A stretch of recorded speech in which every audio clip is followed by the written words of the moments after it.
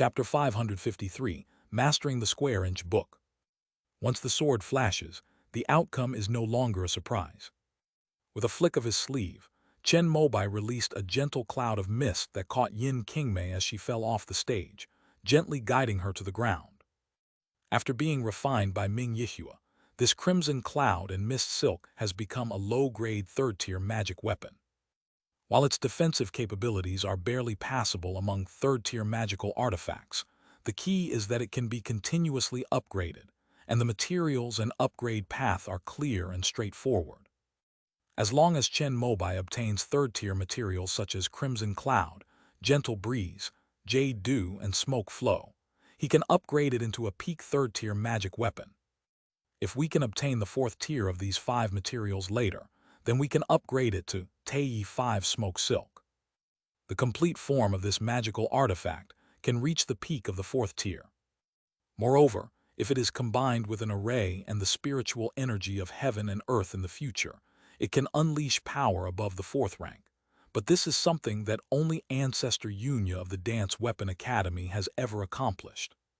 Sect leader, I have disappointed you.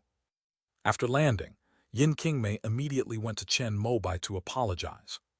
It's all right. Chen Mobai simply smiled and said 2 words. Yin Qingmei has done a good job. Although she was unable to defeat Bai Si, she helped him complete the final piece of the puzzle. His left eye opened slightly, and the golden lines within it had completely outlined Bai Si's features. At this point, he had finally mastered the basics of the square-inch book. He had devoted a great deal of effort to cultivating this top auxiliary cultivation technique of the immortal sect when he was studying it at the Heaven Mending Academy, but he still could not get the hang of it. The reason for this is simply that one lacks comprehension. Chen Mobai didn't care too much about this. After all, if he continued to follow the path of the pure Yang scroll, the great Tao to heaven would be in the future, so whether or not he had the Fangkun book wouldn't make much of a difference. However, he still tries to cultivate himself when he has free time. The key to success in anything is perseverance. After Chen Mobai achieved the Golden Core stage, he finally entered the state of the square-inch book by chance. That was the battle with Nan Xuanjing. But during that life-or-death duel, Chen Mobai was unaware that it was Fang Kun Shu's state. He simply thought that his fighting talent was outstanding, and that he had naturally entered the void realm of analyzing friend and foe.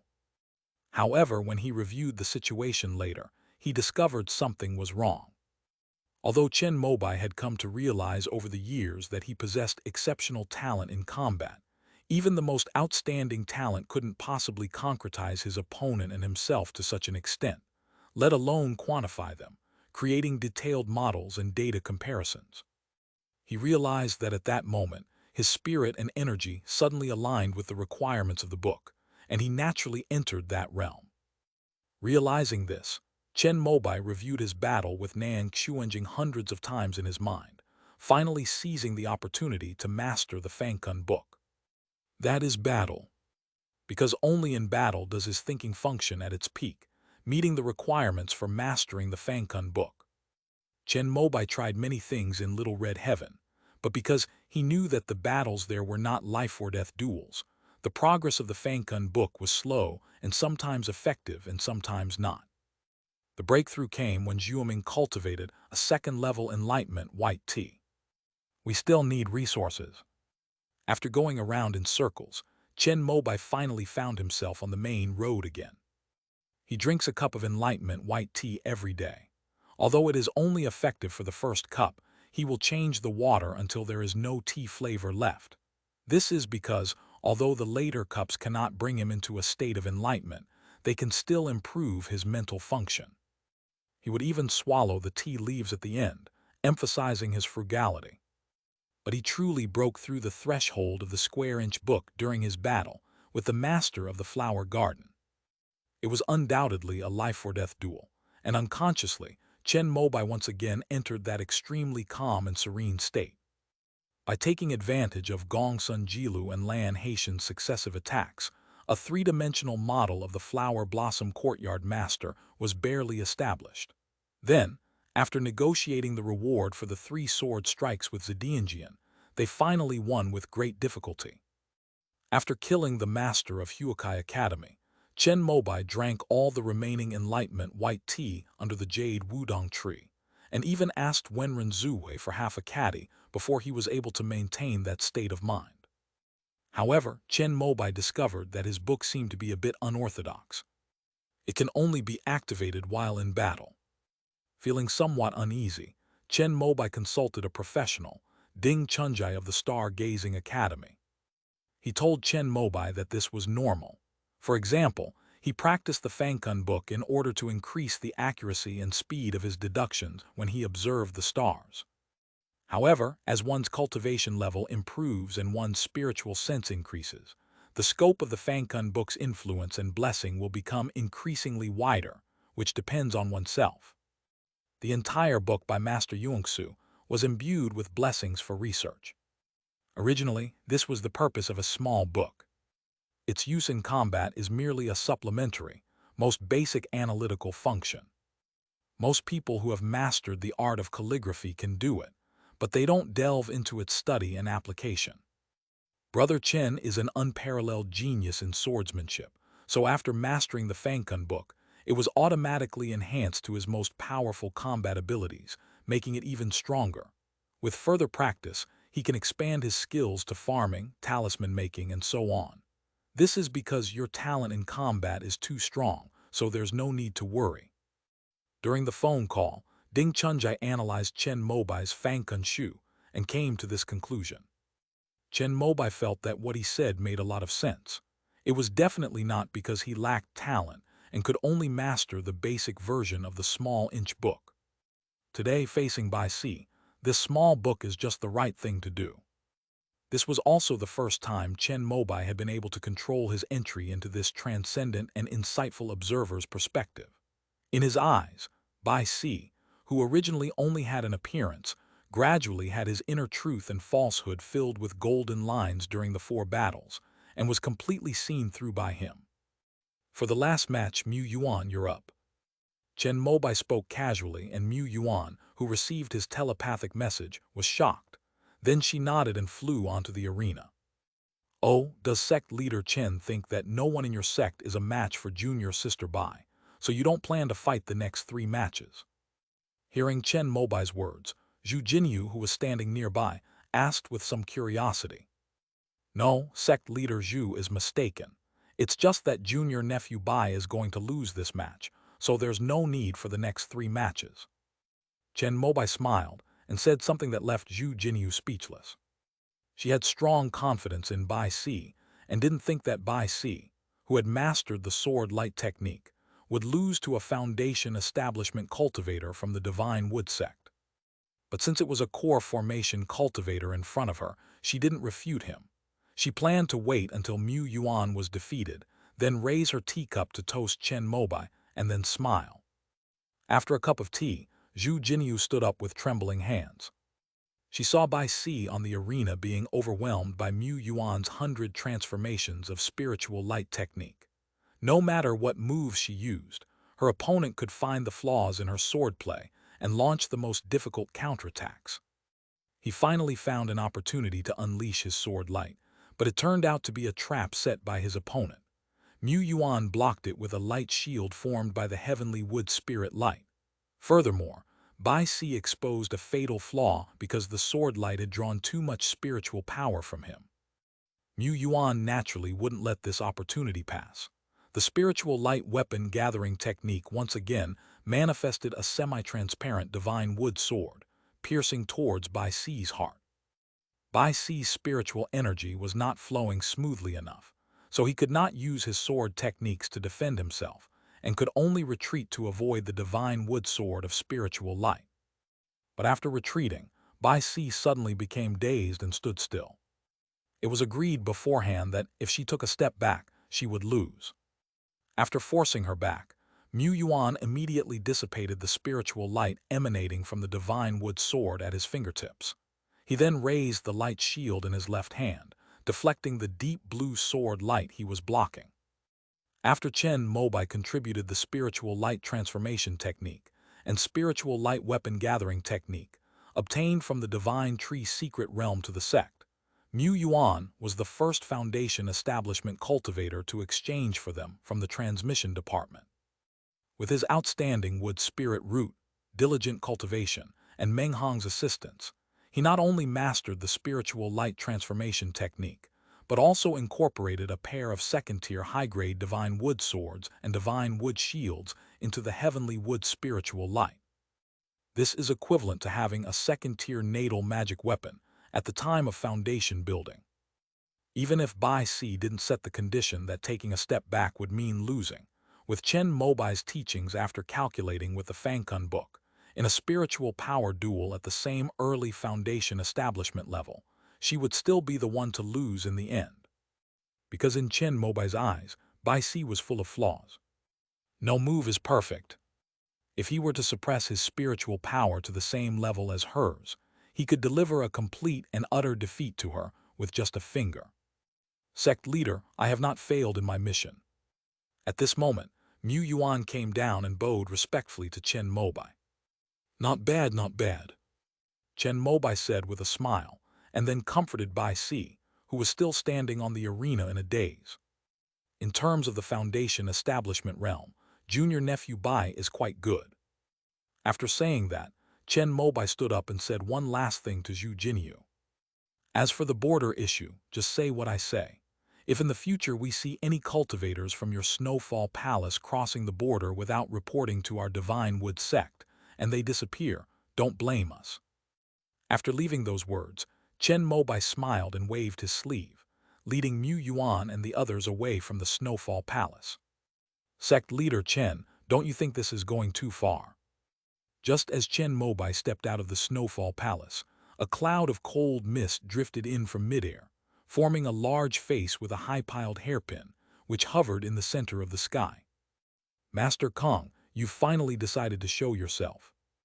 There was only one core formation cultivator in the Snowfall Palace, and Chen Mobai knew who it was as soon as he saw the person. I am at a critical moment in my cultivation, and cannot come to greet you in my true form for the time being. But with sect leader Chen's core formation cultivation, don't you think it's a bit excessive to bully the Foundation establishment cultivators in my palace? In midair, the empty pupils of the face in the cold mist stared straight down, and a chilling coldness rose from the hearts of the Shenmu sect members, making their faces slightly pale and their brows frosty. Chen Mobai naturally didn't think so. As a supporter of the realm-based school, he had no choice but to be invincible at his current level before. Now that he had reached the core formation stage, he naturally wanted to emulate his idol, Master Kingping, and bully Foundation establishment cultivators to experience the thrill of crushing opponents at the Foundation establishment stage. He wished he were the only core formation cultivator in the entire Eastern Wilderness, so he wouldn't have to scheme and plot, and could simply single-handedly wipe out the rest of the forces and unify the Eastern Wilderness. However, he only thought these things to himself. Chen Mobai had always maintained the demeanor of a sword master in the Eastern Wilderness, and he still needed to keep it up. That's true. In that case, I'll bully Master Kong a bit. As Chen Mobai spoke, a layer of golden flame suddenly shone from his body, as if he had transformed into a spirit of fire. After dispelling Kong Lingling's chill, he resembled a flaming sword soaring into the sky, crashing into the cold mist face in midair with a boom. Golden flame, how is this possible? Kong Lingling clearly hadn't expected that Chen Mobai, who was only at the early stage of core formation, would actually master the Crimson Flame Sword technique's great perfection, the Flaming Sun Slash. But by this point, she was already in a difficult situation. After they stepped in, the two were bound to have a showdown. Fortunately, her cultivation level was already at the peak of the mid-stage of core formation, and she also had the advantage of the terrain. Her natal magic weapon, the Frosty Moon hooks, transformed into two cold and icy arcs of light, intersecting to form an X shape, about to collide with the soaring flame sword. But an ancient mirror flew out, colliding prematurely with the twin hooks of the cold moon, and both were forced back. With his natal magic weapon, Chen Mobai's fiery sun slash encountered no further resistance. He pointed his fingertip, violently clashing with the surrounding chilling air, unleashing bursts of steam that seemed poised to pierce right through the face of the man shrouded in frost. At this moment, the spiritual veins of the entire Snowfall Palace seemed to have been unsealed, and in an instant, a terrifying and vast expanse of icy spiritual energy erupted, like white dragons roaring and surging into the sky. Like a golden flame spirit, Chen Mobai was instantly frozen inside a huge block of ice, resembling an iceberg. Sect leader. When Mu Yuan and the others below saw this, their expressions changed drastically, and they were about to take action. Click! A blinding golden light shone forth, and the iceberg shattered completely. As the golden flames expanded with Chen Mobai, an extremely hot current began to melt the snow palace, carved from ice blocks on the ground, into snow water. Sect leader Chen. Just as Kong Lingling was about to say something more, Chen Mobai had already unleashed another ball of golden flame. The twin hooks of the frost moon flew out again, unleashing a series of sword lights as white as snow and as bright as the moon, transforming into waves of snowy light, attempting to suppress the extremely yang and strong golden flames with their extremely cold spiritual power. As the two most extreme spiritual energies clashed, a series of muffled thunderclaps suddenly resounded in midair. Kong Lingling's misty face had exploded at some point, turning into a sky full of water vapor. Two golden flames, like spheres, surrounded a young figure in a red and black robe, appearing and disappearing within them. Rumble! In midair, golden flames and icy blue cold air collided and flickered continuously. The two terrifying spiritual forces, which made even Foundation establishment cultivators tremble with fear, clashed for countless rounds before a loud laugh finally rang out amidst the misty air. Master Kong, you flatter me. As these words were spoken, a surge of intense warmth swept in, dispelling the icy mist in the sky. Then Chen Mobai appeared before everyone's eyes, holding two golden fireballs in his hands with a relaxed expression.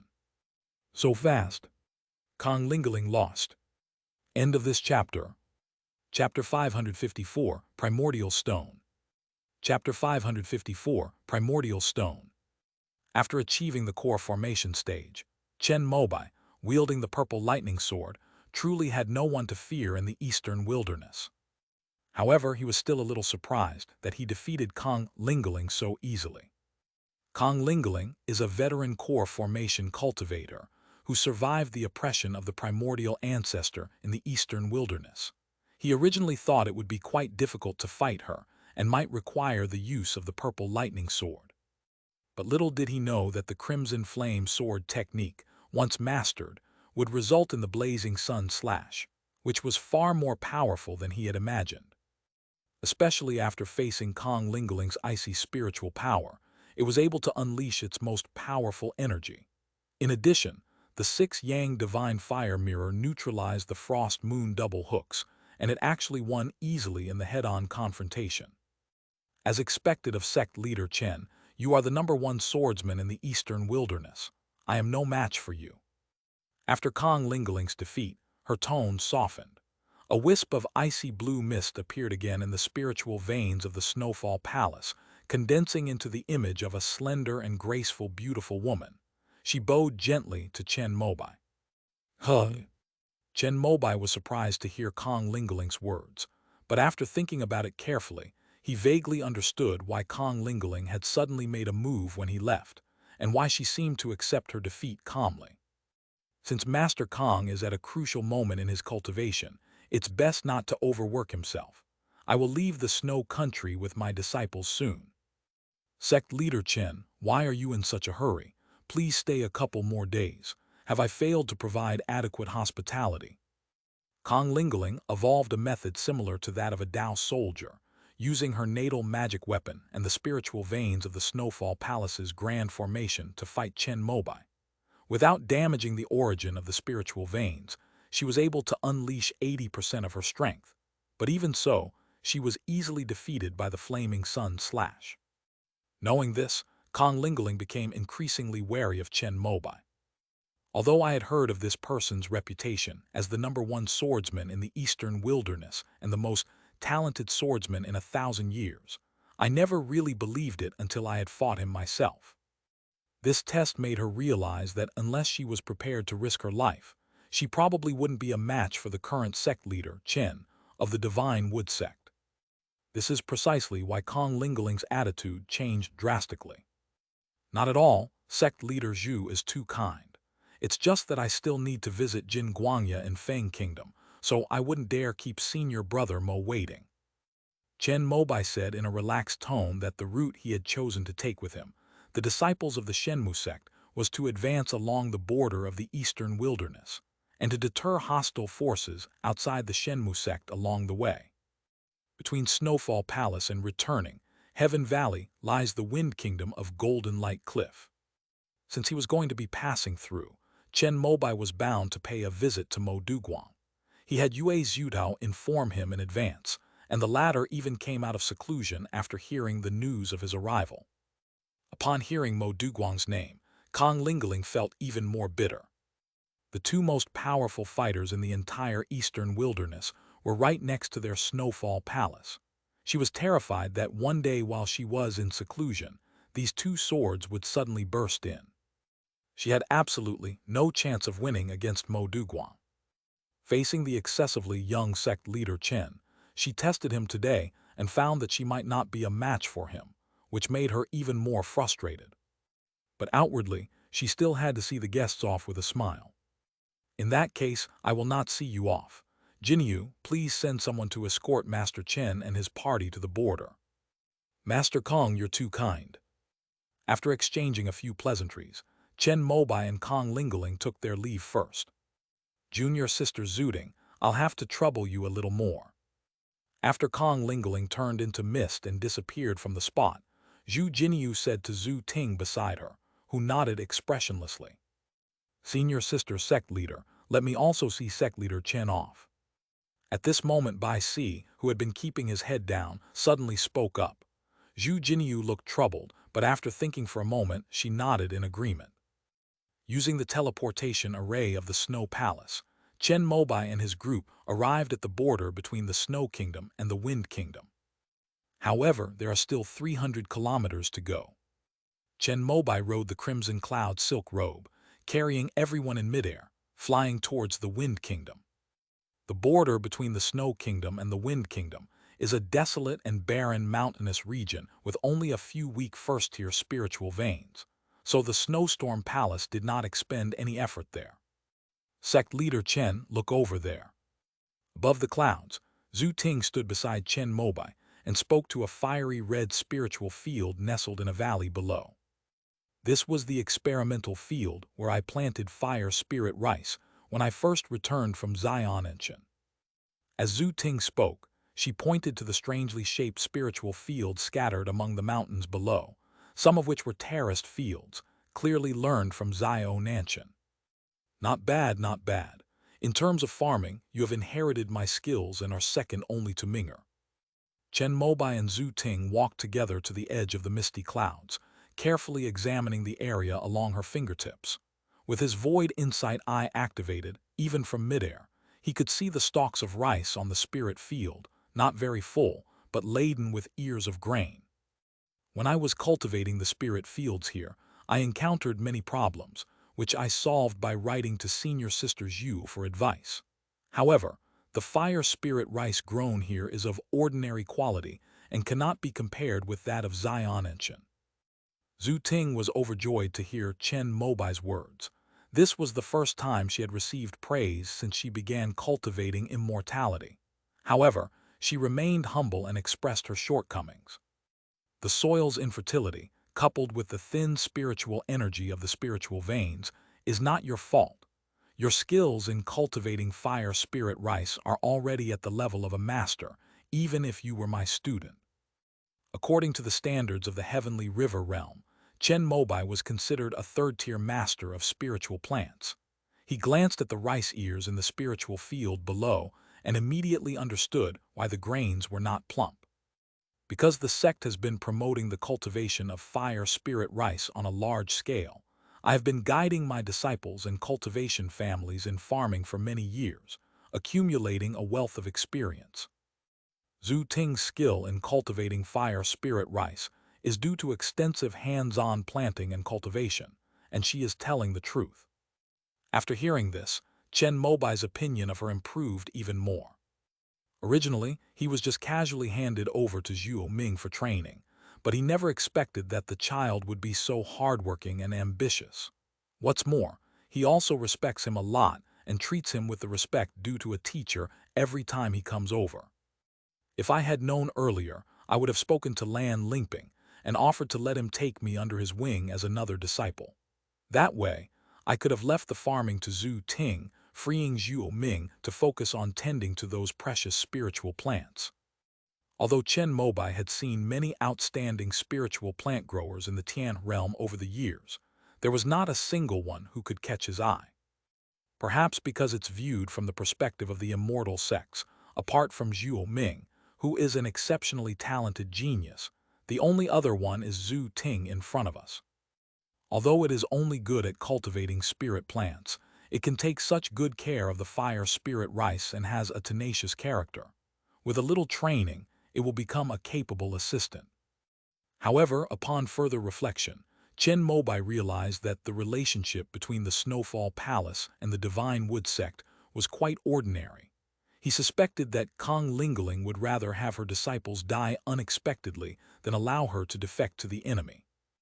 Moreover, Zhu Ting has already reached the foundation establishment stage and is a cultivator who has mastered the core cultivation method of the Snowfall Palace, making it even more impossible.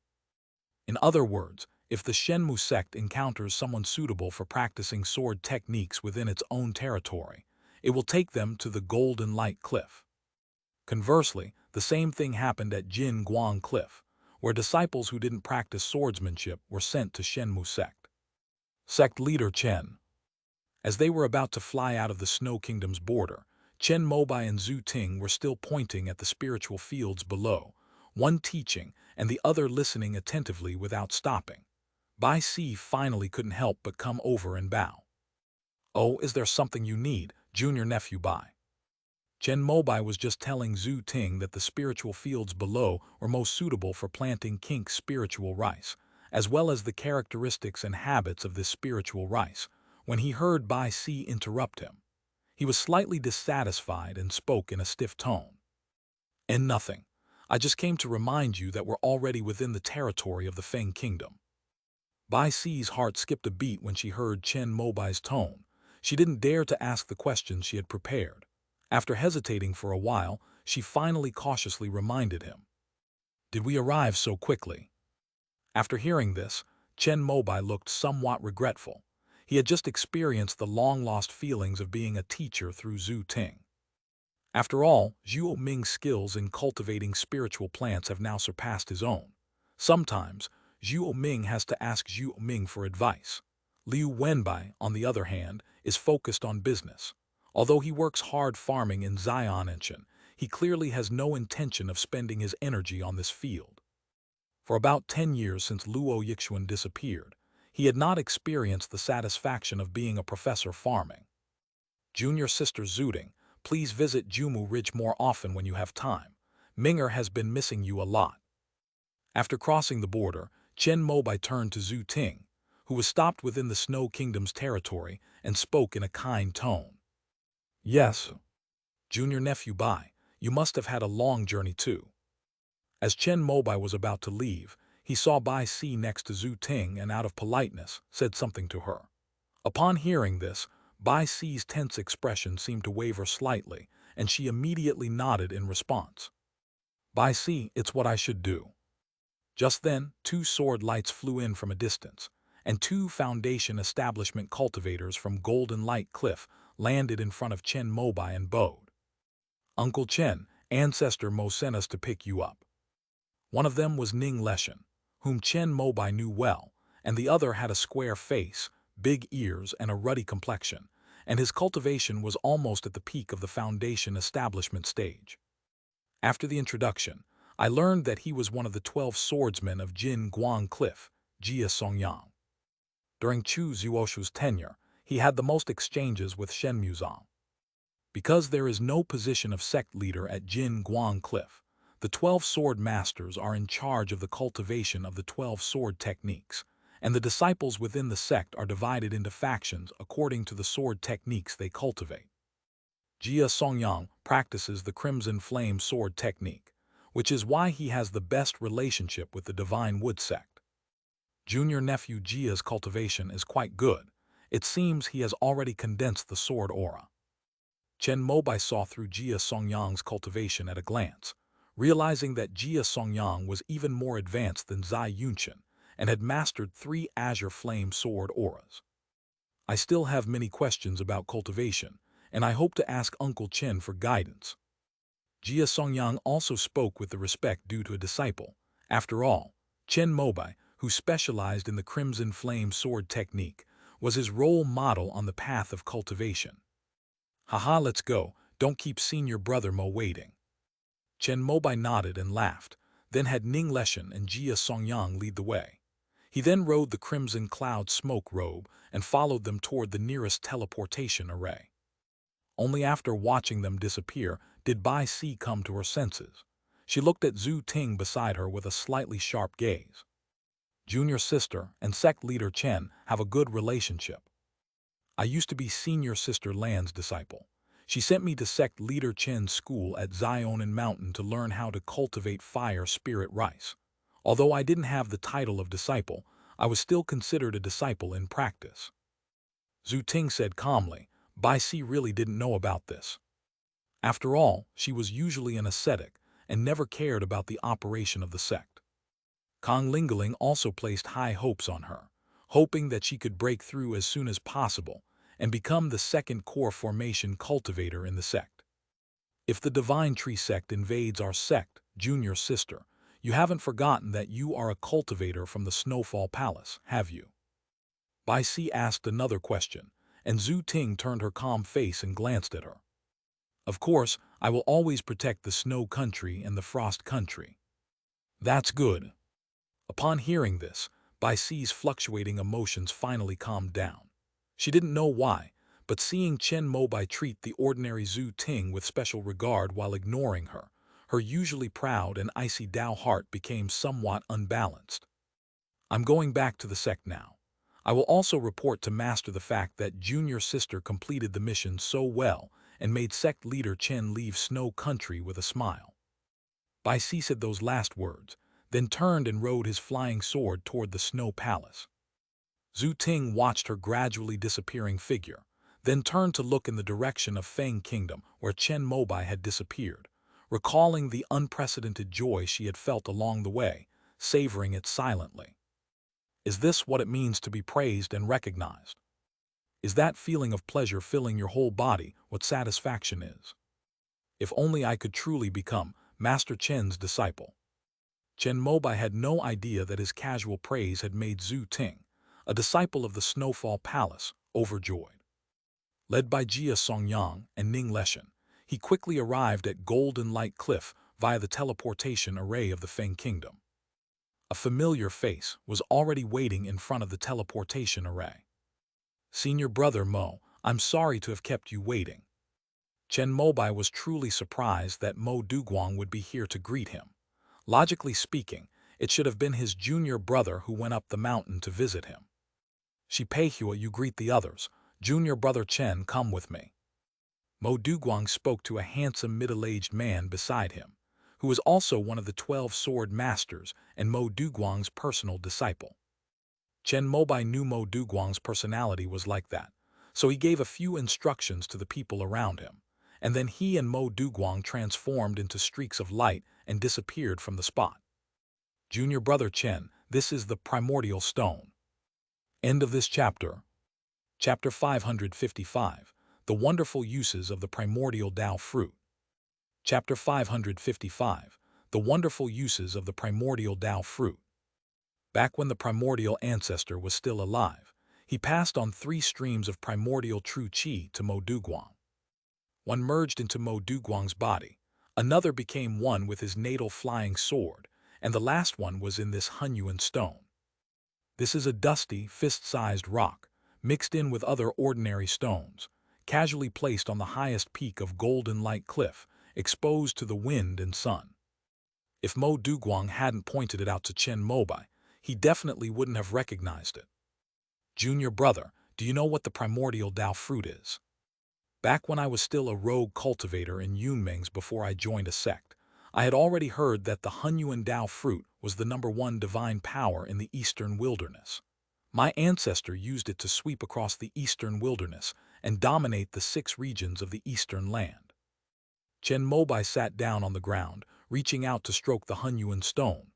Mo Duguang stood casually beside him, facing the sunset, and began to explain this supernatural power to him. The primordial Dao fruit is not a cultivation technique, but a supernatural power. It is based on earth element true qi, and the 5 elements are rotated and unified into a primordial true qi. Once mastered, it can break all the 5 element cultivation techniques in the world. Chen Mobai had heard about these things, but Mo Duguang would certainly not say that these were things that the Divine Wood sect had recorded and passed down, so he did not speak and waited for him to continue. As expected, Mo Duguang didn't keep us in suspense. The cultivation methods we practice are basically based on the 5 elements of spiritual power. The golden core, as the crystallization of spiritual power, is the most refined of the 5 elements. However, if it is eroded by the primordial chaos true qi, it will become extremely fragile and dissolve. But this is just a method used by Hunyuan true qi to attack enemies. If one can control it precisely, it can also neutralize the golden core within one's own body. Hearing this, Chen Mobai was filled with doubt. Why use Hunyuan true qi to dissolve one's own golden core? Asking questions when he doesn't understand has always been one of his good habits. Chen Mobai, senior brother Mo, what's the point of doing this? Mo Duguang, to form a nascent soul, one needs to break through the core and emerge from the nascent soul. The core breakthrough is the most intense and cruel stage. Taking that step means either life or death. However, some holy lands and major sects in the 6 regions of the East have devised methods over a long period of time to avoid this tragic process. Mo Duguang, some use external objects, such as the 3 lights divine water of the Star Heaven Dao sect. Others borrow powerful magic artifacts, such as the creation cauldron of the Eastern Holy Land. And still others use secret techniques, such as the primordial Dao fruit. Mo Duguang, this is the supreme divine power of the Yiyuan Dao Palace.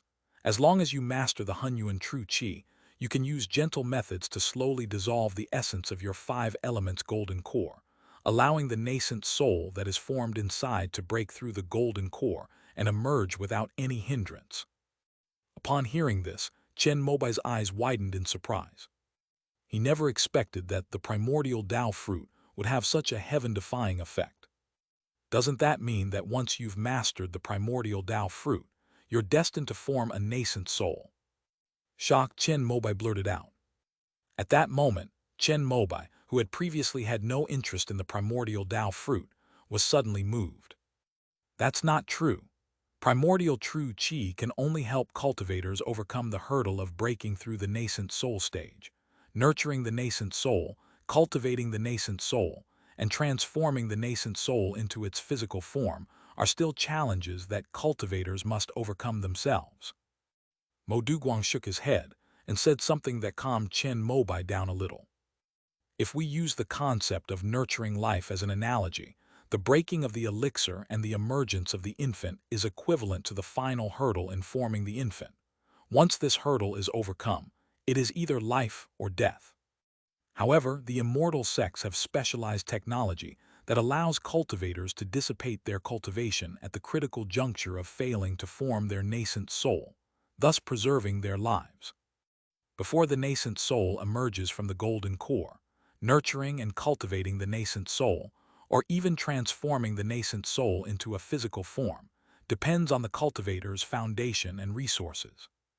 The immortal sect's infant nourishing pill, infant cultivation pill, and infant transformation pill were developed specifically for this purpose.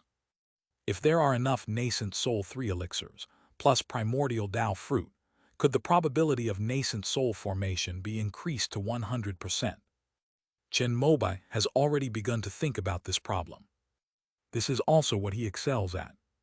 Using resources from both realms, he crafted a genuine, divine talent persona for himself.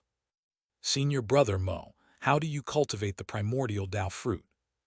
Thinking about his achievements in the immortal sect after he formed his nascent soul, Chen Mobai was instantly motivated and began to humbly ask for advice. When my master passed on the primordial Tao fruit to me, I made a vow in my Tao heart that I would not teach the specific cultivation method to anyone. Mo Duguang shook his head, indicating that he could not say. However, the effects and functions of the primordial Tao fruit do not involve cultivation methods and are therefore outside the scope of the Tao heart oath. If I want to cultivate the primordial Tao fruit, wouldn't I only be able to have Zhou Yi of the Five Elements sect teach me? As Zhou Yi inherited the mantle of the primordial ancestor, he should theoretically be able to impart the sect's supreme martial arts to outstanding disciples, just like Zhou Shenking and Fu Zhangju of the Divine Wood sect. Junior brother, this is impossible to even think about. Mo Duguang, however, felt that Chen Mobai was indulging in wishful thinking. He estimated that even if Zhou Yi died, he would not pass on the Hunyuan Dao fruit to him, the sect leader of the Shenmu sect. If I breach the primordial immortal city and hold a sword to Zhou Yi's neck, will he say something? Chen Mobai then raised another possibility.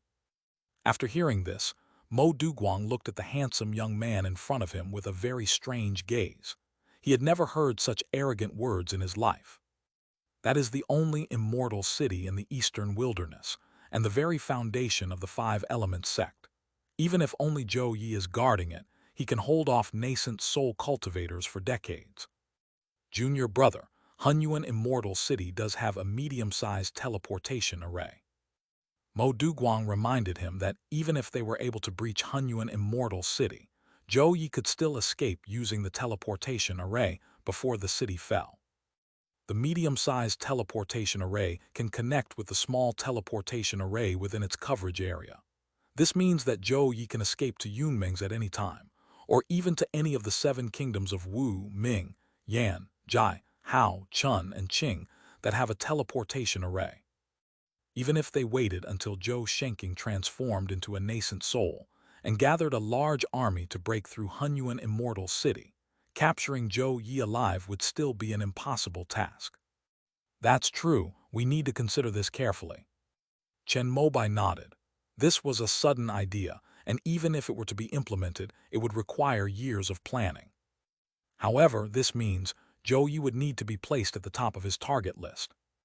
Then come the core formation cultivators from Chuangxiao Dao Palace. Within this primordial stone lies a wisp of primordial true qi left behind by my master during his prime.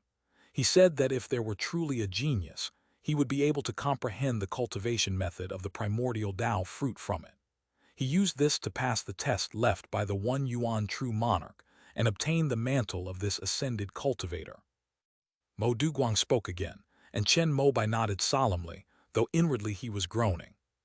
What he hates most is things that require comprehension or similar abilities. Can't he just use resources? However, at least there is the enlightenment white tea that Zhu Ming is cultivating to look forward to now.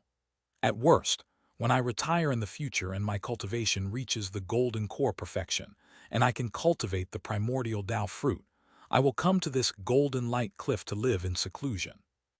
No need to make up a reason. Just say that you were inspired by the Hunyuan stone and went into seclusion to comprehend the Hunyuan Dao fruit. Just as Chen Mobai was thinking this, he suddenly saw Mo Duguang looking at him with a very expectant look in his eyes. Senior brother Mo, are there any other taboos in comprehending this primordial stone? Chen Mobai thought Mo Duguang hadn't finished speaking, so he asked. No, I've told you everything I can. Now it all depends on your talent, junior brother. I hope you can cultivate the primordial true qi like Master and Zhou Yi, or even achieve the primordial Dao fruit. When Mo Duguang said this, he seemed a little disappointed. Is it disappointment in myself? Could it be that it knows my comprehension is average, and I cannot comprehend the primordial Dao fruit from this primordial stone? That shouldn't be the case. He's a renowned genius in the eastern wilderness and the immortal sect, with the potential to become a nascent soul. Why did Mo Duguang conclude that he was no good without him, even having carefully studied the material. While Chen Mobai was puzzled, he suddenly realized that Mo Duguang was not the type of person who would readily express his emotions, so he couldn't help but think about it more deeply. After forming his core, his mental processing ability was greatly enhanced. He quickly reviewed everything Mo Duguang had said that day in his mind, and then compared it with all the information he had seen about the primordial Tao fruit. He quickly realized the problem. Senior brother Mo, isn't it said that only those with earth attribute heavenly spiritual roots can cultivate this primordial Tao fruit? This is widely circulated in the eastern wilderness. Otherwise, when the primordial ancestor encountered Zhou Yi, who possessed the heavenly earth spiritual root, he would not have been overjoyed and taken him under his wing, raising him almost like his own son. Junior brother, you really realized it. Chen Mobai understood the implication and asked the question, which made Mo Duguang very happy. Since he could not explain the detailed cultivation method of the primordial Tao fruit, he could only use this method to hint at it indirectly. If Chen Mobai could not realize it, then it meant that he might really be destined to be without the primordial Tao fruit. My master said that my golden spiritual root is outstanding, and it is not much different from that of the heavenly spiritual root. Mo Duguang said something very strange, but Chen Mobai understood it immediately. If even someone with a golden spiritual root like Mo Duguang can cultivate, it means that the primordial Tao fruit is not something that only those with heavenly or earthly spiritual roots can enter. Considering that the primordial ancestor founded the Five Elements sect, it is likely that Mo Duguang's method of cultivating the primordial Tao fruit involves changing the order of the five elements rotation from starting with earth to starting with metal, and then sequentially generating the other four major attributes, ultimately achieving the unity of the five elements, cultivating primordial true qi, and then comprehending the primordial Tao fruit. If the metal elemental root is acceptable, it means that any other attribute of the five elements is acceptable. However, according to Chen Mobai's guess, the orthodox cultivation method of the Hunyuan Tao fruit may still be based on the earth element, so Mo Duguang has not shown any signs of entering the door to this day. But these are all minor matters. As long as there is a way to master it, Chen Mobai is confident that he can utilize the resources of both realms to achieve the great perfection of the primordial Tao fruit. The entire eastern wilderness knows that the key to achieving the great perfection of the primordial Tao fruit lies in the vast and boundless spiritual power of the five elements. The five elements essence chi method of the immortal sect is a perfect match for this primordial Tao fruit. However, he will definitely have to wait until he unifies the eastern wilderness before he can spread the content related to the Yuan Qi system, because only after unification will he be able to command the hundreds of thousands of cultivators in the eastern wilderness. If the security environment of the cultivation world in the eastern wilderness is improved and peaceful development continues for another 100 years, Chen Mobai is confident that he can increase the number of cultivators to 1 million. Just imagine, if 1 million cultivators provided him with the five elements essence to cultivate the primordial Tao fruit, he probably wouldn't even need the so-called five-colored immortal seeds to cultivate this supreme divine power of the one Yuan Tao palace to perfection. With this thought in mind, Chen Mobai decided that he could not spread the five elements essence chi method to the eastern wilderness ahead of schedule. If Zhou Yi obtains it, relying on the large number of cultivators in the five elements sect, he will definitely be able to easily cultivate the primordial Tao fruit, and may even be able to form a nascent soul. Senior brother Mo, could you transfer a strand of your spiritual power to me? To verify his idea, Chen Mobai took out a spirit testing device. Although Mo Duguang found it a bit strange, he still nodded. Mo Duguang's spiritual roots: metal 71, wood 12, water 7, fire 15, earth 6. The total value of his spiritual root is 111, which means he must have consumed some rare and precious herbs that can increase his spiritual root. However, since Mo Duguang has cultivated for more than 200 years and has eaten too many things, Chen Mobai did not ask about this. According to the rudimentary method of testing spiritual roots in the eastern wilderness, the value will only be displayed if it exceeds 20. In other words, when Mo Duguang tested his spiritual roots, he should only have seen the glow of a gold spiritual root. This is a sign of a single-attribute spiritual root, which could potentially be mistaken for a celestial spiritual root. However, among the major sects of Dongyi, there are still instruments and talismans that have been passed down from the East, which are more accurate in measuring spiritual roots, and can confirm whether it is a heavenly spiritual root. Mo Duguang's golden spiritual root is outstanding, but it was not considered a heavenly spiritual root by the primordial ancestor, which means it was obviously tested. It's a pity that he couldn't pass on the alchemy techniques from the immortal sects. Otherwise, Chen Mobai would have definitely cultivated Mo Duguang into a heavenly spiritual root. Junior brother, you should study it carefully, but there is no need to spend too much energy on it. Even in the Eastern land, this primordial Tao fruit is the most top-level divine power. It is normal not to be able to master it. After saying everything he wanted to say, Mo Duguang turned around and prepared to go down the mountain. He himself is a negative example. After forming the golden core, he practiced the 5 sword techniques of the 5 elements, wanting to cultivate the primordial true qi. Unfortunately, even with the seed left by the primordial ancestor, he still failed to achieve it to this day. He only managed to break through to the late stage of core formation after obtaining the Purple Flower Sword Manual, glimpsing the profound sword techniques of the immortal sects, and being enlightened by Chen Mobai. Mo Duguang's cultivation level only began to advance rapidly after he decided to abandon the primordial Tao fruit and focus on swordsmanship. Especially with the Xuanxiao Tao Palace matter settled down and the emergence of Chen Mobai, an outstanding successor, Zhou Shenking's Dharma body and nascent soul were within reach, leaving him with no more worries. During his recent practice of sword techniques, he even vaguely comprehended the realm of sword fiend thunder sound. Senior brother Mo, let me see you off. Just as Chen Mobai was about to get up, Mo Duguang waved his hand and transformed into a sword light, disappearing from the mountaintop. End of this chapter. Chapter 556, Evolution of the Sword Diagram. Chapter 556, Evolution of the Sword Diagram. Chen Mobai's divine sense entered the Hunyuan stone without any hindrance. The profound mysteries of the primordial Tao fruit began to appear in his eyes. It was as if I had entered a dark and boundless starry sky, where countless colorful stars were constantly being created and fading away.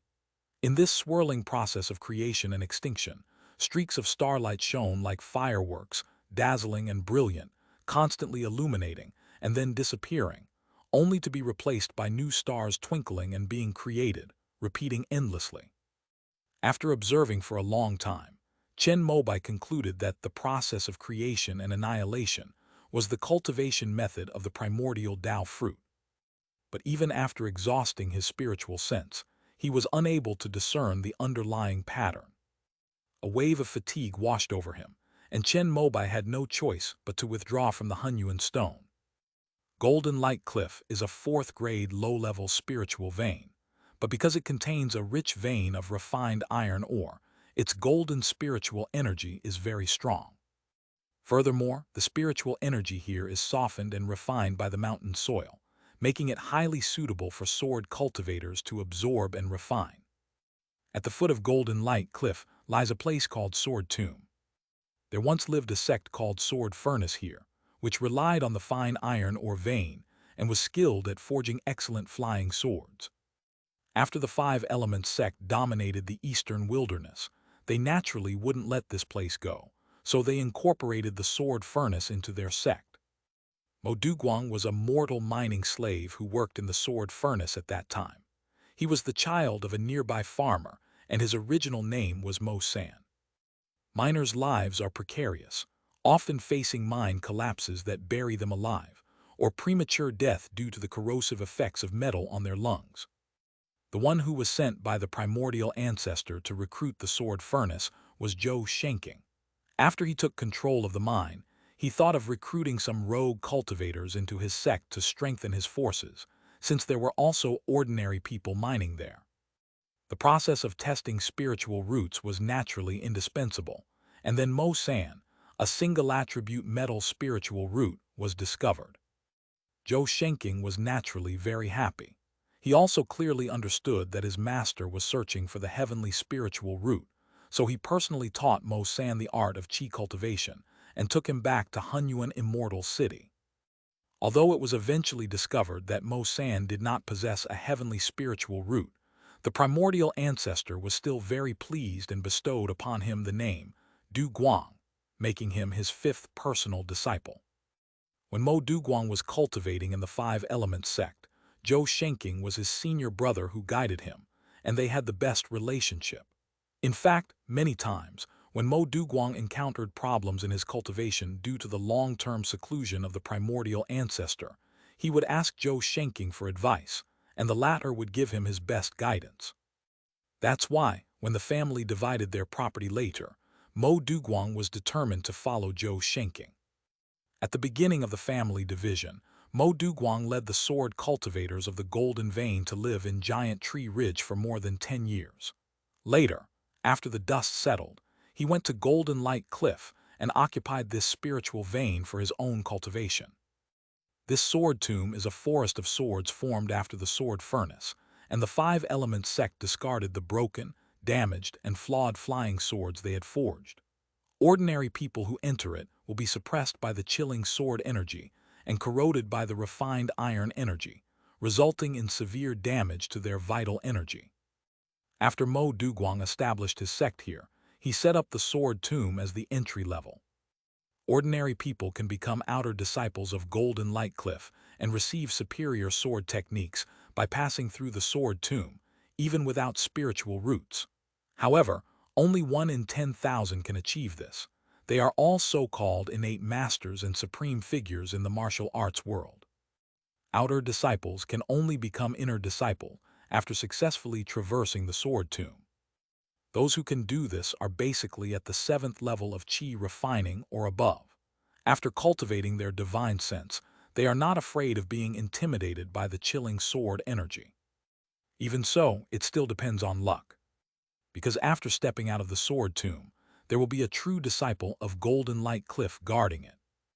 Outer disciples must at least master sword qi, and only after their sword qi has reached a level of maturity recognized by the true disciples can they truly break free from the sword tomb and become formal disciples of Golden Light Cliff. Compared to the inclusiveness of the Shenmu sect, the Jin Guang Cliff, from top to bottom, adheres to the principle of focusing on excellence.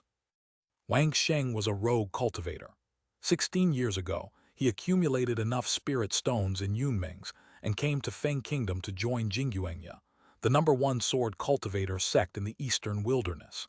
Today, he has finally mastered the Kaiyan Yuan sword technique to perfection and is challenging the sword tomb for the 72nd time. Besides him, there was another senior sister with a stunningly beautiful face.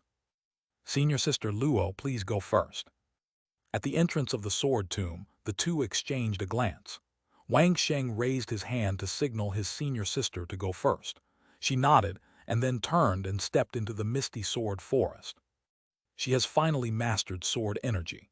It seems that this time, the one guarding the sword tomb is very likely her Taoist partner. Wang Sheng watched Luo Lin's disappearing figure and muttered to himself.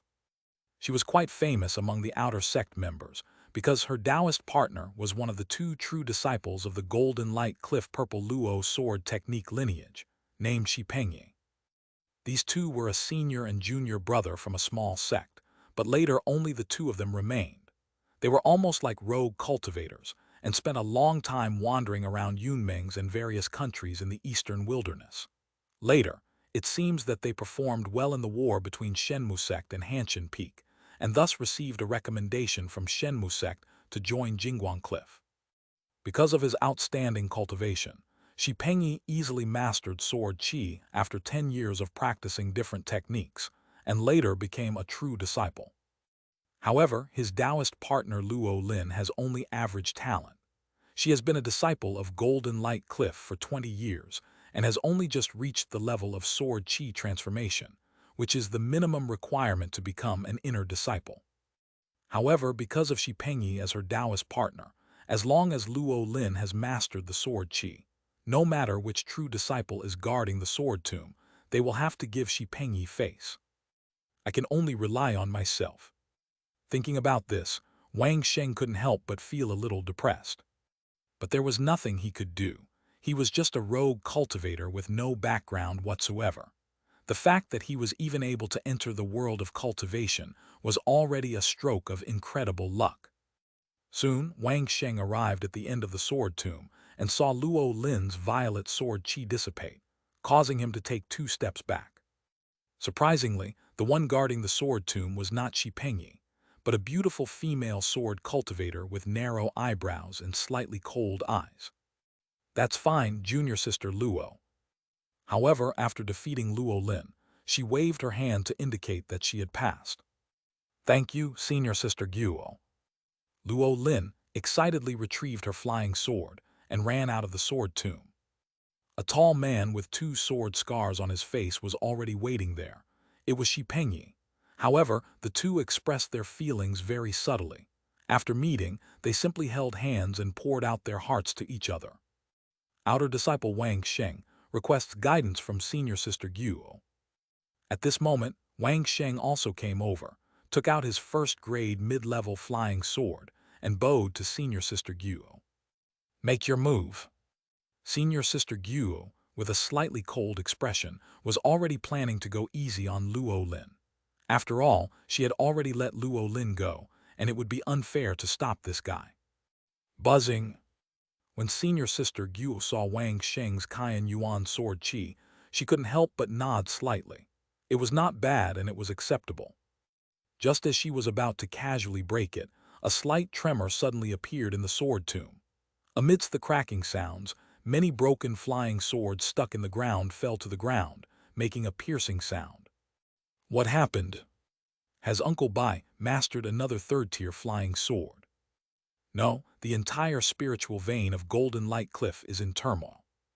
Wang Sheng and senior sister Guo both stopped what they were doing, and Shi Pengyi and Luo Lin, who were holding hands, looked at each other in surprise, but soon they realized the reason. "Look!" With Luo Lin's exclamation, the 4 of them looked up. At the highest peak of Golden Light Cliff, pure and vast spiritual energy continuously gathered, and streaks of multicolored sword light condensed into a huge halo, enveloping the mountaintop like a 5-colored ring. After the sword light transformed into an array, it continued to evolve. In the dim light, a hazy black hole appeared in the center of the sword wheel, like a black hole that devoured everything. Soon, the 5-colored sword light seemed to sublimate, following an extremely mysterious trajectory, piercing towards the central black hole, like shooting stars, carrying boundless and dazzling brilliance, streaking across 5 incomparably beautiful colored beams. However, the black hole seemed to contain a powerful resistance to stagnation. After the sword light fell in, it either stopped, hovered in place, exploded directly, or disappeared silently. However, the 5-colored circular sword formation was constantly operating, absorbing the vast spiritual energy of Golden Light Cliff, and continuously evolving the 5-element sword energy, which pierced and slashed into the black hole from all directions, up and down, left and right, and various angles and directions, thus creating a brilliant, colorful picture. In the eyes of the 4 Qi refining cultivators, it was as if they saw the starry sky descending to the top of Golden Light Cliff. The multicolored sword light was like shooting stars falling into it, appearing and disappearing endlessly, creating different dazzling patterns every moment. The sight at the top of Jin Guang Cliff naturally attracted everyone's attention. Mo Duguang flew out first and landed in midair. Subsequently, Jia Songyang and the other 12 swordsmen flew over, bowed to Mo Duguang, and then stared in shock at the magnificent sword painting on their mountaintop. I was actually able to see the essence of my green wood sword technique in it. Not only that, my golden wind sword technique can also find a counterpart. The same applies to the Qian Yuan sword technique. After observing the 5-colored rings and the dazzling sword diagram within the black hole for a while, Everyone was shocked and began to discuss among themselves. Could it be that Uncle Master Chen has fully comprehended the primordial Tao fruit? The Hunyuan stone is located on the mountaintop, and the 12 swordsmen at the core of Jin Guang Cliff naturally know about it. In fact, Mo Duguang even had each of them study it once. Unfortunately, even if they exhausted their divine sense, they were unable to grasp the pattern within it. The foundation of the primordial Tao fruit is the spiritual power of the 5 elements. Seeing the mountaintop now, they realized this and couldn't help but gasp. Go and settle down with the disciples. The sword diagram that Junior Brother has created contains the profound and mysterious essence of the 5-element sword technique. However, if you try to look at it without sufficient cultivation, it will easily damage your mind. As soon as Mo Duguang finished speaking, the foundation establishment cultivator beside him immediately nodded in agreement and flew down. But after the message was relayed to the Qi refining disciples, they all flew up again, staring intently at the sword diagram on the mountaintop. Especially those foundation establishment cultivators who practice sword techniques related to the 5 elements saw the shortcomings of their own swordsmanship. They realized that sword light could be operated and improved in this way, and even combined with sword light of other attributes. This Uncle Chen from the divine, which sect truly deserves to be called the #1 swordsman in the eastern wilderness for 1,000 years. The cultivators of Jin Guang Cliff basically worship Mo Duguang as a god. Therefore, when Chen Mobai suddenly appeared and was hailed as the #1 swordsman in the eastern wilderness, they were actually unconvinced. Even if it's a sister sect, they would never back down when it comes to the title of #1 in swordsmanship. After the death of the primordial ancestor, the Mo ancestor reigned as the #1 sword cultivator in the eastern wilderness for 100 years. Even if Chen Mobai had outstanding talent and killed Nang Xuanjing, he had only just formed his core. What made him dare to call himself #1? Jin Guangya believed that, disregarding the influence of swordsmanship, Mo Duguang was definitely stronger than Chen Mobai in terms of pure swordsmanship level. Those who hold this view are not a minority among the people of Jin Guang Cliff. The same applies to the 12 swordsmen. Today, however, after witnessing Chen Mobai's 5-element sword formation unfold on the mountaintop and seeing the profound mysteries of the 5-element sword technique within it, they began to waver. At this moment, they acknowledged that Chen Mobai's swordsmanship talent surpassed that of their own Mo ancestor. Even so, if he wants to become the #1 sword cultivator in the eastern wilderness, he should wait until Ancestor Chen's realm is higher, to the mid-stage of core formation. As the foundation establishment cultivators of Golden Light Cliff were thinking this, they suddenly saw the 5-colored sword wheel on the mountaintop evolve into a colorful sword diagram that had reached its most dazzling level. The sword energy within the black hole, whether still, rotating, flashing, or dim, was like stars that simultaneously emitted boundless light in an instant, seemingly echoing something and achieving an unprecedented resonance amidst the chaos. A white hole suddenly appeared in the center of the black hole, and in the blink of an eye, it spread outward, covering the entire black hole, swallowing all the sword energy, and even submerging the 5-colored sword wheel. In that instant, all the cultivators on Golden Light Cliff who were staring straight at the mountain peak saw only this pure white, devoid of any other color. Junior Brother Chen, won't you spend a few more days meditating on it? Mo Duguang looked at Chen Mobai with some surprise. After the latter had created that sword diagram on the top of Jin Guang Cliff, he had meditated for 3 days. Today, however, he had summoned him to say that he wanted to take his leave. If this were any other cultivator in the eastern wilderness, given the chance to comprehend the primordial stone, they probably wouldn't want to leave even if Mo Du tried to drive them away. My aptitude and comprehension are still a bit lacking. Although I have comprehended the 5-element sword fiend transformation array by studying the primordial stone, I have never been able to understand the most crucial primordial Tao fruit. This is probably my current limit. Moreover, I have something on my mind. I need to go to the Ming Kingdom to look for my disciple, so I can't devote myself to it completely. I'll come back to Golden Light Cliff after I hand over the sect to the next generation and reach the Golden Core stage.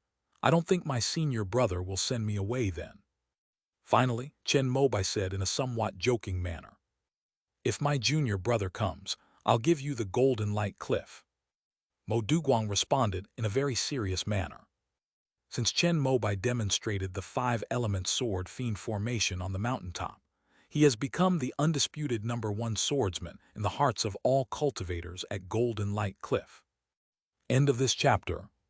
Chapter 557, Earth Spirit Locusts, bonus Chapter 5 for monthly tickets. Chapter 557, Earth Spirit Locusts, bonus Chapter 5 for monthly tickets. Chen Mobai planned to leave, and Mo Duguang naturally wouldn't stop him. In fact, he would personally escort him to the border between Feng and Xia. "Senior brother Mo, you're too kind. I have nothing else to do anyway, so I'll send you to the border as a way to intimidate Yan Shayin." Since Mo Duguang had said so, Chen Mobai no longer refused. Although Huishan Valley only has Yan Shayin as a core formation cultivator, the Shenmu sect can't really do anything to him because he's backed by the Xingshan Grand Chamber of Commerce. However, a certain deterrent is still necessary. In the 100 years after the passing of the primordial ancestor, Huishan Valley lived too comfortably. The two went outside, where Mu Yuan and his group were already waiting. Besides them, there are also the 12 swordsmen of Jin Guang Cliff. Mo Duguang asked Chen Mobai to wait a moment, as he needed to give a few instructions to the Foundation establishment cultivators in charge.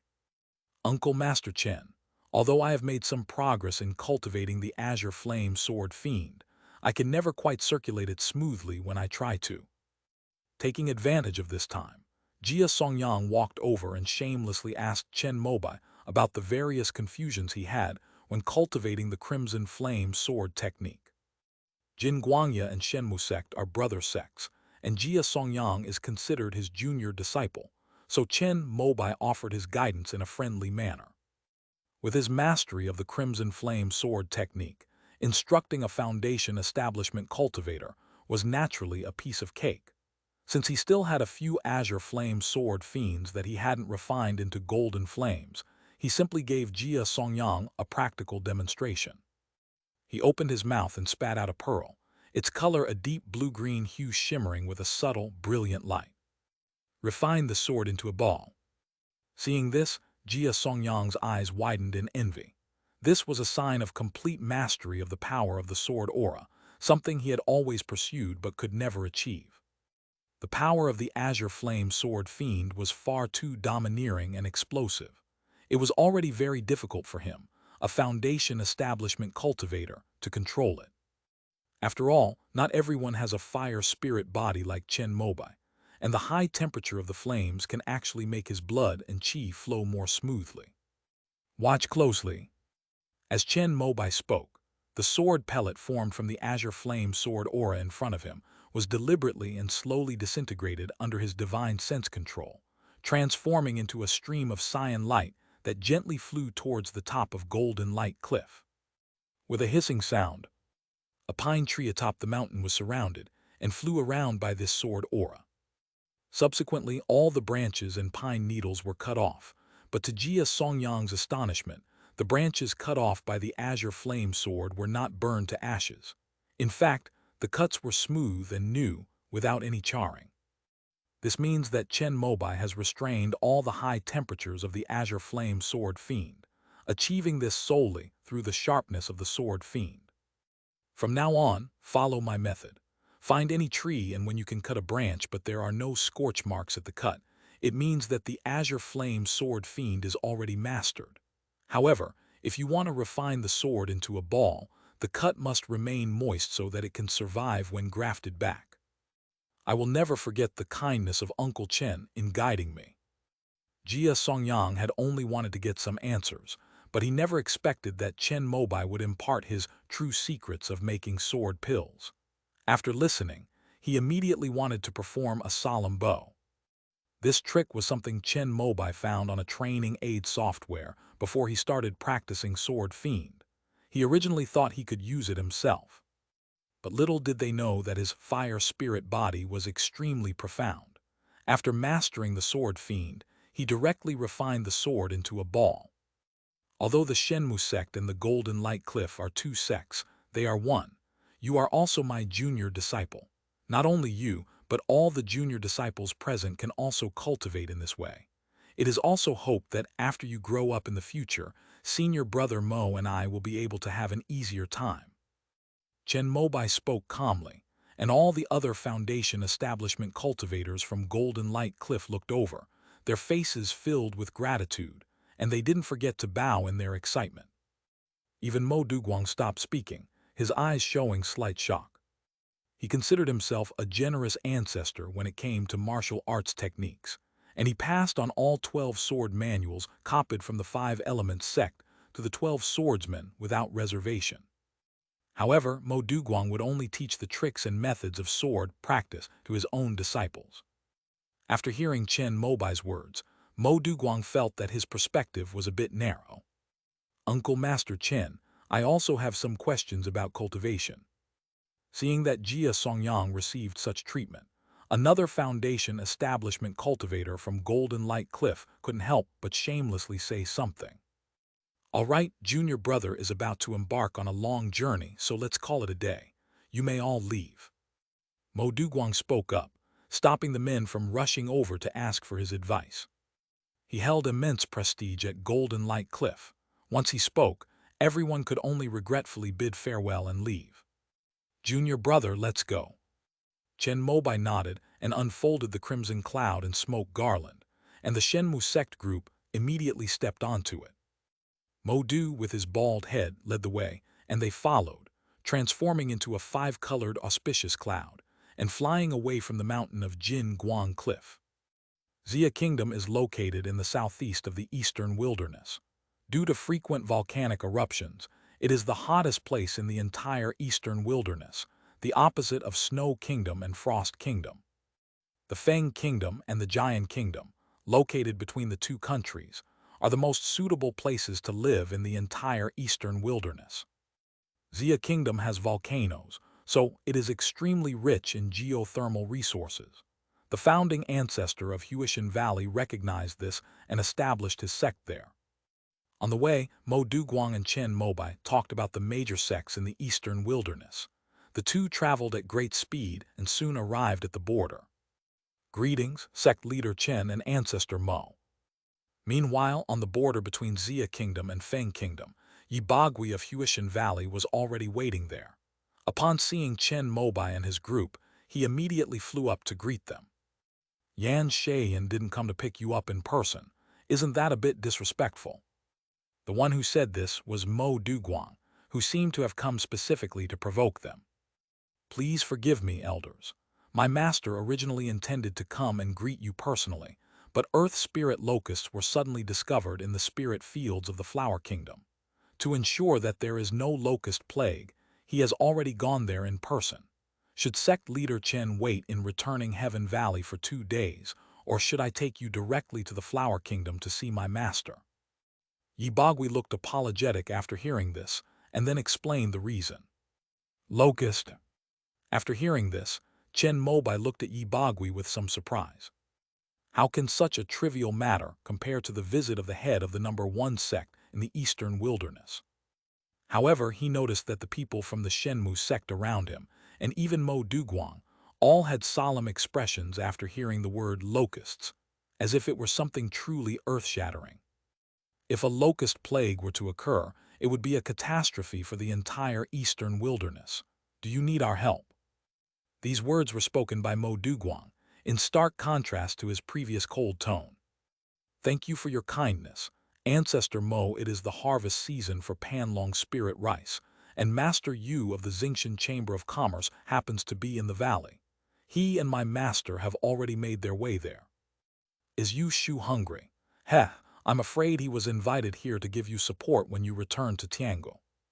Upon hearing that this person was there, Mo Duguang made a mocking remark, but Yibagui pretended not to hear it and remained silent. Chen Mobai had also heard of Yu Shuji's great name. He was a core formation cultivator of the Xingshan Dao sect, and a fourth-level spiritual plant master.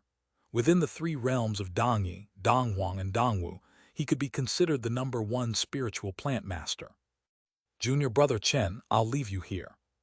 When Mo Duguang heard that Yu Shuji was there, he knew that even if he came over, he probably wouldn't be able to intimidate him, so he didn't waste any more time. Senior brother Mo, I have a few more words to say to you. Seeing that Mo Duguang was about to leave, Chen Mobai immediately called out to him, and then the two core formation cultivators went to a higher place in the sky. Yibagui, Mu Yuan, and the others could only wait in place until they finished speaking and came down. Junior brother, is there anything else? Is a locust plague that terrible? As the sect leader, Chen Mobai couldn't ask his subordinates these questions, so he could only pull Mo Duguang aside. I forgot that you are young and have not experienced the despair of a locust plague. When I was a child, I watched a cow being eaten away and reduced to bones in just a few breaths.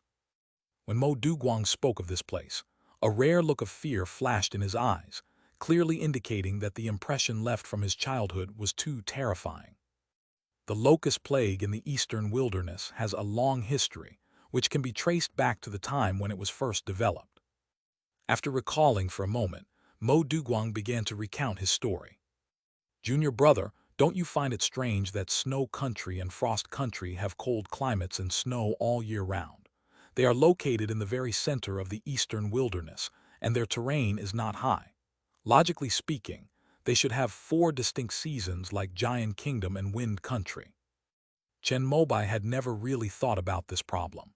Even if he had realized it before, he would have just thought it was due to the special nature of the spiritual veins or the geography. Since it wasn't an important matter, he hadn't paid any attention to it. Chen Mobai, oh, is this also related to the locust plague? Mo Duguang nodded. I once heard my master say that 10,000 years ago, when the eastern wilderness was still a desolate wasteland, a swarm of earth spirit locust monsters occupied the central area. In addition to devouring spirit herbs and rice seeds, they could also gnaw on trees, beasts, and even humans. Wherever they went, they destroyed all life and nature. The Rock Kingdom, the Sky Kingdom, the Rainbow Kingdom, and even our Wind Kingdom, the neighboring Frost Kingdom, and the Snow Kingdom have been devoured by these locusts for thousands or tens of thousands of years, leaving their land barren and desolate. The major sects of the eastern lands that led the development of the eastern wilderness encountered these locusts and lost most of their manpower. In the end, they even had to ask the Holy Land for help to barely wipe out this overwhelming horde of monsters. The final battlefield is in the Snow Country and the Frost Country. The one who made the move is the patriarch of a major sect in the eastern land called Ice and Snow. At its peak, this sect was as famous as the burning heaven pure land. It also produced a nascent soul cultivator. Its specialty is ice-based magic. Although locusts reproduce rapidly, they need to draw energy from the earth's fire to grow. The ancestor of the Ice and Snow Kingdom used forbidden magic to transform the Frost and Snow Kingdom, which was originally full of volcanoes, into the ice and snow world we see today, thus wiping out the mother of this high-level locust that almost devoured the entire eastern wilderness. Upon hearing this, Chen Mobai was shocked. He had never imagined that the eastern wilderness was such a treacherous environment before it was developed. However, locusts can be quite troublesome if they become an infestation. There are records of this kind of thing from the ancient civilization of the Immortal Gate. Even now, if one is not careful, there are news reports of various pests eating away at the precious rice varieties of the Immortal sect. However, the Immortal sects have plenty of ways to deal with these things. When Chen Mobai was studying agronomy at the Wuki Dao Academy, in addition to knowledge about spiritual plants, half of his studies focused on how to efficiently and harmlessly kill various pests.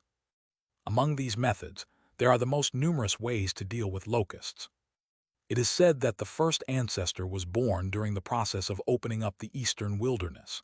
His parents were rogue cultivators from the eastern land. In order to try their luck at obtaining foundation establishment resources, they came here as pioneer cultivators, but she became pregnant unexpectedly. Mo Duguang then mentioned another matter.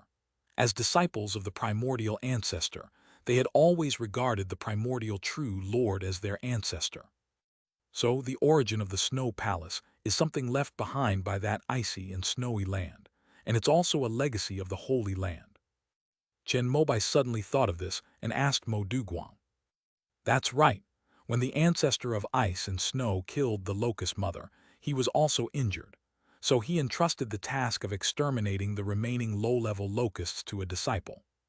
Because there were so many locusts, it was inevitable that one person would miss some areas while traveling in the eastern wilderness. This disciple did not want to stay in this desolate place for long, so he took in a disciple with an ice spirit root from among the pioneering cultivators. This person was the founder of the Snowfall Palace.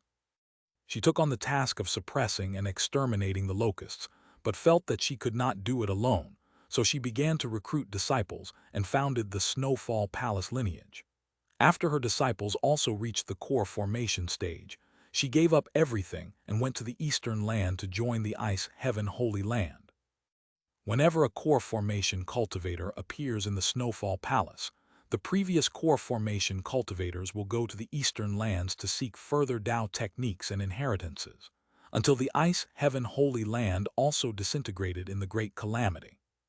Without the Ice Heaven Holy Land, even if the core formation cultivators of the Snowfall Palace went to the eastern land, they would have no one to rely on. Even so, the reputation of the Holy Land's heritage still has some use. When the primordial ancestor roamed the eastern wilderness, he destroyed many major sects with core formation cultivators, but he spared the Snowfall Palace for this reason. Therefore, in the eastern wilderness, if there is a possibility of locusts causing a plague, we must kill and exterminate them in time. Thank you for your explanation, senior brother. After listening to Mo Duguang's explanation, Chen Mobai suddenly understood. Junior brother, I'll be going now. Call me if you need anything, I'll be right there. After greeting Chen Mobai, Mo Duguang transformed into a sword beam and flew towards Golden Light Cliff. Let's go, take me to see Master Yan.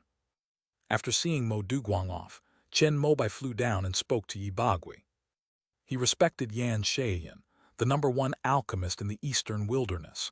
Quite a bit, after all. His golden elixir jade rejuvenation pill was refined by Yan Shayan. Moreover, if we want to collect resources from the eastern wilderness in the future to refine the 3 spiritual medicines for nascent soul formation in the immortal sect, we may still have to rely on Yan Shayan. After all, among the alchemists of the Divine Wood sect, Zheng Woyu's potential has been exhausted, and among the next generation, although Yan Jinai has outstanding alchemy talent, she will at least have to reach the core formation stage before she can refine high-grade 4th-rank pills. Chen Mobai felt that he might not live to see that day. Therefore, it is still very necessary to cultivate a good relationship with this top alchemist in the eastern wilderness. Yibagui led Chen Mobai and his group through the teleportation array of Huishan Valley towards the Flower Kingdom in the eastern wilderness, which had the most spiritual fields and medicinal fields. Bonus chapter for monthly pass subscribers, 15,869, 20000. End of this chapter. Chapter 558, Panlong Spirit Rice. Chapter 558, Panlong Spirit Rice.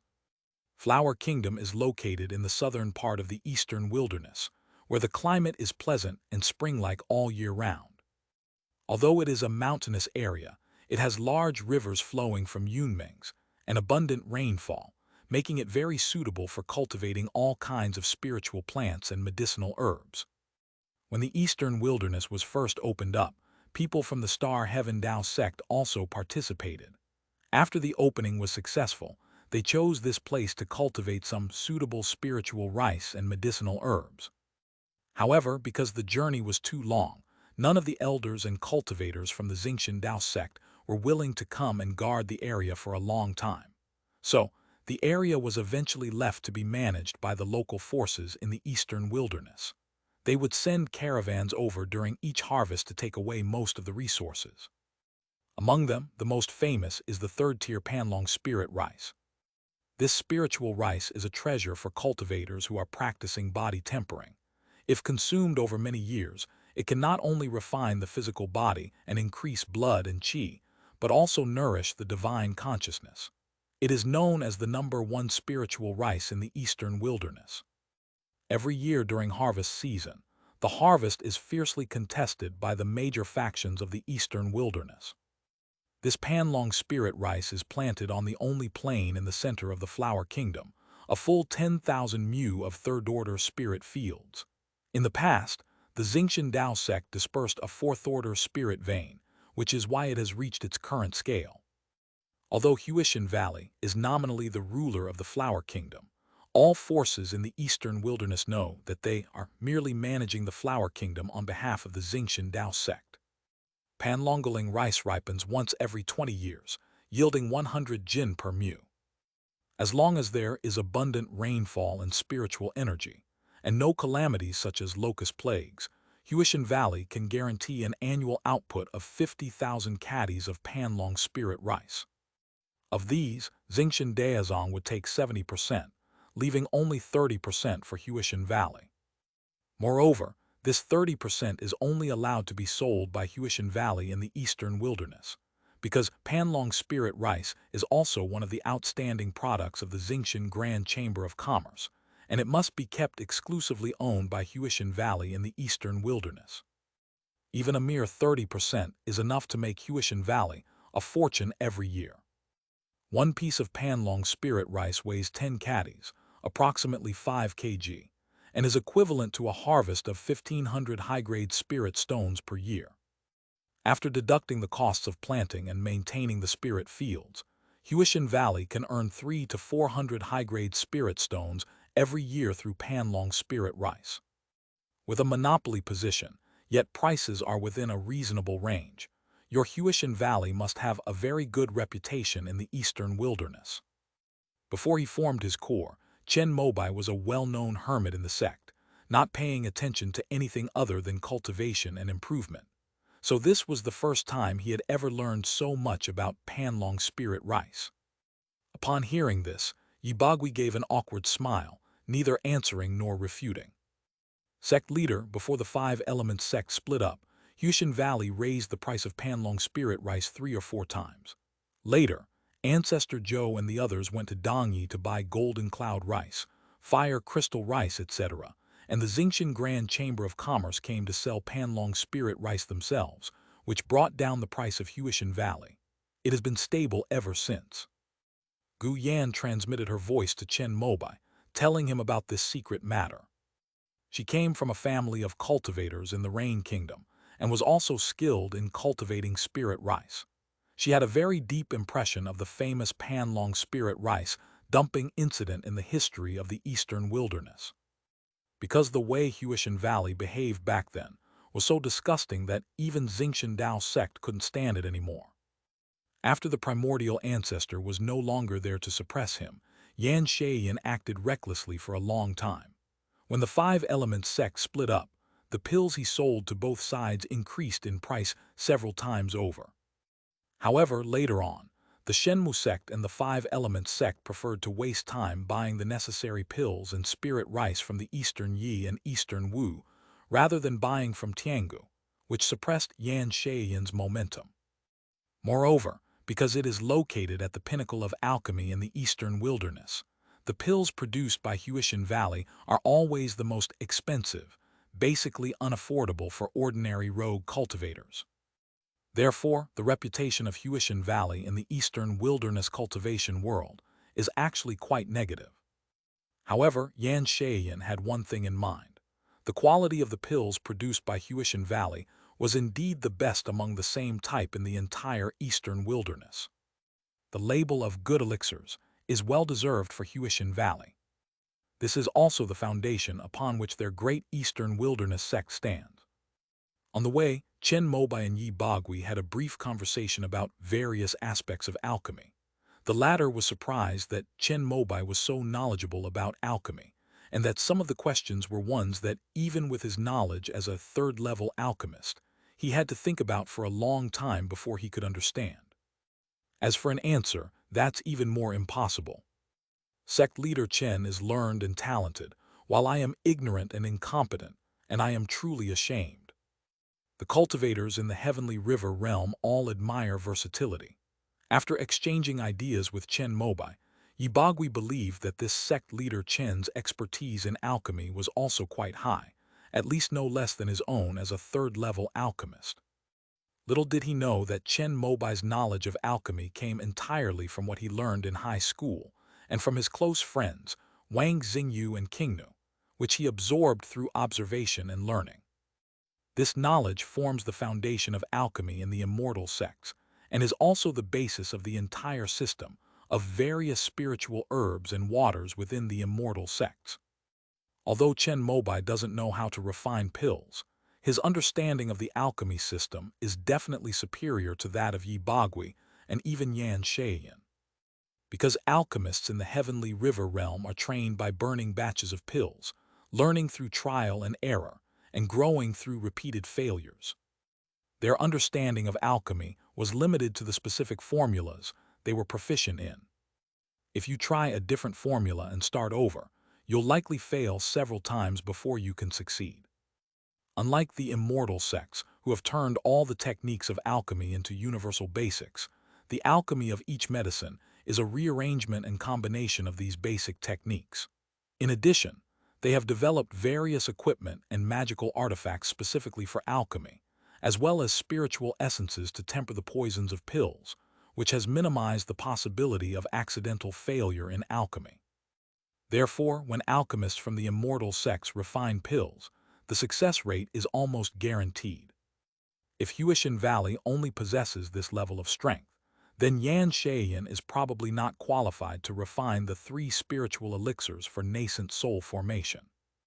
After talking with Yibagui, Chen Mobai thought to himself, as the #1 alchemy sect in the eastern wilderness, Huishan Valley has not only Yan Sheiyan, a 4th-level alchemist, but also Yibagui, a top-notch 3rd-level alchemist. He often oversees the refining of foundation establishment pills. Zheng Wuyu of the Divine Wood sect is even less famous than him. However, after Chen Mobai tested his alchemy skills with words, he was greatly disappointed. As a 3rd-tier alchemist in the eastern wilderness, his foundation in alchemy is probably inferior to that of a 2nd-tier alchemist from an immortal sect. This is understandable, since to become a 3rd-tier cultivator, one must master most of the principles of 3rd-tier medicines, while here one only needs to know one. For example, Chen Mobai has not yet passed the 3rd-tier talisman maker assessment of the immortal sect, because he does not know how to make many 3rd-tier talismans. Of course, everyone in the immortal sects believed that Chen Mobai simply didn't have time to take the test. After all, with his nascent soul stage potential, becoming a 3rd-tier talisman maker would be a piece of cake. However, Yan Sheiyan was already the best alchemist in the eastern wilderness. Even among the Eastern Yi and Eastern Wu, he was a top-tier 4th-order alchemist. If he himself cannot refine the 3 spirit medicines for nascent soul formation, then Chen Mobai will probably have no choice but to seek help from the immortal sect. We can't exactly kidnap Qingnu, can we? Suddenly, this thought flashed through Chen Mobai's mind. Although Qingnu is only at the foundation establishment stage now, with her heavenly spiritual root talent, core formation is only a matter of time, and besides, she has no more ties to the immortal sect. After thinking about it for a while, Chen Mobai shook his head, realizing that he was being a bit delusional. This is simply impossible. Sect leader Chen, we've arrived. At this moment, they had been teleported to the central area of the Flower Kingdom, and Yibagui led them outwards. As soon as you step out of the teleportation array, a fresh scent of rice wafts over you. Looking around, all you see are plump ears of rice, each about the size of a little finger, with faint dragon patterns visible on the husks. This should be the 3rd-tier Panlong spirit rice. His innate love of farming compelled Chen Mobai to walk onto the rice paddy and squat down to take a look. Under his all-seeing spiritual eyes, he saw the free spiritual energy and moisture in the air transform into wisps of spiritual mist, which were absorbed by the spiritual rice through the dragon patterns on the rice husks.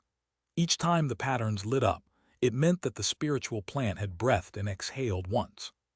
May I touch it? Chen Mobai turned to Yi Bagui, who was following behind him, and another cultivator from Huishan Valley who was welcoming them, and asked. The two of them were obviously surprised that he, a core formation cultivator, would consult them, a foundation establishment cultivator. Even if he simply plucked a plant with his bare hands, they wouldn't dare say a word. Of course, please do as you wish, sect leader Chen. After receiving permission, Chen Mobai nodded. As the top agricultural graduate of the Dance Weapon Academy, Chen Mobai held every spiritual plant in high esteem. Because it is very possible that a weed placed in the experimental field is a junior student's final assignment. If you accidentally step on him and kill him, he can stare at you with resentful eyes until you graduate. Although this is the heavenly river realm, Chen Mobai's habits, cultivated during his time studying agronomy at the Tao Academy, remained unchanged. He even took out a pair of thin white gloves from his storage bag and put them on. After reaching out and touching the rice stalk of the Panlong spirit rice, he used a spell from the immortal sect that resonated with spiritual plants to sense the growth of this spiritual plant. Although it was not as powerful as Yu Ming's all-encompassing spiritual connection, it still managed to perceive some of the information thanks to Chen Mobai's core formation-level cultivation. The earth energy absorbed by the rice stalks of this Panlong spirit rice seems to be different from ordinary earth energy, filled with a different kind of profound energy.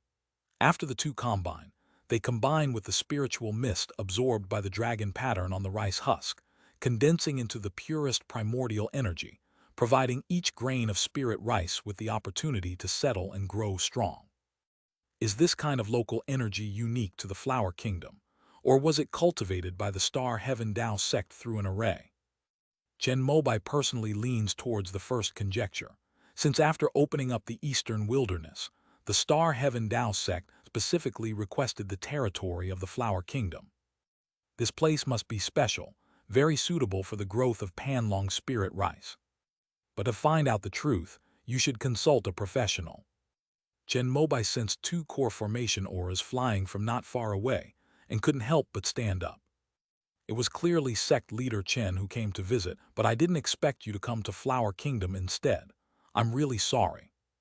The speaker was an elderly man with gray hair and a thin face. Chen Mobai had never met Yan Shayan, but he knew that this was the man. Beside him stood a tall, ruddy-faced old man wearing a distinctive silver-gray star-studded Taoist robe. He was clearly Yu Shuji of the Star Heaven Taoist sect. Not at all, not at all. Preventing locust plagues is everyone's responsibility in the entire eastern wilderness. Master Yan and Master Yu have worked hard. If there's anything I can help you with, please don't hesitate to ask. Chen Mobai's words immediately enlivened the atmosphere. No matter what, the Divine Wood sect is now the #1 power in the eastern wilderness. In recent years, it has twice shaken the mountain peak, killed the core formation cultivator of the southern profound sect, and beheaded the southern master Tao of the 6th Jia mountain. Its fearsome reputation is so great that even several regions outside the eastern wilderness have heard of it. Although the Xingshan Tao sect is not afraid, as businessmen, they always believe in making money through harmony. If they really fight with the Shenmu sect because of Huishan Valley, Yu Shuji, the vice president of the Xingshan Chamber of Commerce in charge of the eastern wilderness, will definitely not be able to escape responsibility. So now that Chen Mobai is being friendly, he is the happiest person. Sect leader Chen is a young talent. When I was in Dongyu, I heard my disciples say that you were a dragon among men. Today, I see that it is indeed true. Yu Shuji responded proactively, and Chen Mobai immediately struck up a conversation with him. Upon inquiry, he learned that Lu Zuolong and Xiuxian, who had interacted with him at the sales event, were actually Yu Shuji's disciples. What a coincidence, are your two nephews there? Zuolong failed to form his core and is still recuperating in the sect. Xiuxian came with me and is directing the people of Huishan Valley to search for and capture Earth Spirit locusts, trying not to miss a single one. Chen Mobai and Yu Shuji chatted happily, while Yan Shayan, on the other hand, felt somewhat uneasy. The most advantageous positions for Huishan Valley are naturally held by Shenmu sect and Xingshan Tao sect. in order to ensure the supply of spiritual rice and medicinal herbs in the flower kingdom in the eastern wilderness. The Star Heaven Tao sect will inevitably provide stronger support to the returning Heaven Valley. Perhaps he will be able to obtain some things related to nascent soul formation through this opportunity. Even if it is not a miraculous elixir, a nascent soul formation guide would be good. But this sect leader Chen of the Shenmu sect, although young, is more worldly and sophisticated in his dealings with people than this old man. He doesn't seem like a peerless swordsman who achieved early success at a young age at all. Shouldn't sword cultivators be straightforward and unyielding? After watching from the side, Yan Shayan saw that Chen Mobai and Yu Shuji were chatting more and more happily, so he could only join in to prevent his biggest backer from being bewitched by the Shenmu sect. But after talking for a while, Yan Shayan was shocked to find that his knowledge of spiritual plants was actually a bit behind the two people's thinking. Yu Shuji was a renowned fourth-tier spiritual plant master, so it was understandable that Yan Shayan was inferior to him. But how come Chen, the head of the Shenmu sect, who is famous in the eastern wilderness for his swordsmanship talent, also has such profound attainments in spiritual plants? Please reserve your monthly pass for early next month. There will be an extra chapter for those who vote early on later. End of this chapter.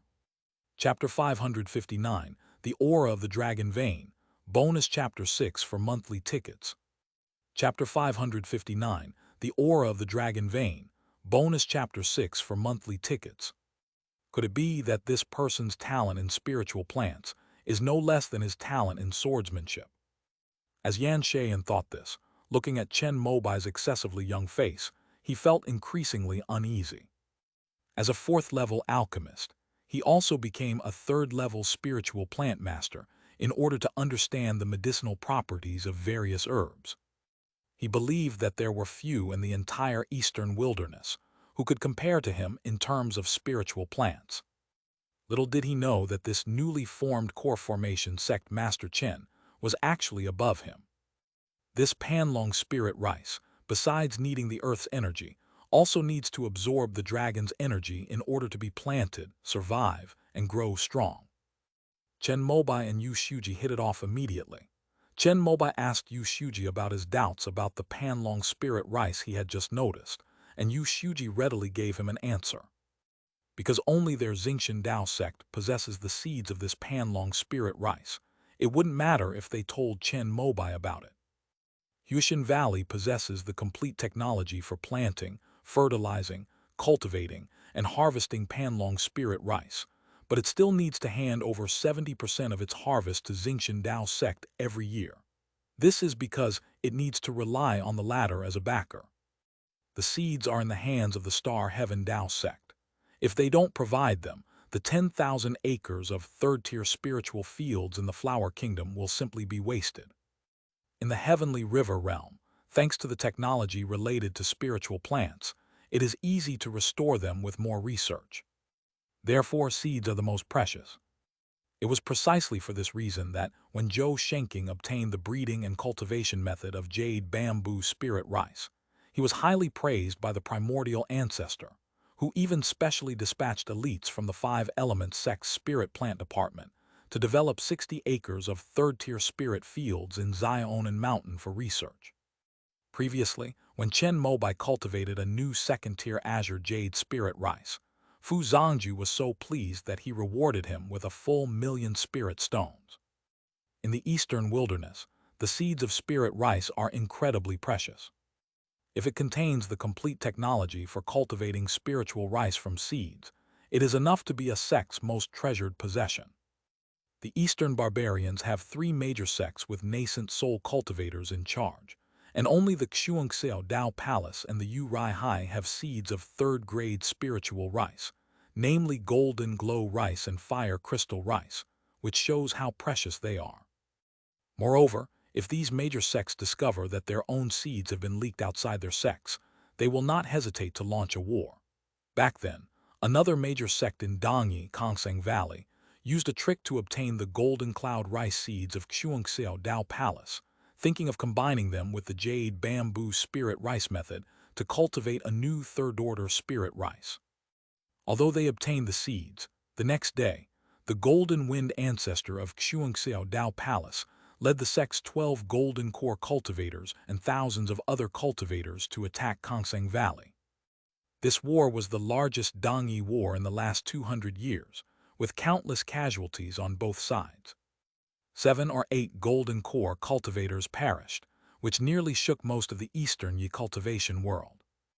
Later, the White Crow ancestor of the Bathing Sun Sea couldn't stand it anymore, because many of his own disciples had been caught up in the incident and suffered injuries or deaths, so he stepped in to try to mediate. But at that time, both the Golden Wind ancestor and the Wooden Chin ancestor were in a bloodthirsty frenzy, showing him no respect whatsoever, determined to fight to the death. Feeling humiliated, the White Crow ancestor was also angry and directly summoned his good brother, the Hunyuan ancestor and son Huangwu from Eastern Wu. In addition, the Xingqian Dao sect, whose business was also affected by the war between the two factions, also sent a nascent soul elder. It was only under the suppression of the 4 nascent soul cultivators that the 2 nascent soul cultivators from Xuanxiao Dao Palace and Kongseng Valley calmed down. Since Kongseng Valley was in the wrong after discussion, the nascent soul cultivator of Kongseng Valley, under pressure, returned all the golden cloud rice seeds and expelled his sect leader to finally put the matter behind them. However, the impact of the great battle between the two factions was far-reaching. Both Jin Feng and Mu Qin, nascent soul cultivators, used life-or-death techniques in this battle, and afterwards both suffered severe damage to their vital energy and lifespan. However, because Xuanxiao Dao Palace has the Xuanqian Wujin pill, the situation of ancestor Jin Feng is better, and he can show up from time to time and even take action.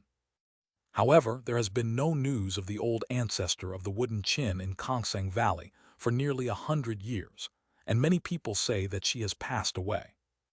This incident made cultivators in the 3 realms of Dongyi, Donghuang, and Dongwu aware of the preciousness of the spirit rice seeds. Chen Mobai did not value spirit rice much. Due to the different geographical climates within the immortal sect, there were dozens of types of 3rd-grade spirit rice, and there was even 5th-grade immortal rice specially reserved for nascent soul ancestors. The spirit rice seeds, which are extremely precious to the sects of the heavenly river realm, are no different from roadside stones in his eyes. What Chen Mobai was concerned about was the information revealed in Yu Shuji's words. Dragon vein energy. There's actually a dragon vein flowing beneath this flower kingdom. The so-called dragon vein requires a long period of civilization to nurture it before it can combine with the Earth's veins and be formed. Although the planet Earth, where the immortal sect is located, is scarce in resources and has little spiritual energy, its dragon veins are almost everywhere in all the blessed lands, precisely because it possesses a brilliant and glorious civilization. However, the dragon veins of the immortal sects are protected resources and can only be used after approval from relevant departments. Chen Mobai knew that Jumeng Dao Academy had a recipe for a pill called Earth Vein Pill, which required extracting the energy of earth veins and dragon veins to refine. After taking it, it could be used to increase the value of the earth spirit root. Thinking of this, he looked at the ground beneath his feet with a flicker in his eyes. The energy of a dragon vein needs to nurture secular dynasties and civilizations, and it often takes more than 1,000 years to have an effect. The major sects in the heavenly river realm have also discovered the wondrous uses of the dragon vein's energy. They generally protect the mortals within their own forces and even support them in establishing dynasties. Of course, the power to rule is definitely in the hands of the cultivators. Only in the eastern wilderness, the 2 successive overlords, the Eternal Gate and the 5 Elements sect, both fell apart after the nascent soul cultivators passed away. The dynasties they maintained also scattered like stars in the wind, and the dragon vein naturally disappeared. I wonder how the Star Heaven Dao sect discovered the dragon vein of this flower kingdom.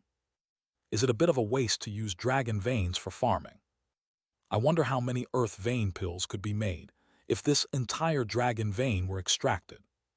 Chen Mobai's mind began to race, wondering if he could use this resource to improve his earth spiritual root, since the orthodox cultivation method of the primordial Tao fruit requires the heavenly earth spiritual root. The reason he couldn't gain any enlightenment at Golden Light Cliff was probably due to a problem with his spiritual root. If his heavenly fire spiritual root were replaced with heavenly earth spiritual root, and he drank a pot of enlightenment tea, he would definitely be able to fully comprehend the primordial Tao fruit. Unfortunately, this is not an easy matter to handle. After all, if it were just Huishan Valley, Chen Mobai could still find a way to destroy it. But this flower kingdom is clearly the property of Xingshan Dao sect. If the crucial dragon vein of Panlong spirit rice were drained, even across the eastern barbarians, the Xingshan Dao sect might launch a war. This is a super sect with several nascent soul cultivators in charge, dominating the entire eastern peak realm. Once enraged, it has the power to turn the entire eastern wilderness into ruins. We still lack the strength. With a smile on his face, Chen Mobai continued to discuss spiritual plants with Yu Shuji. Sect leader Chen, since you're here, why don't we discuss the distribution of this year's Panlong spirit rice? At this moment, Yan Sheiyan, who was sitting on the side, finally couldn't sit still any longer and interrupted the two who were getting along better and better. High-ranking cultivators from major sects generally know that consuming spirit rice regularly can refine the physical body and increase the success rate of breaking through realms. As a core formation cultivator at the pinnacle of the eastern wilderness, his thirst for third-grade spirit rice is exceptionally strong. Every year, the Panlong Lingmi rice from Huishan Valley is in high demand and short supply. To maintain the improvement of their physical body, core formation cultivators need to consume 10 caddies of spirit rice every day. There are currently 9 such sources in the eastern wilderness, which would require more than 30,000 caddies per year. However, the annual output of Huishan Valley is only about 15,000 caddies. Yan Sheiyan will definitely keep some for himself and leave some for the foundation establishment cultivators in the sect who are expected to form the core. So, only 10,000 caddies can be sold. In the past, 8,000 jin of this 10,000 jin were divided equally between the 5 Elements sect and the Golden Light Cliff of the Divine Wood sect, and the remaining 2,000 jin were divided among Jai Zhenqi, Nan Shidao, and Kong Lingling. Now that there are 2 less, Kong Lingling naturally wouldn't dare to take all 2,000 jin by herself. Yan Sheiyan had already informed the Shenmu sect and the 5 Elements sect that, after the Panlong spirit rice matures, the 5 Elements sect will take 4,000 jin, and the Shenmu sect will take 5,000 jin. The extra 1,000 caddies from the Shenmu sect are considered as the amount for Chen Mobai's newly advanced core formation stage. Neither side has responded to this. Chen Mobai's visit to Huishan Valley this time was also due to dealing with this matter. However, he had no need for third-grade spirit rice, because the basic welfare of the counselors of the Kaiyuan Hall and the Immortal sect included a sufficient supply of spirit rice every year. If he wanted, Chen Mobai could eat different kinds of third-tier spirit rice every 30 days of the month, and occasionally he could even snatch some precious fourth-tier spirit rice through the Immortal Gate network. Moreover, given enough time, with Zhu Oming's help, he would definitely be able to research and develop third-tier spirit rice seeds suitable for the environment of Giant Wood Ridge. However, for now, it is still necessary to purchase Panlong Lingmi for Fu Zhangju and Mo Duguang to consume. Since Zhou Shenking no longer has a physical body, there's no need to consider that. Chen Mobai felt that 5,000 jin of Panlong Lingmi was not enough. If a core formation cultivator needs to fully meet their requirements, each person needs at least 4,000 jin per year, which means they need to purchase at least 8,000 jin. Master Yan can keep 5,000 caddies for his own use and sell the remaining 10,000 caddies to my Shenmu sect. Chen Mobai generously offered to buy all of this year's Panlong Lingmi rice. Sect leader Chen is joking. Because of the discovery of the Earth Spirit Locust, this year's harvest may only be 80% of that of previous years. The amount that can be sold is estimated to be only 8,000 caddies. When Yan Shayan notified the Shenmu sect and the Five Elements sect, there were no signs of locusts yet, so they misjudged this year's yield. Yu Shuji, the vice president of the Xingshan Chamber of Commerce in charge of the Eastern Wilderness region, also heard about the possible reduction in production. He hurriedly traveled from Dongyu to Dongyi via a large teleportation array and then rushed here. This is a natural disaster, so we can't blame Master Yan. Let's reduce it to 8,000 caddies. Chen Mobai's words left Yan Shayan speechless, but he could only refuse. The three core formation cultivators from the Five Elements sect still need some care. How about we give them 3,000 caddies, and the Divine Wood sect takes 4,000 caddies? Oh, what about the remaining 1,000 caddies? Leave 500 caddies for Master Kong, and keep the rest for myself in Huishan Valley. This quantity was something Yan Shayan had considered for a long time and discussed with Yu Shuji, believing that he had balanced the situation. After saying this, Chen Mobai fell into a deep thought, seemingly pondering the matter. His silence immediately made Yan Shayan a little nervous. The latter couldn't help but look up at Yu Shuji, wanting him to speak and put some pressure on him to finalize this year's Panlong Spirit Rice. Once it's decided this year, it can be followed for the next few decades. Moreover, since Yu Shuji was present, it's considered that the Star Heaven Dao sect made the decision, and the Five Elements sect and the Divine Wood sect will definitely have to abide by it as well. However, Yu Shuji hesitated, not because he had just had a pleasant conversation with Chen Mobai, but because the Shenmu sect was now too infamous, and with Zhou Shenking possibly reaching the nascent soul stage, even the Xingshan Dao sect dared not put too much pressure on them. Having reached his level of cultivation and status, he needs to be extremely cautious with every statement he makes. In the Heavenly River realm, there are countless cultivators who toil for 1,000 years, only to have their sects, which had been the source of their deepest resentment, wiped out after attaining enlightenment. However, he would definitely help out in Tiangu, since they had saved Xingshan Daozong a lot of trouble in the eastern wilderness over the years.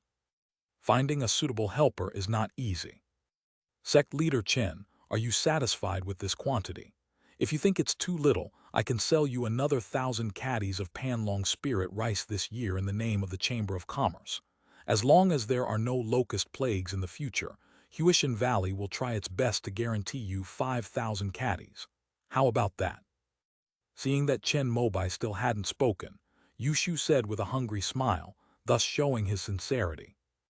As the vice president of the Xingshan Chamber of Commerce, he has the authority to control the sale of 10,000 jin of spirit rice. However, even so, producing 1,000 jin is already quite difficult. After all, the locust plague has the greatest impact on their 70% of spiritual rice. Since Master Yu says so, let's proceed with this allocation. Chen Mobai was waiting for Yu Shuji to speak. In the eastern wilderness, he no longer feared anyone, but he still needed to show some respect to the powerful Xingshan Dao sect. In previous years, the Shenmu sect would also purchase other third-grade spirit rice from the Chamber of Commerce or Dongyi for their core formation ancestors to consume. Being able to buy 5,000 jin from Huishan Valley was already considered quite good. Very good, very good. Although sect leader Chen is young, he is very sensible. Yu Shuji was quite satisfied after hearing this, feeling that he had made a great impression. By the way, I heard that there is a lot of Azure Wood Fiend in returning Heaven Valley. I have just completed the Crimson Flame Sword technique and need to use it to condense Sword Fiend. I wonder if you can sell it to me. After discussing the Panlong Spirit Rice, Chen Mobai began to talk about his own affairs. Oh, how much does sect leader Chen need? Yan Shayan had not yet realized the meaning of the words, mastery of the Crimson Flame Sword technique, and asked casually. The more the better, 81 would be the best. Where did you get so many? This Azure Wood Fiend is also an excellent spiritual material for increasing the temperature of flames. I need to put one into it when I refine high-grade pills. Right now, I only have about 20 in the Earthly Fiend Yin Cave. If sect leader Chen needs them, I can give you 1 or 2. Yan Shayan shook his head, indicating that the Green Wood Demon was also very useful to him. Sect leader Chen, could it be that you have mastered the golden flame technique? But at this moment, Yu Shuji's expression changed slightly, and he spoke in shock. Bonus chapter for monthly pass subscribers, 20,006-20000. End of this chapter. Chapter 560, Immortal T. Chapter 560, Immortal T. Yan Shayan was taken aback when he heard what Yu Shuji said, but then he finally realized the true meaning of what Chen Mobai had just said. Crimson Flame Sword Technique Perfected. 81 Greenwood Evils. Isn't this just mastering the blazing sun slash and preparing to gather enough golden flame to cultivate the extreme sun slash? This. Yan Shayan was unwilling to accept this idea. Back then, when the primordial ancestor used the extreme yang slash to dominate the eastern wilderness, their returning Heaven Valley's great formation trembled under this move. If it weren't for the Star Heaven Dao sect intervening, he would probably have been burned to ashes by the golden flames. How could he have mastered the golden flame technique at such a young age? But what you fear most is what comes to pass. Chen Mobai smiled slightly, extended his right hand from behind his back, and spread his 5 fingers upward. 2 golden fireballs flew out, swirling in his palm like a yin-yang symbol. Upon seeing this scene, Yan Shayan's eyes widened in disbelief. Even Yu Shuji of the Star Heaven Dao sect showed a look of shock, and once again raised his valuation of Chen Mobai. This person's talent is at the Dao child level, even within their Star Heaven Dao sect. It's a pity that this gem wasn't discovered in the eastern wilderness earlier. Yu Shuji felt a pang of regret.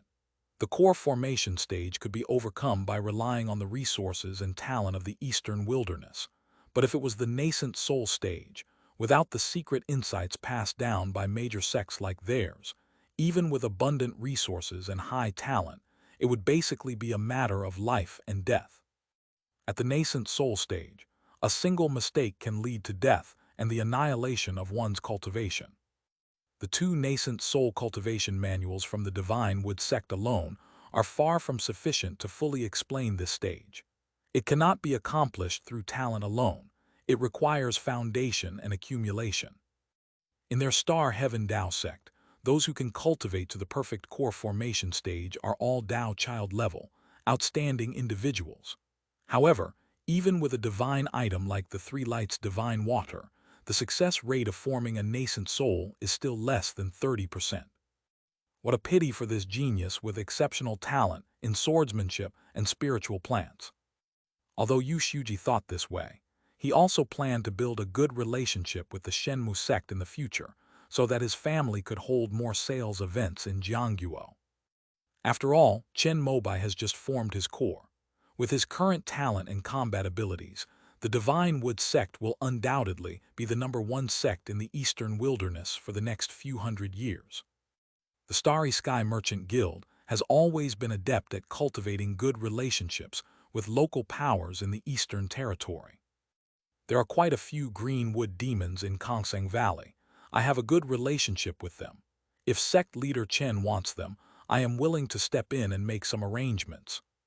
Seeing Chen Mobai display the golden flame, while Yan Shayan remained silent, Yu Shuji smiled and spoke up to help him resolve his troubles. If this succeeds, I will owe Master Yu a favor. Chen Mobai was overjoyed upon hearing this.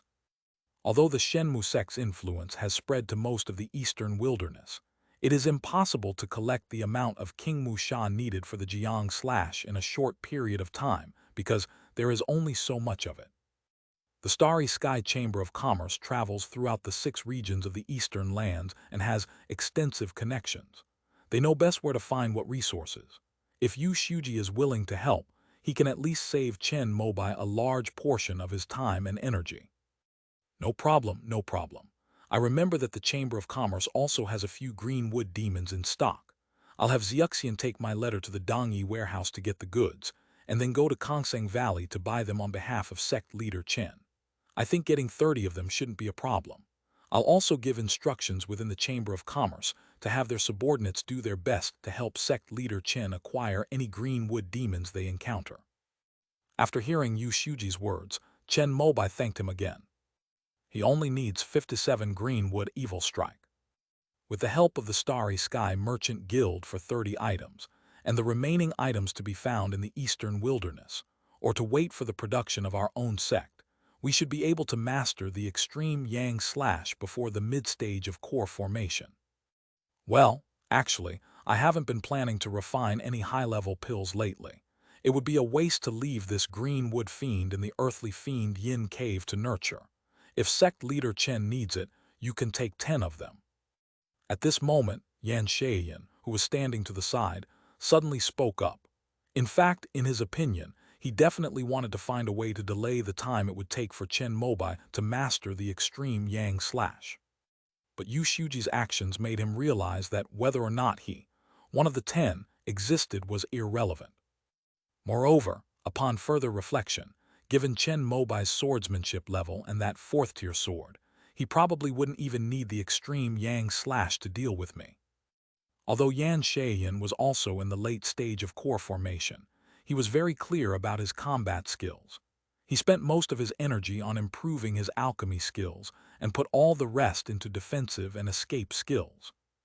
If they were to truly face Chen Mobai, a peerless sword genius capable of slaying Nan Xuanjing and forcing Xuanshu to retreat, their chances of survival would be slim. Since that's the case, I should make up for what I just said and hope to leave a good impression, in case I need the help of the Divine Wood sect in the future. Thank you, Master Yan. Chen Mobai naturally wouldn't refuse.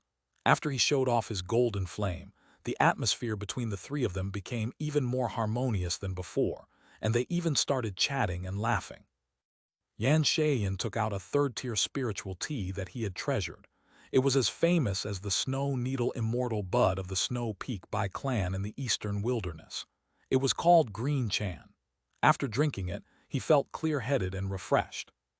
This tea was discovered by my grandmaster on Xiaoi Mountain at the tail of the Dragon Vein in the Flower Kingdom.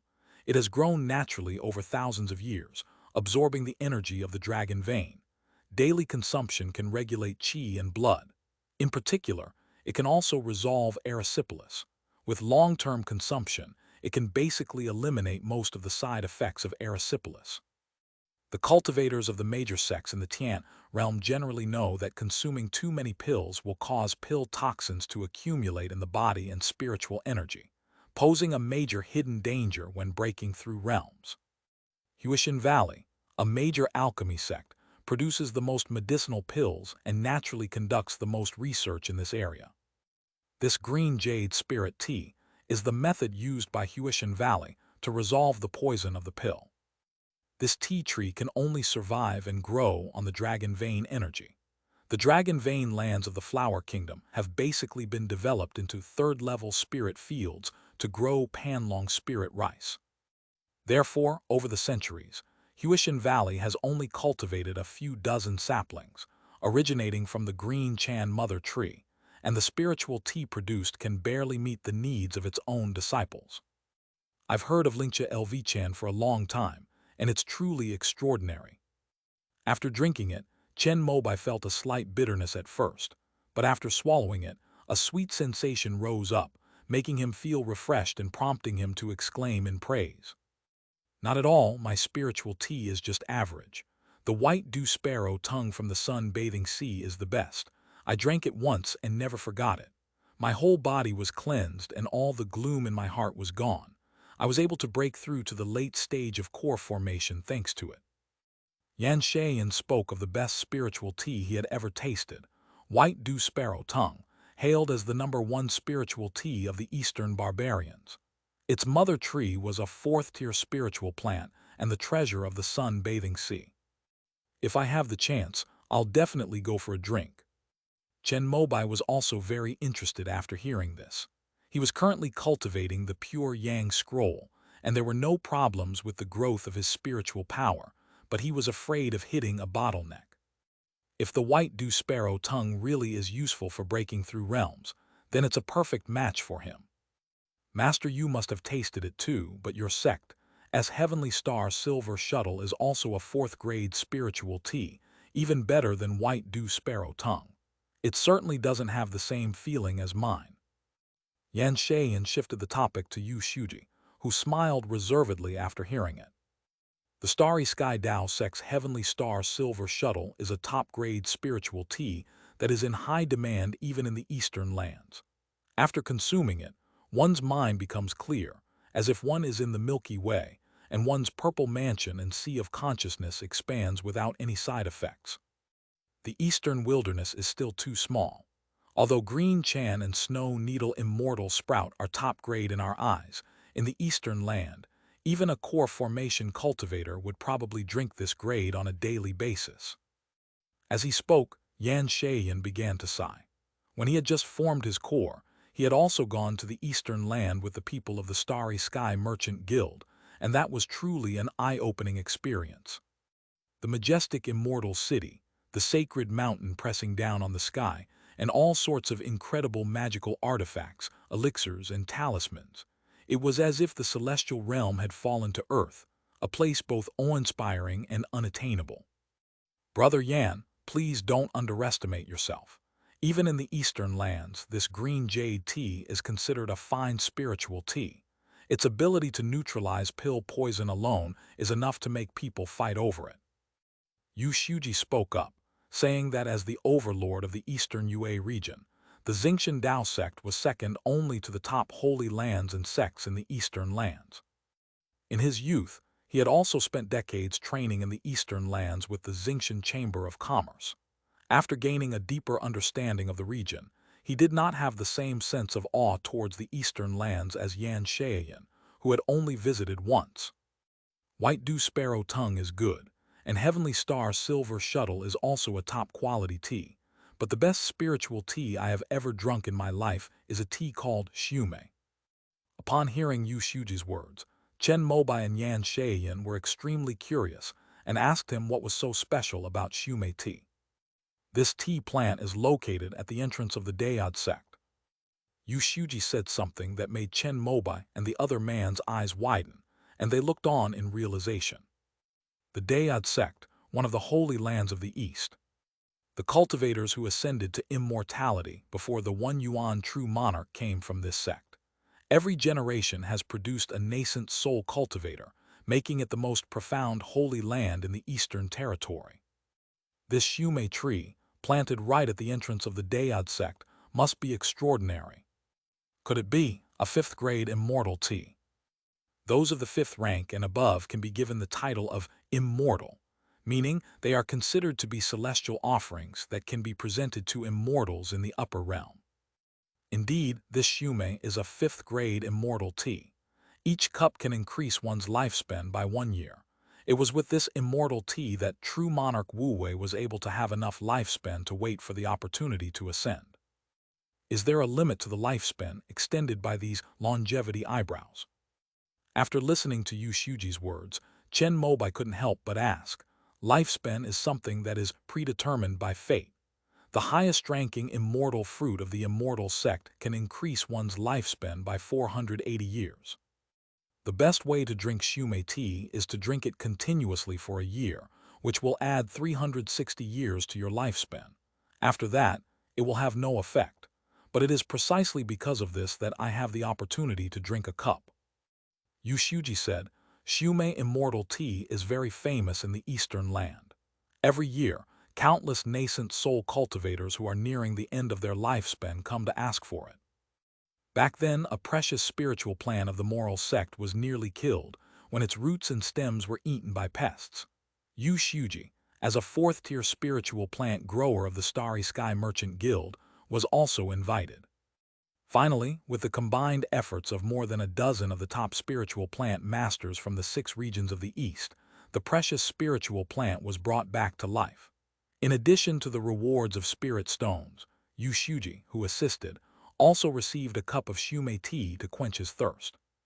Yu Shuji had forgotten the taste of this tea, because it was really just average and a bit bitter, but it was a fifth-grade immortal tea. So he remembers it to this day and boasts about it whenever he gets the chance. As expected, Yan Shayan looked on with envy and longing after hearing this. Neither the Dayad sect nor Shumei immortal tea are things he could never touch in his lifetime. Seeing his expression, Yu Shuji felt very smug. But when his gaze fell upon Chen Mobai, he paused slightly in surprise. Because Chen Mobai remained calm, as if he had just listened to a story without any emotional fluctuation. This sect leader Chen has extraordinary composure. Yu Shuji's evaluation of Chen Mobai rose again. You should know that even the nascent soul ancestors of the three major sects of Dongyi were full of longing after hearing about Shumei immortal tea, and wished they could get up and go to the eastern land to ask the Dayad sect for it. Chen Mobai, a sword cultivator with a theoretically short lifespan, was so calm and composed towards the longevity eyebrows. This composure greatly impressed and surprised Yu Shuji. No wonder he has such expertise in spiritual plants. But Yu Shuji had no idea that Chen Mobai was just young and didn't feel any urgency about his lifespan. He has a lifespan of 560 years after he forms his golden core, and he is only 45 years old now. This is enough time for him to cultivate to the perfection of the golden core stage. If he can form a nascent soul, his lifespan will increase further, and after forming a nascent soul, his longevity body will definitely be fully developed, and then he can try to cultivate the longevity technique. If he could master this great technique of the longevity sect, he would be able to increase his own cultivation level and lifespan by 1/3. If he does well in the immortal sect, he might even have a chance to obtain the great Chen immortal fruit. For Chen Mobai, he might worry about the slow growth of his spiritual sense, the stagnation of his swordsmanship, and the inability to break through his cultivation bottlenecks, but he was not worried about his lifespan. He even hoped that time could pass quickly, ideally 100 years in the blink of an eye, so that he could save himself the time of hard meditation and cultivation, and directly achieve the golden core stage. Shumei tea is good, but Chen Mobai would never go to the eastern lands just for that. I will continue to develop steadily in the eastern wilderness, making it my base for achieving enlightenment, and leveraging the resources of the immortal sects and this place to strive for nascent soul formation. In this process, they gradually eroded the Snowfall Palace, suppressed the returning Heaven Valley, prepared to reclaim the Five Elements sect, and finally unified the eastern wilderness. They slowly accumulated strength and observed the surrounding situation. As soon as the Golden Wind ancestor showed signs of passing away, they would immediately lead a large army to the eastern barbarians and directly destroy the Xuanxiao Dao Palace. Chen Mobai's grand plan was already clear in his mind, and now he was executing it step by step. Rumble! Just as the three core formation cultivators were drinking tea and chatting, a sudden, violent tremor of the ground came, and a dense, surging and powerful demonic aura surged up from the ground not far away. End of this chapter. Chapter 561, The Mother of Locusts.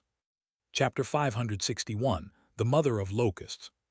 3 beams of light flashed and simultaneously shot out from the pavilion, heading towards the source of the demonic energy.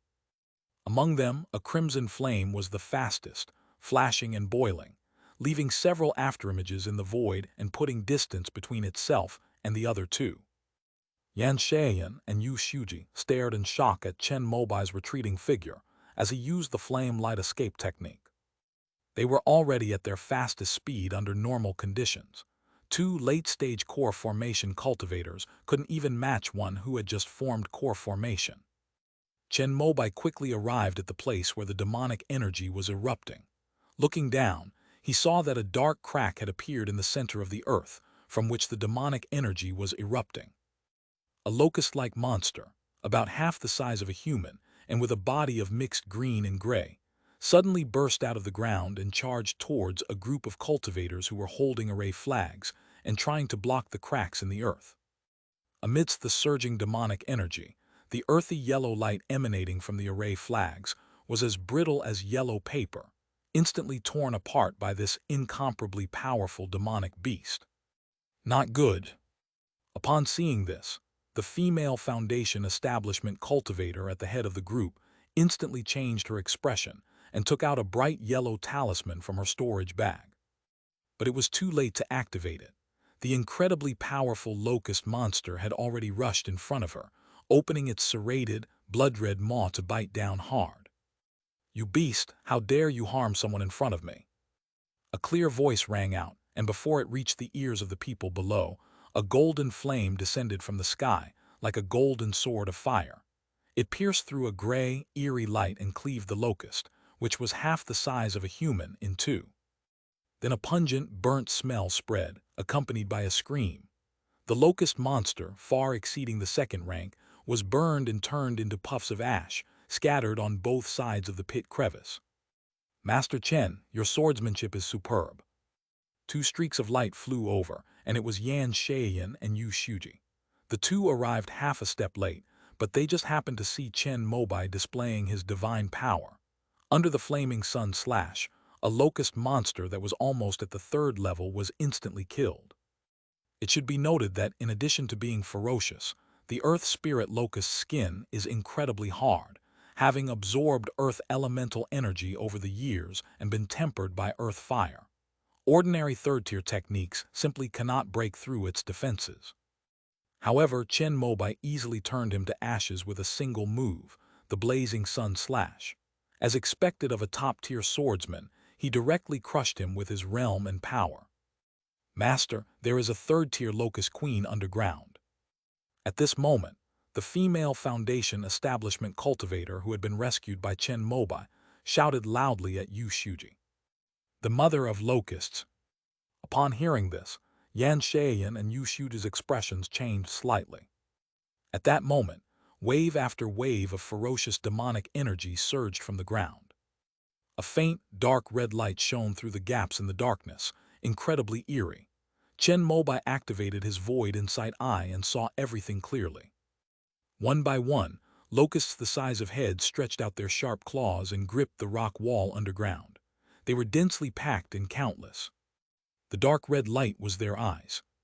Looking down with his insightful eyes, he saw at the deepest part of the crevice, at the very center of these densely packed locusts, a colossal, yellowish-brown locust mother, almost the size of a human. The powerful demonic energy that Chen Mobai and the others sensed earlier came from it. "Kill her, and these locusts will have no root." Yan Shaoyan and Yu Shuji also used their respective methods to illuminate the cracked underground fissure. The moment they saw the mother of locusts, they were both filled with murderous intent. The key to locusts' devastating impact lies in the fact that the mother locust absorbs enough nutrients to produce an endless supply. As long as the source can be eradicated, no matter how many locusts remain, the cultivators will have ways to gradually exterminate them. This is one of the lessons learned by monks in their struggle against locusts over thousands of years. After speaking, Yan Shaoyan and Yu Shuji did not hesitate at all and took out their respective magical artifacts from their storage bags. A banana leaf fan and a sickle. Yan Shaoyan opened his mouth and spat out a golden red flame, which was the earth core true fire that he had cultivated for many years. It was his signature skill for refining medicinal and compounding pills, and he had already reached the third level of mastery. The true fire from the earth's core was unleashed, and when fanned by the banana leaf fan, the wind fanned the flames. A long stream of flames appeared in the sky, like a waterfall plunging straight into the crack in the earth's core, burning towards the mother of locusts. The intense crisis drove the locust swarms into a frenzy. Their dark red eyes flashed with an even more ferocious light, and they unleashed streams of demonic energy from their bodies, which coalesced into a demonic beast barrier that blocked the sky above the locust mother. With a whooshing sound, the earth core fire came into contact with the swarm of fearless locusts, and a violent explosion erupted. Intense, high-temperature flames began to burn fiercely, and the air was once again filled with that acrid smell. Although these locusts were only first or second tier, they were numerous and fearless, flying out of the darkness in an endless stream to join the flesh and blood barrier. As the earth elemental demonic energy increased, Yan Shaoyan's earth core true fire was actually blocked from falling. Sect leader Chen, this demonic beast is of the earth element and can absorb fire energy to grow. It is most effective against wood element attacks, which I happen to be. Please help me hold the line. At this moment, Yu Shuji also spoke, and as he spoke, he channeled his spiritual power into the gleaming scythe in his hand. Strands of grass-green light emanated from the snow-white blade. Chen Mobai focused his gaze on it and felt its sharp, piercing edge, causing him to squint. Two locusts, similar in number to those Chen Mobai had just annihilated with golden flames, suddenly broke through the raging fire of the earth's core, brandishing their sharp limbs and waving their serrated mouths, like clumps of yellowish-brown flying stones, and crashed into Yu Shuji. Two flashes of grass-green cold light appeared, and the blue-green blood of the demonic beast had already splattered across the sky. Yu Shuji also easily killed the locust monster. Chen Mobai glanced at it and saw that when his two swords touched the gray demonic energy on the surface of the locust, the latter suddenly disintegrated. This is precisely the case of wood overcoming earth. The demonic energy of the earth element, when confronted with Yu Shuji's sickle magic weapon, could only resist by relying on the thickness and hardness of its outer shell. However, this magic weapon was clearly also a top-tier third-order weapon, and the blade light it unleashed was incredibly sharp, which the two locust-like demonic beasts, who were nearly third order, could not stop at all. "Master Yu, I'm about to make my sword strike, are you ready?" Since that's the case, Chen Mobai was happy to play a supporting role, laughing as he grasped the ball of golden flame in his hand. "Draw a sword." Yan Shaiyan and Yu Shuji, who were standing nearby, hadn't even realized what it meant when they saw golden flames shoot out from Chen Mobai's palm like flowing water. In an instant, the blazing sun sliced through the earth's core true fire, then melted the thick barrier of flesh and blood blocking the locust mother's path. Accompanied by puffs of ash and a burnt smell, the slash continued its momentum, striking straight at the head of the enormous locust. A sharp sonic boom. A burst of topaz-colored demonic energy erupted, forming a ring that covered the head of the locust mother, timely blocking the aftershocks of the blazing sun slash. However, the immense power of the burst of flames still swept away all the low-level locusts surrounding the locust mother.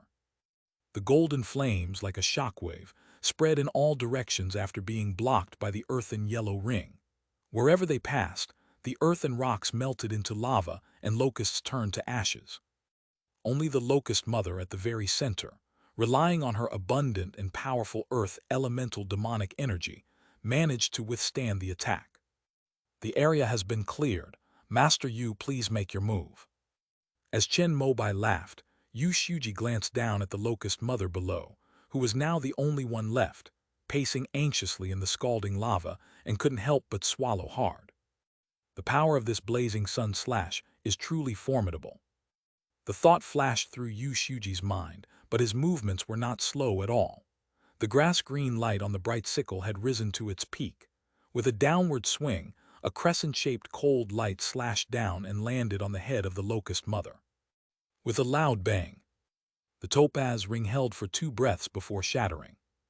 The crescent moon's cold light, carrying 80% of its power, pierced into the head and neck of the locust mother. Just when everyone thought the third-tier demon beast was about to be killed, a layer of fiery red light shone on its yellow-green skin, forming a strange and enchanting pattern, like an ancient divine power that suddenly erupted. The crescent-shaped cold light of Yu Shuji only made a small opening in the neck of the locust mother, before it was dispersed and vanished by the fiery red patterns on its skin. To think that the mother of locusts could control both earth and fire attributes, this is troublesome. Upon seeing this scene, Yan Shaiyan muttered to himself, while Chen Mobai frowned upon hearing it. "Chen Mobai, what's so special about this dual earth and fire attribute?" "Yu Shuji, because we have mastered the fire attribute, wood attribute attacks can no longer restrain it. It would be great if there was a fellow practitioner who cultivates water attribute techniques, or even better, ice attribute techniques." "Yan Shaiyan, it's a pity that Master Kong is no longer here. With both earth and fire attributes, among the 5 elements, water elemental power is the most restraining. Ice elemental power is a more suitable sublimation of water elemental power, which is why the alliance that opened up the eastern wilderness invited ice and snow to help." "Is there no other way besides Konglingling?" Chen Mobai asked again. "This locust mother appears to be a mutated species, and her demonic aura is no less intense than mine. If we rely on our advantageous terrain to defend, it will probably take the three of us 49 days to exhaust her demonic aura, Yushuji explained. Let's set up an array first to suppress it, then the two of you can stay here to guard it, and I'll go to the snow country to ask Master Kong to come and help, Yan Sheiyan suggested. I just came from the snow country and had a conversation with Master Kong. She is at a critical moment in her cultivation and is unable to move. Even if Master Yan were to go, she would be powerless to help. Chen Mobai shook his head and said something that made Yan Sheiyan and Yu Shuji look at each other in bewilderment. How about we go to Fengyuwu and ask Master Nujong for help? If it's about eliminating the mother of locusts, I think he'll give us the time of day, Yan Sheiyan suggested. The responsibility of suppressing Yunmeng Marsh at Fengyu Dock is even greater. Chen Mobai shook his head again. Yan Sheiyan and Yu Shuji listened and agreed, and couldn't help but sigh. It seems I'll have to endure this hardship and sit here for 77 days. Just as Yan Sheiyan sat down cross-legged, preparing for a protracted battle, Chen Mobai took a step forward and stepped into the crevice. Sect leader Chen. Yan Sheiyan and Yu Shuji shouted, and then they saw the man stretch out his hand with his 5 fingers spread in the air. Sizzle! Amidst the thunderous roar, a long sword gleaming with purple light fell from the void into his palm.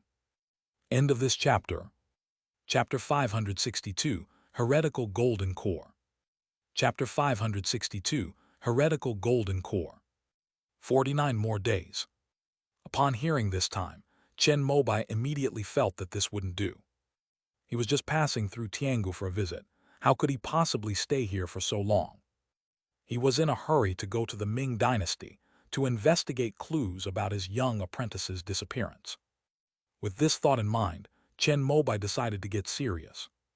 In fact, if he were to use the 5-element sword fiend formation and unleash the water element sword fiend to its fullest potential, he felt that he should be able to break through the Locust Mother's dual defenses of earth and fire.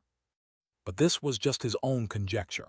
What if this demon beast had other hidden tricks and supernatural powers? If the sword fiend formation couldn't defeat it in one strike, wouldn't that ruin his reputation as an invincible fighter in the eastern wilderness? Most importantly, the 5 elements revolve and unite in the eastern wilderness has always been a sign of the primordial Tao fruit. If he were to perform this in front of Yan Sheiyan and Yu Shuji, he might be mistaken for practicing the primordial Tao fruit. Although Chen Mobai intended to practice it, he had not yet mastered it, and this supernatural power involved the One Yuan Tao Palace, which had far-reaching implications. Before unifying the eastern wilderness and reaching the nascent soul stage, he felt it was best not to reveal his potential to cultivate the primordial Tao fruit. After considering all aspects, Chen Mobai decided to use the easiest and least laborious method. After agreeing on a price of 1 high-grade spirit stone with the purple lightning sword, the 4th-tier high-grade sword pierced through the void and landed in Chen Mobai's palm, where he held it with his 5 fingers. Sizzle! A tiny wisp of purple lightning appeared in the air, transforming into strands of electricity that were absorbed by the thick, wide blade. Chen Mobai stepped towards the underground fissure, and with each step, the purple lightning on the sword blade brightened a little more. Surrounded by the yellow and red demonic light, the Locust Mother also sensed the terrifying energy condensed on the blade of the purple lightning sword, and became increasingly agitated. Amidst the howling, the earth trembled, and a monstrous aura surged forth, forming a 2-colored radiance around it, resembling a hemisphere that completely enveloped it. At the same time, streaks of dark red light shone from the depths of the underground cracks. These were the low-level locusts that had not yet been cleared out. They trampled over the aftershocks of the golden flames with their flesh and blood. One wave screamed as it rushed toward Chen Mobai, who was falling from the sky, while the other wave transformed into a shield of flesh and blood and landed on the head of the Locust Mother. Sect leader Chen will clear the area for you. The moment the purple lightning sword appeared, piercing through the void, its supreme power to change the celestial phenomena filled Yan Sheiyan and Yu Shuji with both surprise and joy. What was truly astonishing was that the longevity sect's holy sword, wielded by sect leader Chen of the Divine Wood sect, was far more terrifying than imagined. Without the nascent soul stage, it was likely that no one could subdue him. The good news is that we don't have to waste 49 days here anymore. Even if the Mother of Locusts has 5 attributes, she can no longer withstand a 4th-tier top-tier sword. However, before they could finish speaking, they saw Chen Mobai raise his sword and slash down. A purple sword light flashed out like a wheel. A roar of purple lightning shattered all the locusts that rushed towards him, turning them into charred remains. Then, the purple sword light swept through the flesh shield with unstoppable force, splitting it in two. The Mother of Locusts let out an unprecedentedly sharp cry, and spat out a yellow and red inner core, causing the surging demonic energy to increase more than threefold in an instant. However, when faced with the downward strike of the purple lightning sword, it was like a mantis trying to stop a chariot. When it clashed head-on with the purple sword light, the inner core dimmed instantly. If Yu Shuji hadn't shouted in time, causing Chen Mobai's sword-wielding hand to shift slightly at the crucial moment, the precious inner core would probably have been shattered. After Giant Hua shattered the inner core's demonic energy, he made a slight arc, splitting the Locust Mother in two diagonally. With a bang, azure-blue demonic blood spurted out, splattering across every corner of the underground cracks and sending up wisps of blue smoke. Chen Mobai loosened his grip on the sword, and the void opened up again as the purple lightning sword slowly disappeared into the realm. Amidst the screech, the remaining locusts sensed the death of their mother and began to go berserk. Some rushed towards Chen Mobai, while many more scattered and fled. After Chen Mobai returned the purple lightning sword, he gently twisted his loosened fingers, and the golden flame ball reappeared. It then spread out in all directions, like a circular shockwave. As it spun, it turned all the locusts in sight into ashes. At that moment, the attack that Yan Shaiyan and Yu Shuji were planning to use as cover had just landed. However, at this time, they had only killed the low-level locust monsters around them. Yu Shuji put away his sickle somewhat awkwardly. He had originally thought that he was the main force, and the other two core formation cultivators were there to assist him. Little did he know that the moment Chen Mobai drew his sword, the Locust Mother, whom he felt he could not cut through, was instantly killed. Sect leader Chen, you truly deserve to be called the #1 swordsman in the Eastern Wilderness. To cover up his embarrassment, Yu Shuji offered a compliment. The inner core of a third-tier demonic beast. At this moment, Yan Shaiyan was staring intently at the dull yellow and red inner core that Chen Mobai held in his palm. He couldn't help but walk closer step by step, wanting to see it more clearly. Sect leader Chen is this inner core. Cough, cough. Before Yan Shaiyan could finish speaking, Yu Shuji coughed twice, interrupting him. Sect leader Chen, thank you for your timely intervention and saving Xiuxian. As they were talking, the Foundation establishment female cultivator who had been in charge of the array flags came to Yu Shuji's side and bowed deeply to Chen Mobai to express her gratitude. This person was Xiuxian, whom I had met at the founding ceremony sales event. It was she who had identified the soul-nourishing wood. Chen Mobai had already noticed when she made her move, but at that time the fight against the locusts was urgent, so he naturally didn't communicate with her. You're too kind. I was just doing what I was supposed to do. Chen Mobai said modestly that he would help anyone in this situation, as long as they were not his enemies. That's right. As sect leader Chen knows, my disciple Lu Zuolong failed to form his core. If he wants to form his core in the future, he will probably need to be even more thorough in his preparations. This demon beast's inner core happens to have both earth and fire attributes, which matches his spiritual root. If it is refined into an external path golden core, it can not only make up for the deficit caused by his failed core formation, but also increase his success rate in core formation by 30%. I wonder if sect leader Chen would be willing to part with this inner core and sell it to me. The price is negotiable. Yu Shuji spoke up somewhat shyly. In the Heavenly River realm, the external path's golden core method is one of the most effective ways to help cultivators form their golden core. It involves killing a demon beast with the same spiritual root and cultivation method as oneself, taking its inner core and refining it into a heterodox golden core that resembles both a pill and a magic weapon. The cultivator nurtures this pill within his danshan and chi.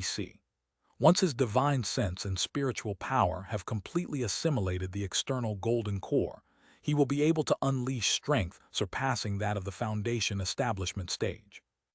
This is the heretical golden elixir technique. However, while the external golden core technique can also achieve the strength of forming a golden core, it is limited by the cultivation level of the demon beast in its previous life and can never be improved. Moreover, this is not true core formation, so the cultivator's lifespan cannot be extended. Therefore, the correct way to use the heretical golden core is to let the foundation establishment cultivator experience the core formation realm, and then use a secret method to shatter the heretical golden core in one go, so as to break through to the true golden core. This is the golden core transfer method, which has the highest probability of forming a golden core in the heavenly river realm, but is also the most dangerous method. Because once the external golden core is shattered, if the cultivator cannot successfully form their own golden core, the foundation establishment cultivator's physical body simply cannot withstand this power, and they will surely die. Even so, this is still the most popular method among foundation establishment cultivators in the heavenly river realm. However, third-tier demonic beasts are rare, and those that match the attributes of cultivators are even rarer. Moreover, foundation establishment cultivators are definitely unable to kill third-tier demonic beasts. Those who can use unorthodox golden core techniques are all direct descendants of major sects, and they are usually disciples who have failed in their attempts to form a golden core. Lu Zulong is exactly like that. It was quite a coincidence that they encountered the mother locust with both earth and fire attributes, so Yu Shuji didn't hesitate to swallow his pride and suppress Yan Shaoyan, asking Chen Mobai to buy this inner core. So that's how it is. As expected of the Star Heaven Dao sect, they actually possess the unorthodox golden core technique and the golden core transfer method. Upon hearing this, Chen Mobai couldn't help but look surprised. This is the same path as the Dharma body and nascent soul, except that when transforming into the Dharma body and nascent soul, one needs to devote all one's essence, energy, and spirit, leaving no room for regret. However, the unorthodox golden core technique also has the golden core transfer method, which allows cultivators to make a final attempt to truly form their golden core. Although the cultivation techniques in the heavenly river realm cannot compare with those of the immortal sects, they still possess unique and ingenious ideas. These unorthodox golden elixir techniques and golden elixir transfer methods are things that the immortal sect could never possibly develop. Because the monsters there are protected, let alone killing them to obtain their inner cores, even if you want to draw a tube of blood or cut off a piece of fur for research, you need to apply to the relevant departments. I wonder if this inner core could be exchanged with your sect for the heretical golden core technique and the golden core transference method. Chen Mobai thought for a moment and then made this request. After all, the Divine Wood sect does not have the corresponding method. Even if they have the inner core in their hands, they will not be able to use it. Moreover, there is no foundation establishment cultivator in the sect who is suitable for this inner core. Rather than keeping it in your hands and waiting for the inner core's energy to slowly dissipate, it's better to maximize its effect now. Chen Mobai had considered whether he could use this inner core to exchange for the Dharma body and nascent soul method from Yu Shuji, but doing so would likely expose that he possessed a fifth-order soul-nourishing wood, so he decided to test the waters cautiously first. I can make decisions on the unorthodox golden elixir techniques, but the golden elixir transfer method requires reporting to the sect leader. After hearing this, Yu Shuji said somewhat embarrassedly, "In the heavenly river realm, all the major sects strictly control the cultivation techniques related to breaking through realms and advancing in rank. The unorthodox golden elixir technique uses the core of a magical artifact to refine pills. Apart from the core concept, The other auxiliary ingredients need to be prepared by an excellent alchemist according to the spiritual root attributes of the foundation establishment cultivator. The key lies in the alchemist, not the pill formula. Therefore, the Starry Sky Grand Chamber of Commerce allows the sale of this. Chen Mobai. To be honest, our Shenmu sect does not yet have this method. If we are lucky enough to hunt down the same third-tier demon beast core in the Yunmeng Marsh, we might be able to use it. So we were thinking of exchanging it with your sect. Yu Shuji, I understand. I would naturally like to give it to sect leader Chen, but I simply do not have the authority. However, sect leader Chen, rest assured, I will immediately send Xiuxian to Dongyi. The Chamber of Commerce headquarters there can directly contact the sect and strive to get a reply as quickly as possible. Since it concerned his own disciple, Yu Shuji was naturally extremely concerned. Moreover, this method had great limitations, and he didn't think that handing it over to the Shenmu sect would have any major impact. At most, they might get lucky and hunt down one or two third-tier demonic beasts from Yunmeng Marsh, but the only one suitable for the water attribute in the Divine Wood sect is Hong. The appearance of one or two more core formation cultivators is of no importance to the Star Heaven Dao sect. I've heard that there's a similar technique called Dharmakaya Nascent Soul, which is similar to the heretical golden elixir technique. I learned about it when my junior sister Xiuxian was appraising the soul-nourishing wood. I wonder if your sect could exchange for this method. Chen Mobai asked the question casually. Hearing this, Xiuxian smiled shyly on her beautiful face. She had obviously recalled the scene when she first met this Master Chen at the founding of the Nation Sales event. She never expected that she would leave an impression on him because of this. I'm afraid that won't work. The method of the Dharma body and nascent soul needs to be reported to several patriarchs first. The Star Heaven Dao sect may not care much about core formation cultivators, but they still value nascent soul cultivators very much, since they are at the highest level of combat power. Even with the method to obtain the nascent soul, which still requires extremely rare fifth-order soul-nourishing wood and rejuvenating spirit water, they would not take any chances when it comes to the possibility of the nascent soul level appearing. They would rather nip it in the bud from the very beginning. In other words, the Star Heaven Dao sect has a lineage of Dharma body and nascent soul cultivators. After obtaining the information he needed, Chen Mobai explained that he was just asking casually. He explained that he had suddenly remembered Xiuxian's niece and was very curious about the Dharma body and nascent soul. Yu Shuji had no doubts and exchanged views with Chen Mobai on the heretical golden elixir technique and the Dharma body nascent soul technique. He did most of the talking, while the latter listened. A nascent soul is still a nascent soul after all. Although it cannot progress further, when combined with some powerful magical artifacts, its combat power is no different from that of a true nascent soul. For this reason, sects that possess the Dharma body and nascent soul do not allow this method to be passed on, in order to avoid the emergence of another nascent soul cultivator who could influence the situation in the eastern lands. Xiuxian, I'm entrusting these two matters to you. I will remain in the Flower Kingdom to ensure that this swarm of locusts is completely wiped out and that there is no second locust mother. Remember to report back promptly and do not delay. After the conversation, Yu Shuji wrote a letter on the spot, explaining the matter of King Musha and the heretical golden elixir to his disciple. Xiuxian nodded solemnly after hearing it. I will do everything in my power to repay the kindness of sect leader Chen in saving my life.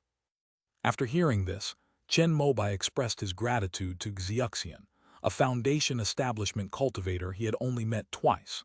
The latter was even more excited to see that he, a core formation cultivator and the sect leader, was so respectful to a man of talent, and her pretty face blushed slightly. End of this chapter. Chapter 563, The Situation in the Eastern Wilderness. Chapter 563, The Situation in the Eastern Wilderness. After Xiuxian left Huiguo for Dongyi, Chen Mobai stayed for 2 more days, and together with Yu Shuji and Yan Shaiyan, they swept away all the locusts in the underground cracks. After finishing this task, he took his leave. Sect leader Chen, I am truly sorry, but the locust plague has prevented me from being there.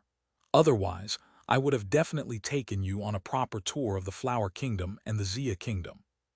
Yan Shayin, the host, looked apologetically at Chen Mobai and then offered to see the Shenmu sect group off.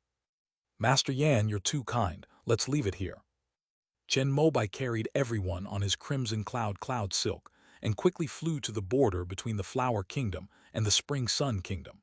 Beyond that lay the territory of the five elements sect's fire vein.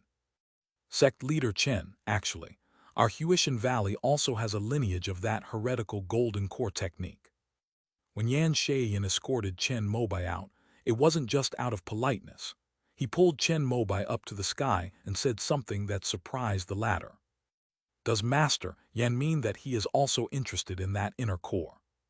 To be honest, my disciple He Jintang failed to form a core after taking the golden elixir jade rejuvenation pill in Dongyu. The earth core true fire technique he cultivates also happens to have both fire and earth attributes. Yan Shayan's words made Chen Mobai shake his head. Since he had already promised Yu Shuji, he certainly couldn't go back on his word. Moreover, Huishan Valley is an obstacle to his unification of the eastern wilderness, and he cannot allow them to have another core formation level combatant. I am a man of my word, and I always keep my promises. I have already promised Master Yu that this matter should not be mentioned again. Chen Mobai comes from a sect of immortals and understands the importance of integrity better than anyone else. It's like this, sect leader Chen. Since a third-tier locust queen has been discovered in the Flower Kingdom, it's not impossible to discover a second one in the future. With my strength in returning Heaven Valley, I might not be able to kill it on my own. But if sect leader Chen is willing to help, I won't have to call you Shuji anymore. Yan Shayin smiled and said something that made Chen Mobai fall silent. After pondering for a moment, he did not give a specific answer. Let's talk about it when we find out. This statement naturally failed to satisfy Yan Shayin, but he also knew that this was his first interaction with this sect leader Chen, and there was still a lack of necessary trust between them. Master Zhou and I have been close friends for many years. When we were refining the golden elixir jade rejuvenation pill, we cooperated very well. Our two sects are both in the eastern wilderness, and we should trust each other even more. Yan Shayin said something rather subtly. Chen Mobai, thinking that he had deliberately avoided Yu Shuji when he came out to say these words, roughly understood his meaning, nodded slightly, and said goodbye. Sect leader Chen, please take care. Master Sheng of the Fire Vein has a rather fiery temper, so please be careful. As Yan Shayin was leaving, he gave one last reminder. When Chen Mobai arrived, Zhou Shenking had told him about the personalities and cultivation levels of the three core formation cultivators from the five elements sect. The primordial ancestor had 6 direct disciples. The first disciple was the daughter of an old friend whom he had taken in when he was a rogue cultivator. She was defeated and died when she fought against the ghost cultivators of the Yellow Springs Road. Zhou Shenking is the second disciple, and Sheng Jiaxi is the fourth disciple. Like the eldest disciple, she is a woman. She was originally the senior disciple of a second-rate sect in the eastern wilderness. Before being taken away as a disciple by the primordial ancestor, she was the sect's hope. She and Nujiang were almost taken back one after the other.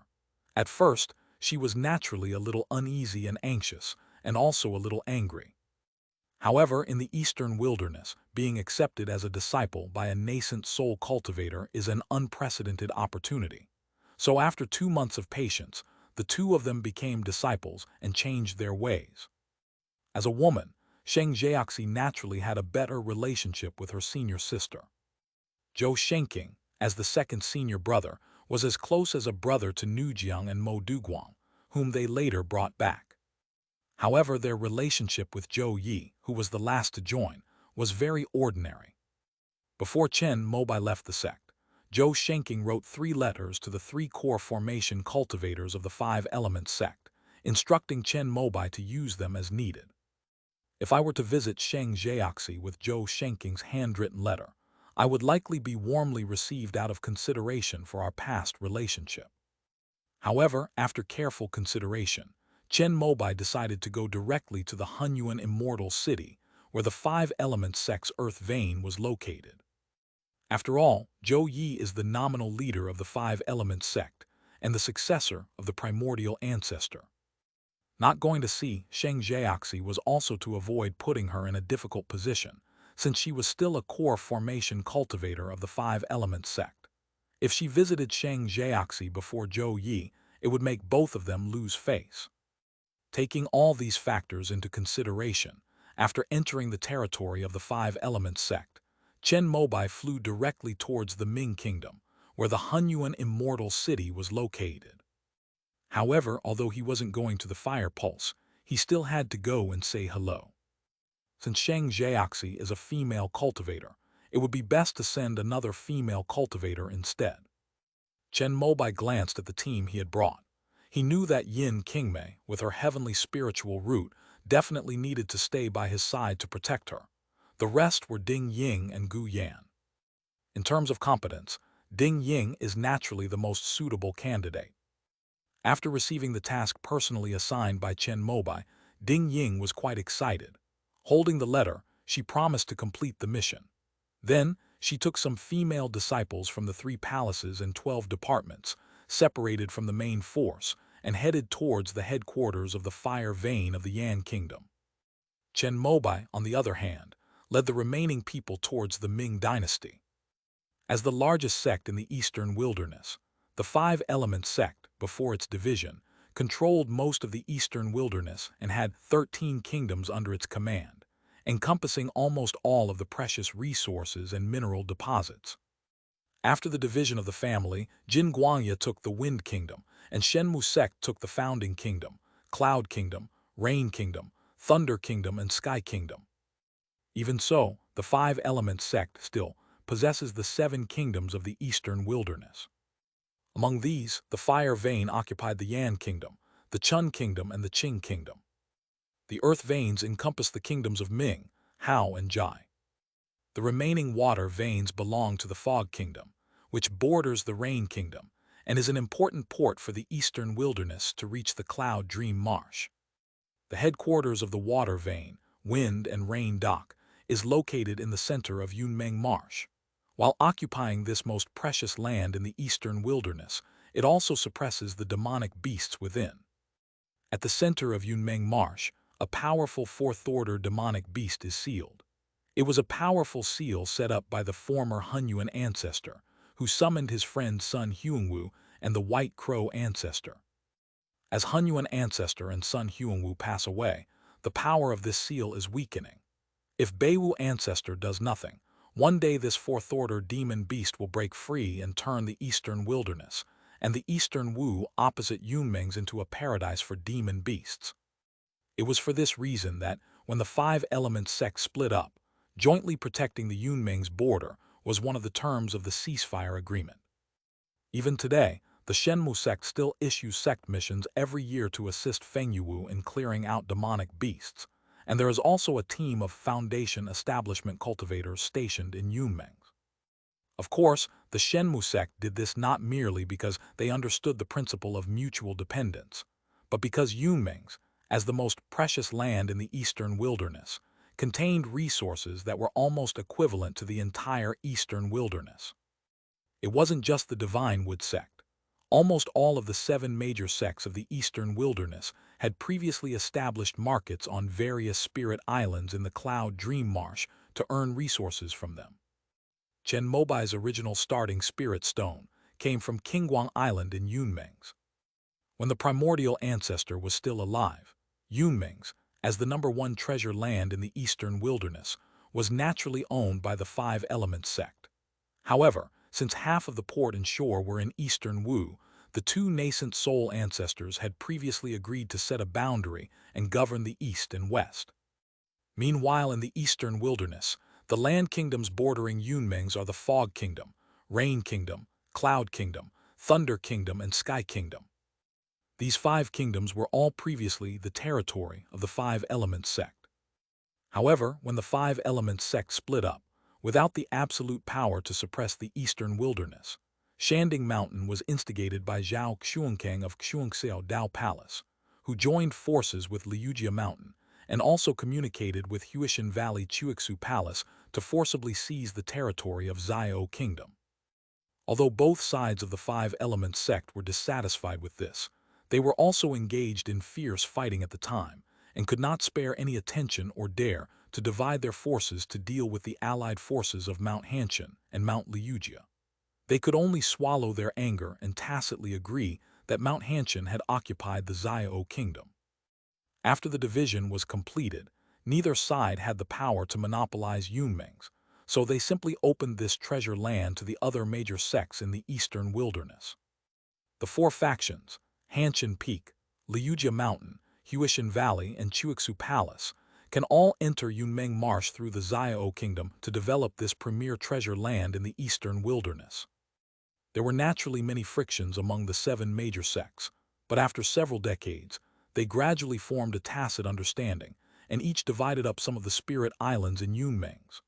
While occupying them, they also fought against the demonic beasts in their respective territories, which can be regarded as replacing the Five Elements sect in its heyday and carrying out the task of suppressing the demonic beasts. But that was before. Now the situation is a little different because the summit of Hanshan Mountain, which nominally occupied Xiaoguo, was destroyed by the Shenmu sect. Although Liujia Mountain was not destroyed, the death of the core formation ancestor meant that they had withdrawn from the ranks of the major sects in the eastern wilderness, and had to give up most of the spiritual islands in Yunmeng Marsh that they originally occupied. The reason why Zhou Wangshen chose to become the guardian of Xiao Kingdom was to occupy the numerous spirit islands in Yunmeng Marsh that were previously occupied by Hanshan Mountain and Liujia Mountain. If he can do that, even without the support of a sect, he will probably be able to gather resources for core formation. Chen Mobai was well aware of this. Although he wanted to support Yi Yun to take the throne, he also hoped that there would be a competitor within the sect that would give Yi Yun his all. Therefore, he not only agreed but also opened the door wide, allowing Zhou Wangshen to freely establish the Xiao Shenmu sect system in Xiao Kingdom and seize the numerous spirit islands that were vacant after the opening of Hanshan Mountain and Liujia Mountain. After the Shenmu sect occupied the Xiao Kingdom, the Chuixu Palace and Huishan Valley lost their land route to the Yunmeng Marsh. The two factions and the Shenmu sect had also coordinated and communicated. Chen Mobai thought that now was not the best time to take action against the two factions, nor did he want to completely force them to the Nangshuan sect. Therefore, he collected a toll of 1 million spirit stones per year to allow them to reconnect with the passage to Yunmeng's. Although Chuixu Palace and Huishan Valley were extremely unwilling, when they thought of Shenmu sect's achievements in destroying the summit of Hanshan Mountain and forcing Liujia Mountain to close its gates, and when they thought of the harvest that the sect could obtain from Yunmeng's every year, they could only grit their teeth and pay the toll. However, there is still a hidden danger in this process. That was the Southern Profound sect. After reopening their mountain gates in the Yan Kingdom, they also exerted their efforts in the Xiao Kingdom, trying to seize this passage from the Divine Wood sect. The two sides have had many frictions over this, and Fu Zhangju's puppet body has been sitting there for a long time. Over the years, the Southern Profound sect has become a thorn in the side of the Divine Wood sect's northern spiritual lands, yet they dare not attack it, for no one knows whether it will trigger a full-scale counterattack. One day, we will destroy the Xuanxiao Dao Palace. End of this chapter. Chapter 564, The Ming Dynasty Returns to Yuanshan. Chapter 564, The Ming Dynasty Returns to Yuanshan. According to Chen Mobai's strategy, unifying the eastern wilderness is only a matter of time. However, if one wants to completely monopolize the resources of the eastern wilderness, then one must deal with the Xuanxiao Dao Palace and the Xingshan Dao sect. Among them, the strength of the Star Heaven Dao sect is too terrifying, so it is definitely not advisable to fight them head-on. The remaining Xuanxiao Dao Palace, when the Five Elements sect split up, began to manipulate the summit of Hanshan Mountain as a pawn, wanting to intervene in the eastern wilderness and turn this region into their own sect's escape route. Compared to the Starry Sky Dao sect, which only wanted to do business. The profound Fear Dao Palace was the biggest obstacle to Chen Mobai's unification of the eastern wilderness. Fortunately, the nascent soul cultivator, ancestor Jin Feng, was already in his twilight years and unable to exert his full strength. It seems that unless it was at the very end of his life, the Golden Wind ancestor would not risk everything to set foot in the eastern wilderness. However, there is no reason to guard against thieves for 1,000 days.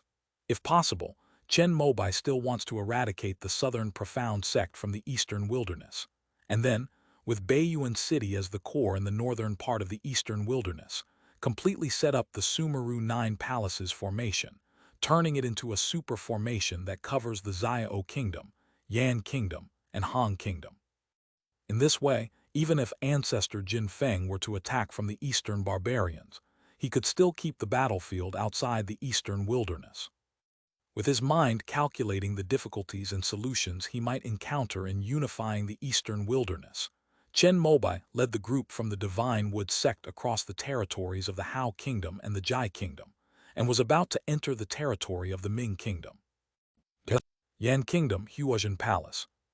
A slightly plump female cultivator with a dignified face looked very surprised after reading the letter. This junior brother Chen is quite interesting. The female cultivator was Sheng Jiaxi, a core formation cultivator from the fire vein of the Five Elements sect. After she finished speaking, Her Highness's disciple, Tan Rong, raised her head and reported to her that Ding Ying, the envoy of the Divine Wood sect, was still waiting outside. Tan Rong, should we meet with her? Sheng Jiaxi, it's gone. Since junior brother Chen is so considerate of me, I'll just stay out of it for now as he wishes. I'll say I'm in seclusion and can't see any guests for the time being. Now, in the eastern wilderness, the Divine Wood sect has surpassed the Five Elements sect to become the #1 power. Although Sheng Jiaxi is a core formation cultivator of the Five Elements sect, she will not risk her life to support Zhou Yi. At least she wants to see how Zhou Yi will deal with Chen Mobai after he takes over the Divine Wood sect. If Chen Mobai really comes to visit her directly first, Sheng Jiaxi will indeed be in a difficult position. This is perfect. After hearing this, Tan Rong got up and was about to leave Huozhen Hall when Sheng Jiaxi called her back. You're sending the Shenmu sect group to Ming Kingdom, so make sure nothing happens to them on my territory. Better safe than sorry. Although Sheng Jiaxi has a fiery temper, he is a thoughtful person who has cultivated to this level. Yes, master. Tan Rong is a beautiful and voluptuous female cultivator. She is also one of the most renowned foundation establishment cultivators among the younger generation of the Five Elements sect, and is considered a genius with the most potential to form a core through her fire vein. Until Chen Mobai suddenly appeared. She was somewhat unconvinced by the title of the #1 swordsman in the eastern wilderness, believing that if she were to reach the core formation stage, she would be no less capable than Chen Mobai. Until a few days ago, news came that Chen Mobai had mastered the Golden Flame, overpowered Kong Lingling, and killed the Mother of Locusts. Tan Rong knew that she was worlds apart from this sect leader Chen. As a fellow cultivator of the Crimson Flame sword technique, she knew what mastering the Golden Flame represented. Junior sister Ding, what kind of person is your sect's sect leader Chen? Ding Ying was slightly taken aback by Tan Rong's question, then smiled and told the truth. My sect leader is the most outstanding cultivator in this eastern wilderness. Oh. Hearing this, Tan Rong became even more curious about Chen Mobai. She did not refute Ding Ying's assessment, because in the eastern wilderness, there was indeed no cultivator more outstanding than Chen Mobai. This is why Tan Rong has very complex feelings towards Chen Mobai. On one hand, there was admiration for this person, with the greatest sword talent in the eastern wilderness in 1,000 years. On the other hand, there was the natural hostility towards the Divine Wood sect as a cultivator of the Five Elements sect. If only we hadn't split up. Tan Rong sighed softly. If the family hadn't split up, the Five Elements sect would now have 7 core formation cultivators. Even without the nascent soul cultivator, the primordial ancestor, It would be enough to make the Eastern Wilderness a unified realm, just like the Star Heaven Dao sect, which dominated the Eastern Mountain region. After Chen Mobai entered the territory of the Ming Kingdom, he encountered the five element sect cultivators who came to greet him. It was Kang Shangsu who came during his core formation ceremony. Sect leader Chen, master is already waiting for you. Lead the way. This is the last stop on Chen Mobai's visit to the Eastern Wilderness, and also the real purpose of his mission, to unify the Eastern Wilderness. If external factors are not taken into account, the only sect that can rival the Divine Wood sect is the Five Elements sect. To avoid any unforeseen circumstances, Chen Mobai only brought Gu Yan and Mu Yuan with him. After all, once they entered the immortal city, if Zhou Yi wanted to make a move, he would probably have little chance of fighting back. Moreover, Chen Mobai is not the real body, but a formless puppet. After passing through 3 teleportation arrays, they arrived outside the Hunyuan immortal city. There is a medium-sized teleportation array inside the immortal city, but it is only activated under special circumstances. Moreover, Chen Mobai and his group are now considered enemies, so they will not be directly teleported into the immortal city. However, this is even better, as it allows for a complete view of the Hunyuan immortal city. Their teleportation array was located on a high mountain, while the immortal city lay at its foot, nestled against the mountain and beside the water. 2 broad rivers converged in the center of the immortal city, giving birth to the largest city of cultivators in the Eastern Wilderness. However, several key locations in the immortal city were shrouded in auspicious, multicolored clouds, making it impossible for Chen Mobai and his companions to see through them, even from their elevated vantage point. Soon, Kang Shangsu led Chen Mobai and his group to the main gate of the immortal city. Stones refined with spiritual energy were used to build a tall city wall. Powerful runes appeared on the wall, combining with the grand formation that enveloped the entire immortal city to form an invisible barrier that separated the inside from the outside. The city wall has 3 gates, 1 large and 2 small. The large one is the main entrance, and the smaller ones are the left and right side entrances. The main gate and the small gate on the left were closed.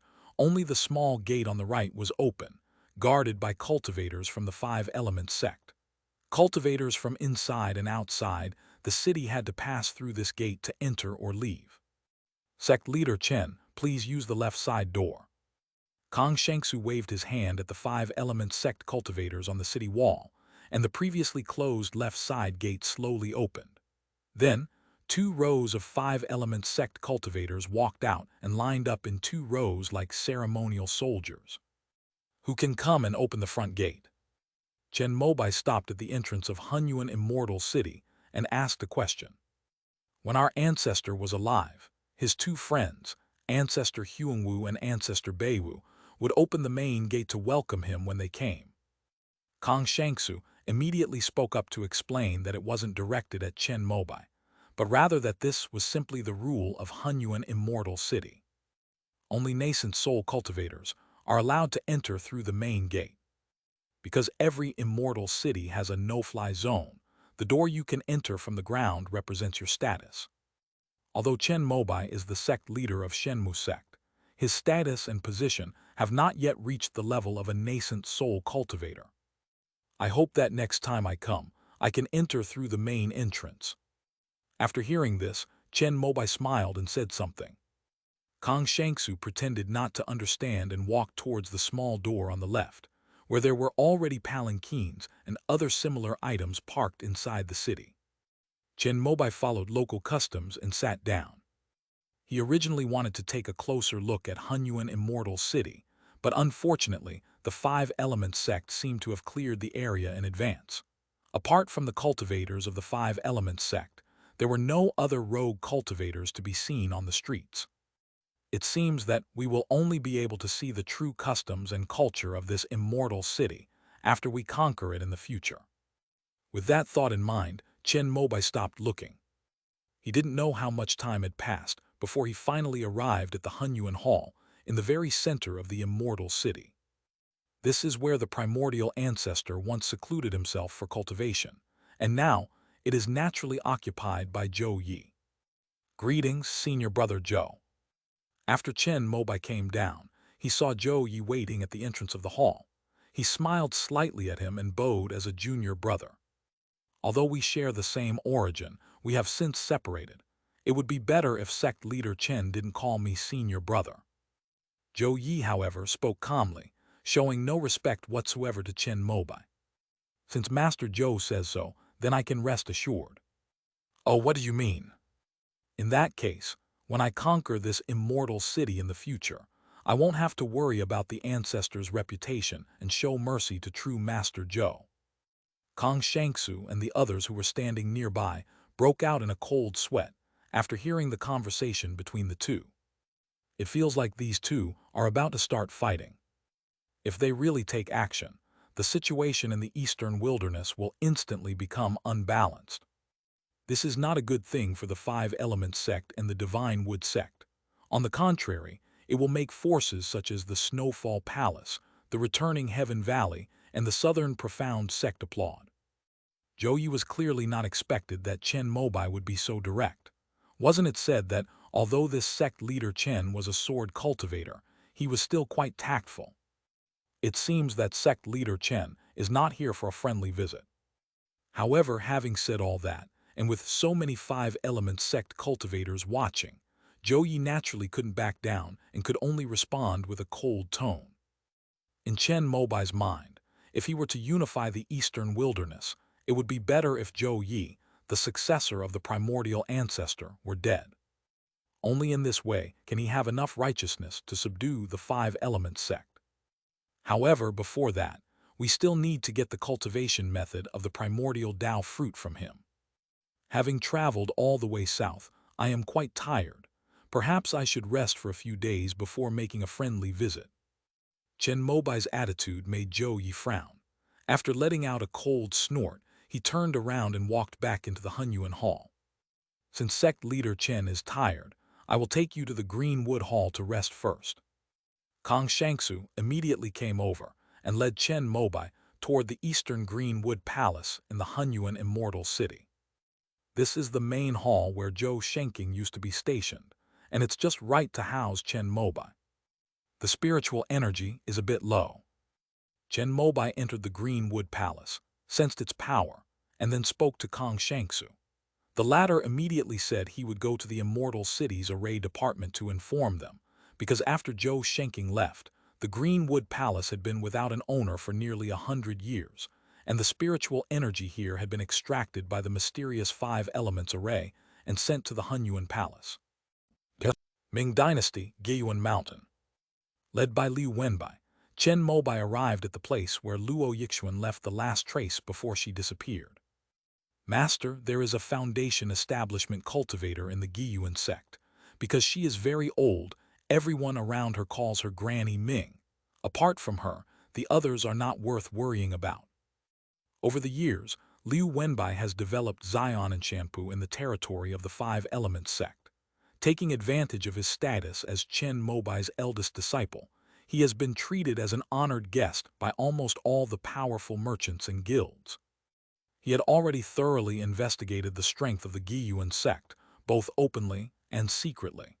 If Chen Mobai hadn't ordered him to come and investigate personally, he would have been tempted to take action. Chen Mobai glanced at Giyuan Mountain with his void eyes. It was an ordinary third-tier mid-grade spiritual vein, and there was indeed a fading spiritual energy lying dormant within it. It must be Granny Ming. Let's go.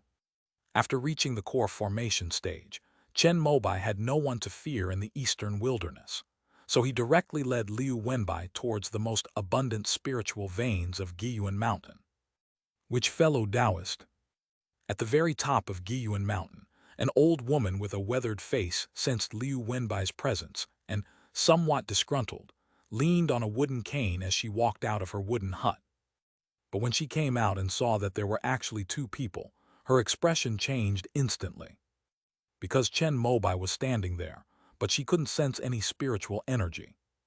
There are only two possibilities that could make this possible. First, she had cultivated their sect's secret returning to origin technique to its peak. Second, her cultivation level was far above hers. How should I address this fellow Taoist? With a solemn expression, Granny Ming planted her wooden staff on the mountaintop, and the mountain-suppressing formation centered on Giyuan Mountain was silently activated. You should have noticed by now that I have practiced your returning to origin secret technique. Chen Mobai smiled lightly, then released the secret technique. Powerful spiritual energy at the core formation level surged forth, accompanied by a bronze mirror flying out from his sleeve. Before the Giyuan sect's grand formation could even be activated, it had already been forcibly cut off and suppressed by him. Granny Ming felt that the great array she had been able to control so easily suddenly began to stagnate, and even the connection to the spiritual veins began to weaken, causing her expression to change drastically.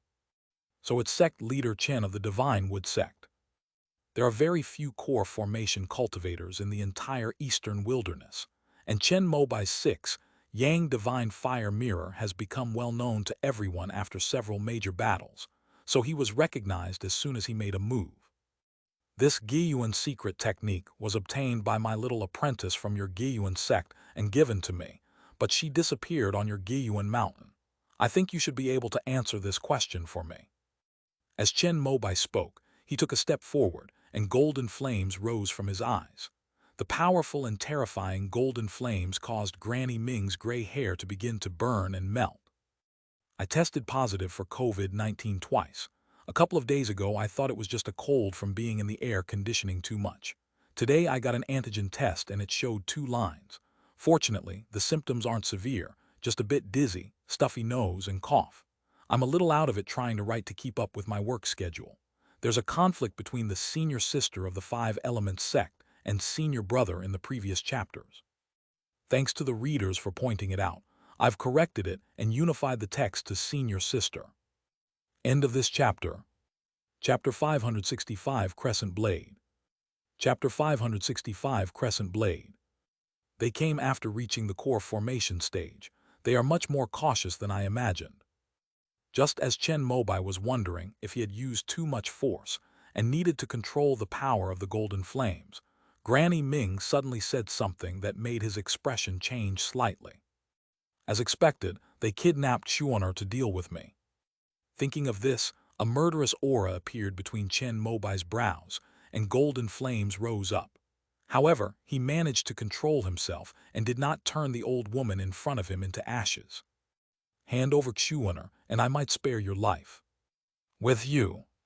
Upon hearing this, Granny Ming scoffed, and then her whole body shone with a holy light, like the moon hanging in the night sky in the darkness, carrying a soft and icy chill that blocked the oncoming golden flames from her body.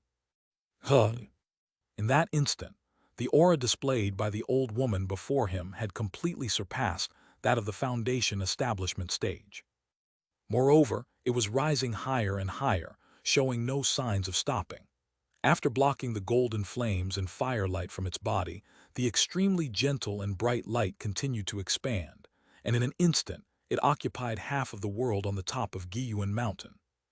If Chen Mobai hadn't taken out the second ball of golden flame, he probably wouldn't have been able to withstand the opponent's erosion, and would have been suppressed by her instead. Who are you? At this moment, Chen Mobai already sensed that his opponent's cultivation level was far above his own. There could not possibly be such a person on the eastern wilderness.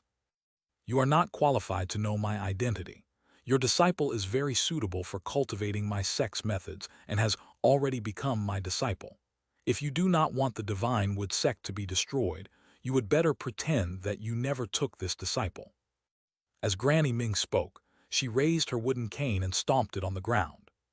With a bang, the 6 Yang Divine Fire Mirror, which had been suppressing the operation of the Giyuan Mountain spiritual veins, suddenly burst out with brilliant Xuan Yang Divine Light, then suddenly dimmed, trembling as it shrank back into Chen Mobai's sleeve. Chen Mobai had long since refined the 6 Yang Divine Fire Mirror into his natal magic weapon. With the support of his pure Yang spiritual power, it could unleash power no less than that of a third-tier high-grade item. However, this time, he was no match for it the moment they made contact. If he hadn't sensed something was wrong with the square-inch book at the moment of the clash and released the suppression to retreat in time, his consciousness would probably have been injured due to the connection between their minds. This magical artifact. Chen Mobai looked solemnly at the inconspicuous wooden staff. As he activated his insightful eyes, he saw a pure white, luminous crescent blade hidden within it. The chilling and holy spiritual power made his eyes sting. I've been living in seclusion here for a long time, and I can't expose myself for the sake of a little guy like you. At this moment, Granny Ming spoke again. A crack appeared in the wooden staff in her hand, and a ray of light, as sharp as a knife and as cold as frost, pierced through Chen Mobai's brow in the blink of an eye, splitting him in two. But Granny Ming frowned slightly, her old and cloudy eyes flashing with a sharp light, her divine sense spreading to every inch of the void on the mountaintop. Chen Mobai, who had been cleaved in two by her bright light, had turned into a phantom of flames, like fireworks scattered into nothingness. Here, Grandma Ming suddenly looked up and saw a figure slowly emerging from a colorful cloud. The bright light slashed out again like a crescent moon, tearing apart the clouds and the figures in the sky, turning them into a clear, endless streak in the sky. Not bad speed, it must be the ground-leaping flame light escape technique. As Granny Ming spoke, her gaze turned to the other side of the sky, where Chen Mobai's unharmed figure stepped out from the golden flames.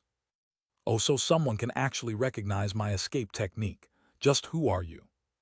Chen Mobai was very surprised, because he knew that his escape technique came from the divine tree secret realm and was known only to himself. The golden flames of the Qingyang fire at their peak, coupled with your reckless use of fire escape techniques, yet your body remains unharmed, suggests you possess an innate fire spirit body. These factors combined make your ground-based flame escape speed excessively fast. Granny Ming, however, gave an irrelevant answer, saying something that made Chen Mobai's expression even more serious. Flame escape from the ground is an ancient fire escape technique of the longevity sect. Its power depends not only on the cultivator's own realm, but also on the strength of the condensed true fire and the physical body. Although Chen Mobai had only just formed his core, his golden flame was already at the peak of the azure yang fire, and his physical body, due to his fire spirit body, had never experienced a feeling of being unable to withstand it. This resulted in his fire escape technique being perfected at the first level of the golden core stage. Because the consumption of spiritual power for each activation of flame light escape from the ground is constant, with his current pure yang spiritual power, he can use it 20 times in a row. You truly deserve the title of the greatest genius in the eastern wilderness over the past 1,000 years. Here's what I'll do. I'll give you a chance to become a disciple of my sect. It would be a way for you to acknowledge your ancestry and return to your roots. Perhaps in the future, you can even rekindle your master-disciple relationship with your little apprentice. As Granny Ming spoke, she gently stepped towards Chen Mobai, who was in midair. A vast and abundant spiritual power surged from her body, transforming into holy and bright moonlight, like a bright moon rising from the earth and covering Chen Mobai. Sizzle! The void opened up, and a purple bolt of lightning rippled out, transforming into a thunderbolt that crashed down upon Granny Ming's protective aura, unleashing a violent shockwave. Clicking! The wooden staff cracked inch by inch, finally revealing the pure white crescent blade hidden inside. The lightning bolt unleashed by the purple lightning sword was cleaved in two, but Granny Ming's originally rising figure was involuntarily knocked back down onto the mountaintop. This sword. Although Granny Ming had heard about Chen Mobai's feat of slaying Nan Xuanjing with his sword, she thought it was just an ordinary fourth-tier sword because she hadn't witnessed it herself. After all, someone like Nan Xuanjing is someone she can only deal with a single strike. But when I tried it today, I found that something was not quite right. Soothing the slight trembling of the moonblade, she looked at the long-handled sword that had slowly descended from the void and was being grasped by Chen Mobai. I'll ask you one last time, who are you, and where is Xuan'er? After summoning the purple lightning sword, Chen Mobai was already going all out. Golden lines appeared in his left eye, vaguely outlining the general shape of his opponent.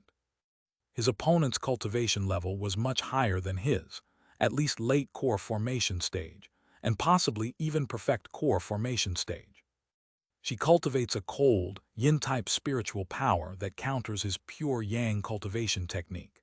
She also possesses a fourth-tier oddly shaped crescent-shaped magic weapon, which is clearly a perfect match for her cultivation method. It's just unknown whether it is her natal magic weapon. I need to test the waters again with the purple lightning sword.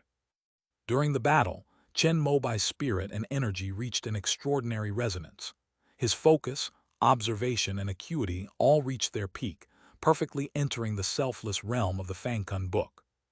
In the blink of an eye, the purple lightning sword, for which the price had been agreed upon, burst forth with dazzling light.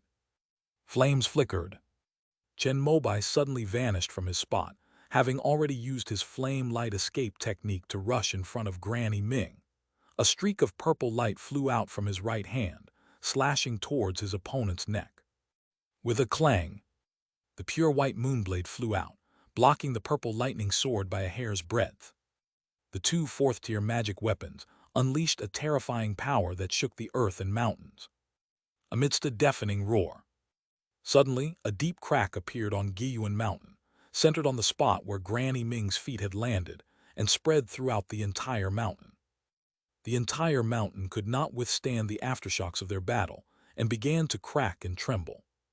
At that moment, Granny Ming's skin suddenly melted like candle wax, and the crescent blade trembled violently before suddenly unleashing a terrifying power that knocked Chen Mobai, who was holding the purple lightning sword, away.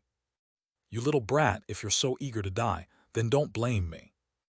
As she spoke, Granny Ming's body seemed unable to withstand the immense spiritual power within her. After melting, another ghostly, slender, silver-gray female figure emerged and was then injected into the crescent blade. After receiving the full infusion of essence, energy, and spirit, this fourth-tier magic weapon began to unleash an even more terrifying and chilling light than before. Even if Chen Mobai were to unleash the power of the purple lightning sword, it probably wouldn't have this level of strength. Danger. Unbeatable. We have no choice but to retreat.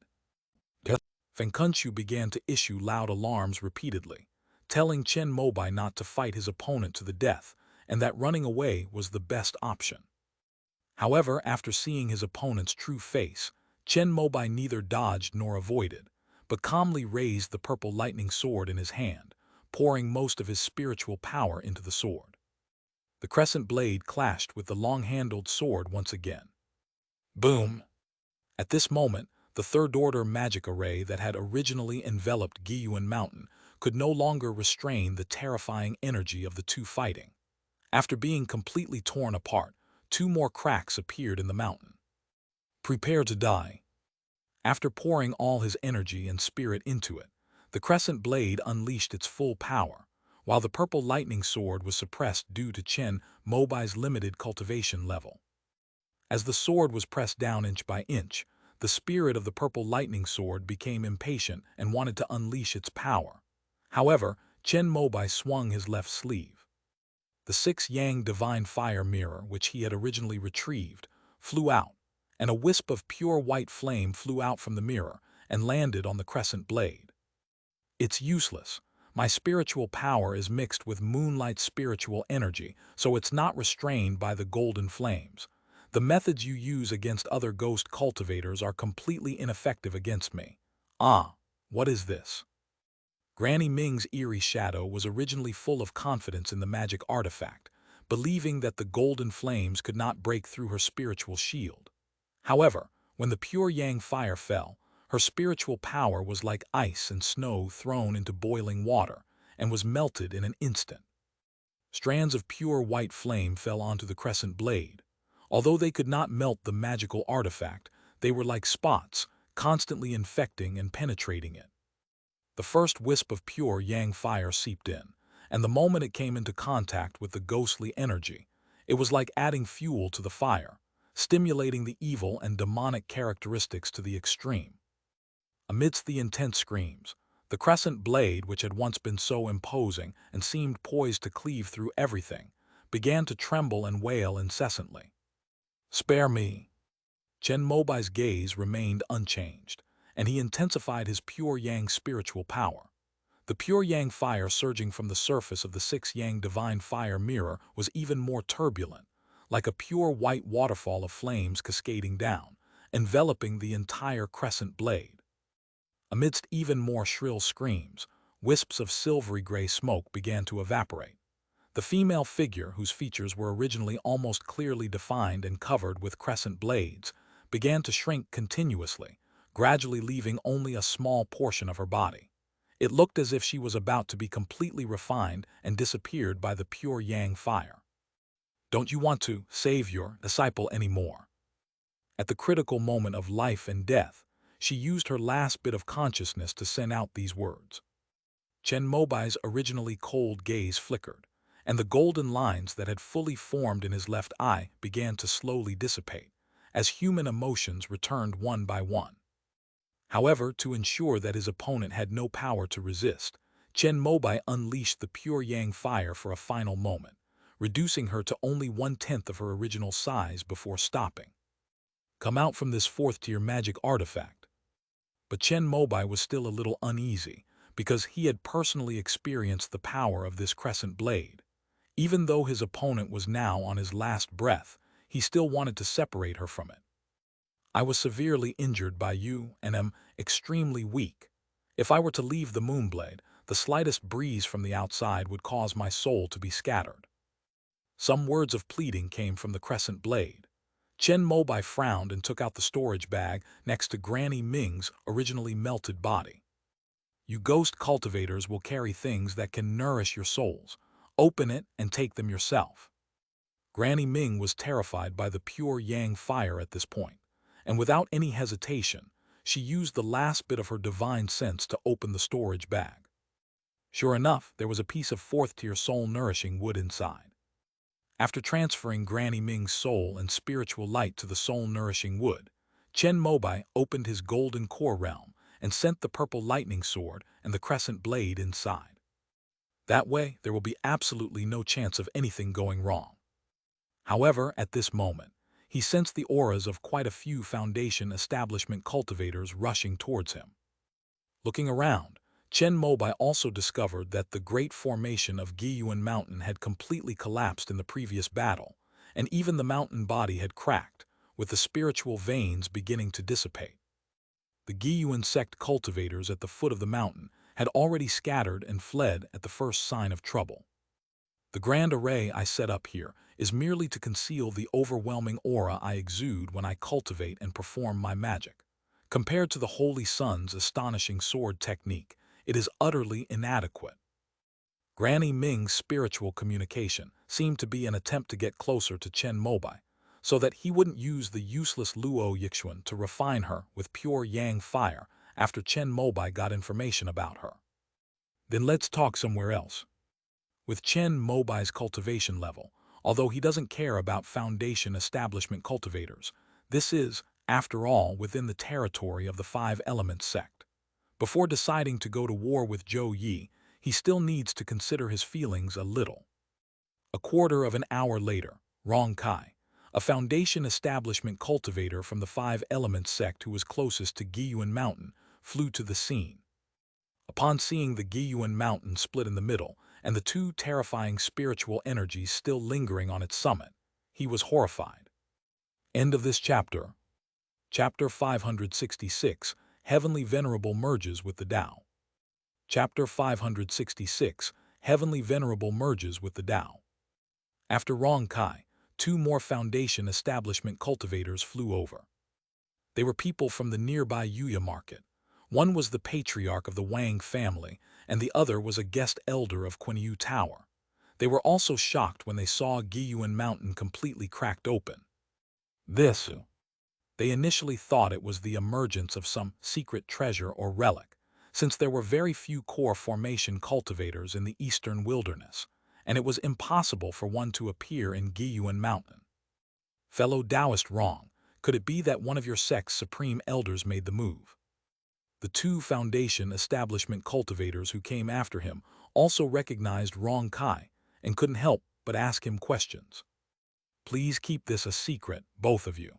I will return to the immortal city to report to the sect master.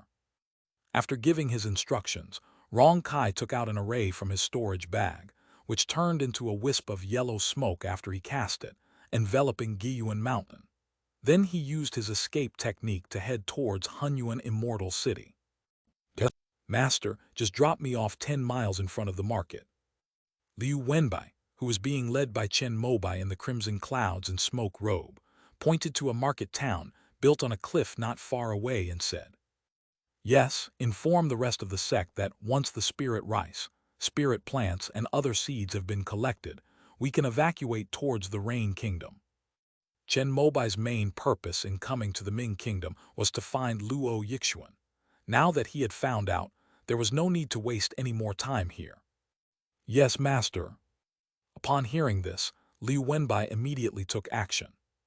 After setting his apprentice down, Chen Mobai focused on a single direction and flew continuously.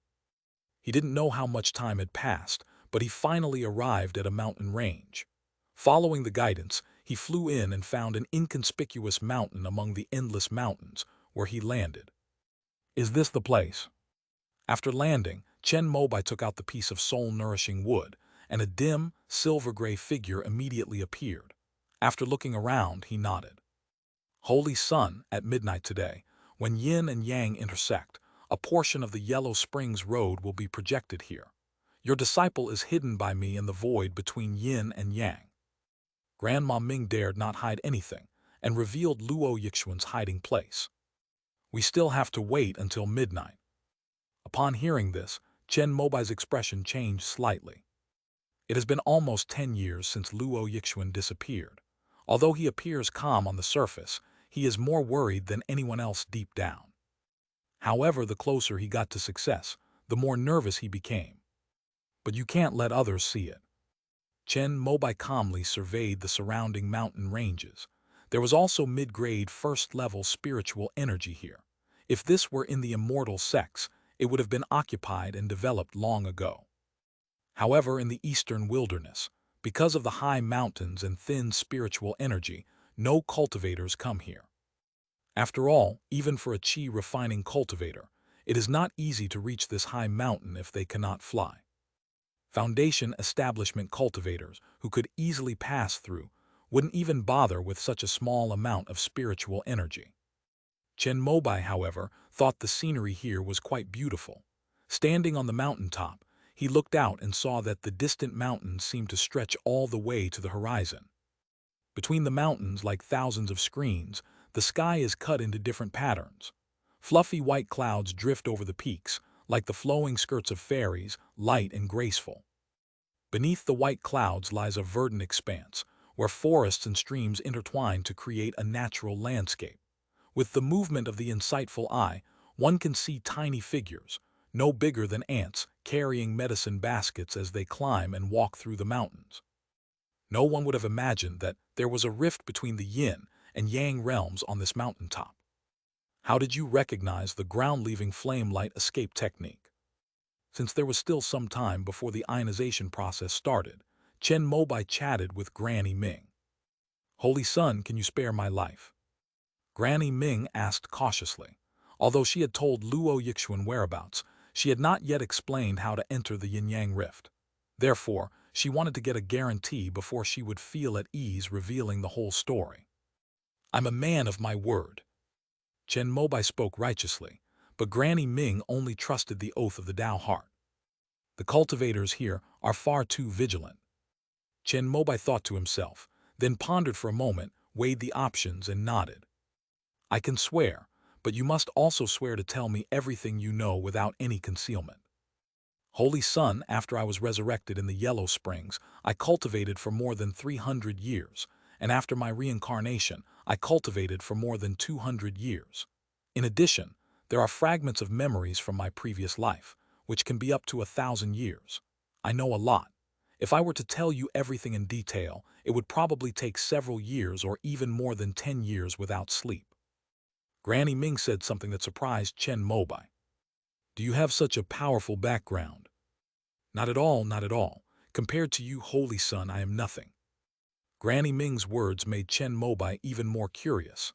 After thinking for a while, he changed the content of his vow. I swear I'll spare your life, but you must answer my questions truthfully without any concealment. Holy son, you must also ensure that no one other than yourself can kill me. Granny Ming, however, was extremely meticulous.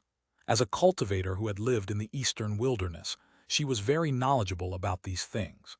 She added a few more loopholes that Chen Mobai had never even considered to ensure that she would not be completely destroyed by any unexpected events. Okay.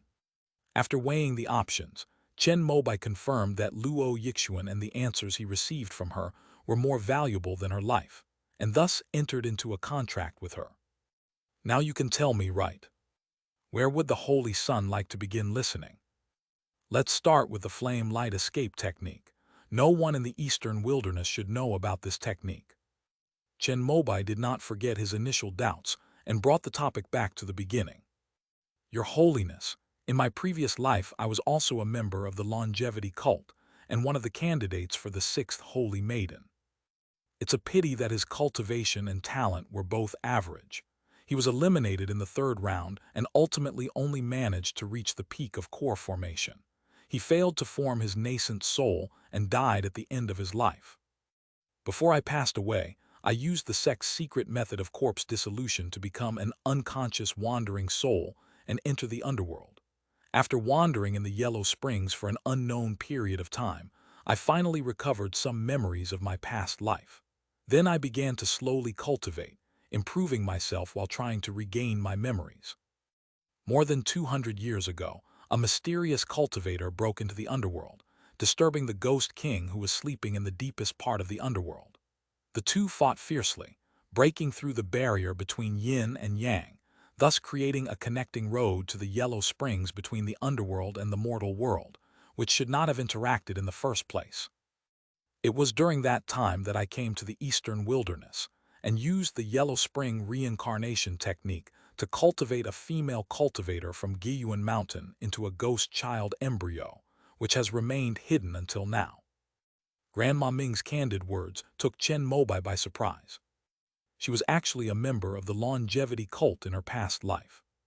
What shocked him even more was the origin of the Yellow Springs Road revealed in her words. This was actually created by a mysterious cultivator who forced his way into the underworld and fought against the Ghost King. Is it the primordial ancestor? The timing doesn't quite match up. Chen Mobai pondered for a moment, then put the question aside and began to ask Granny Ming the second question. Since you are a follower of the longevity cult and have been in the eastern wilderness for over 200 years, you should know that the longevity cult has disappeared into the annals of history. But do you know why such a vast sect would suddenly vanish completely? The 3 divine trees within the divine tree secret realm contain the inheritance and treasures of the longevity sect. If Chen Mobai can make use of all of these, he is confident that he can develop the strength of the divine tree sect in a short period of time. In this way, his grand plan to unify the eastern wilderness can be implemented sooner. But the key to obtaining these lies and how to deal with the most mysterious great Tao tree. And does the celestial spirit within still exist? Having finally encountered a true member of the longevity cult, Chen Mobai naturally wanted to learn from him. Even as the Holy Sun, he didn't know about this. However, after hearing this, Granny Ming asked a question in return. The reason I was able to become a Holy Sun is simply because the sect still retains the divine tree secret realm that was modified by the One Yuan true monarch. After I established my foundation, I could easily take 12 steps in front of the great Tao tree. Chen Mobai did not make a truthful oath of faith to Granny Ming. He simplified the process of becoming a Holy Sun in front of the great Tao tree. To be able to take 12 steps in front of the great Tao tree right after reaching the foundation establishment stage. The Holy Sun's talent ranks among the top 3 even in the 10,000 years of our sect's history. Grandma Ming didn't know that Chen Mobai had tried many times after reaching the foundation establishment stage before achieving this result. She thought he had done it on his first try. Knowing best the difficulty of the longevity trial, she couldn't help but express her admiration. Only third. Chen Mobai was somewhat surprised. He was convinced that his embellished achievement was enough to make him the #1 person in the history of the longevity sect. Who knew there would be someone even more incredible than him? After foundation establishment, there are 13 steps directly. Was he possessed on the spot by the celestial venerable's spiritual consciousness? In my memories before I passed away, apart from the first holy son and the fourth holy daughter, you, holy son, had the best grades. When Granny Ming joined the longevity sect, the sect was at its peak. However, after she passed away, all the relevant information about the longevity sect disappeared overnight along with all the upper-level cultivators within the sect, so she no longer knew much about it. Well, so I, the Holy Son, have only obtained a secret realm and inheritance left behind by the longevity sect. My understanding of this ancient sect is definitely not as good as yours. Chen Mobai did not hide anything from this and told the truth. I have a vague guess about why all the upper-level cultivators disappeared overnight, but I can't be sure if it's correct. Oh, what's your guess? In order to save her life, Granny Ming signed a Dao Heart contract. When faced with Chen Mobai's questions, she could only reveal a thought that had been hidden in her heart for hundreds of years. It seems that the Celestial Venerable has merged with the Dao. Upon hearing her words, Chen Mobai looked puzzled. The Celestial Venerable merges with the Dao. What does that mean? He was somewhat familiar with the Heavenly Venerable's words. He was the supreme being worshipped by the longevity sect. But in accordance with the Dao. That's right, Holy Son. Faced with Chen Mobai's question, Granny Ming could only tell him what she knew in detail. The spiritual energy in the Heavenly River realm is already somewhat depleted, so the highest one can cultivate to is the perfection of the nascent soul stage. One must then ascend to the heavenly soul stage to advance further. But at the very beginning of its creation, it was possible to cultivate to the Tao integration realm. The Heavenly Venerable is one of the oldest beings in the Heavenly River realm. When he was worshipped by the longevity sect, he was the one in this realm who was closest to the Tao integration realm. The doctrine of the longevity sect is to worship the Heavenly Venerable and unite with the Tao, and then the longevity Heavenly Venerable, after uniting with the Tao, leads everyone in the sect to ascend to heaven. After listening to Granny Ming's introduction, Chen Mobai's expression remained unchanged, but he was inwardly shocked. You should know that the highest realm in the immortal sects is the nascent soul stage. Although he had heard Zhongli Tianyu mention that there were higher levels and realms beyond the nascent soul stage, as far as he knew, no one in the immortal sect could achieve that. In this heavenly river realm, there are not only ascended cultivators above the nascent soul stage, but also, in ancient times, there was an inconceivable realm called Tao integration. He was even able to lead the entire sect to ascend to the upper realm. This power far exceeded Chen Mobai's imagination. In other words, the Celestial Venerable has merged with the Tao and ascended to the heavens with all the followers of the longevity sect who worship him. As Chen Mobai spoke, he pointed to the sky. Granny Ming nodded. She couldn't think of any other reason besides this one. After all, in ancient times, the longevity sect could be said to be one of the most powerful forces in the Heavenly River realm, and it also had a great power like the Heavenly Venerable who was close to the Tao. No cultivator or being could make such a great force disappear without a trace. If that's really the case, that's great. Chen Mobai immediately realized that if the Celestial Venerable merged with the Tao and ascended to immortality, then the most terrifying Celestial Venerable spiritual consciousness of the great Tao tree would definitely cease to exist. No wonder the One Yuan True Lord was able to cultivate to the Ascension realm through the inheritance of the longevity sect. They must have obtained something left behind by the Celestial Venerable from the great Tao tree. It's a pity he came to the eastern wilderness too late. Otherwise, it might have been him, not the One Yuan True Monarch who ascended to the heavens. Chen Mobai felt a pang of regret. He was already thinking that after returning to Giantwood Ridge, He would go to the Divine Tree's secret realm to try and harvest some of the Great Tao Tree, hoping to upgrade some of his third-tier techniques to the fourth tier through the Great Tao Tree. His requirements weren't high, a fourth-tier swordsmanship level or a fourth-tier lightning technique. If that wasn't possible, a fourth-tier extreme yang slash would also be acceptable. Thinking this, Chen Mobai saw that the sky was gradually getting dark and midnight was almost here, so he asked Granny Ming one last question.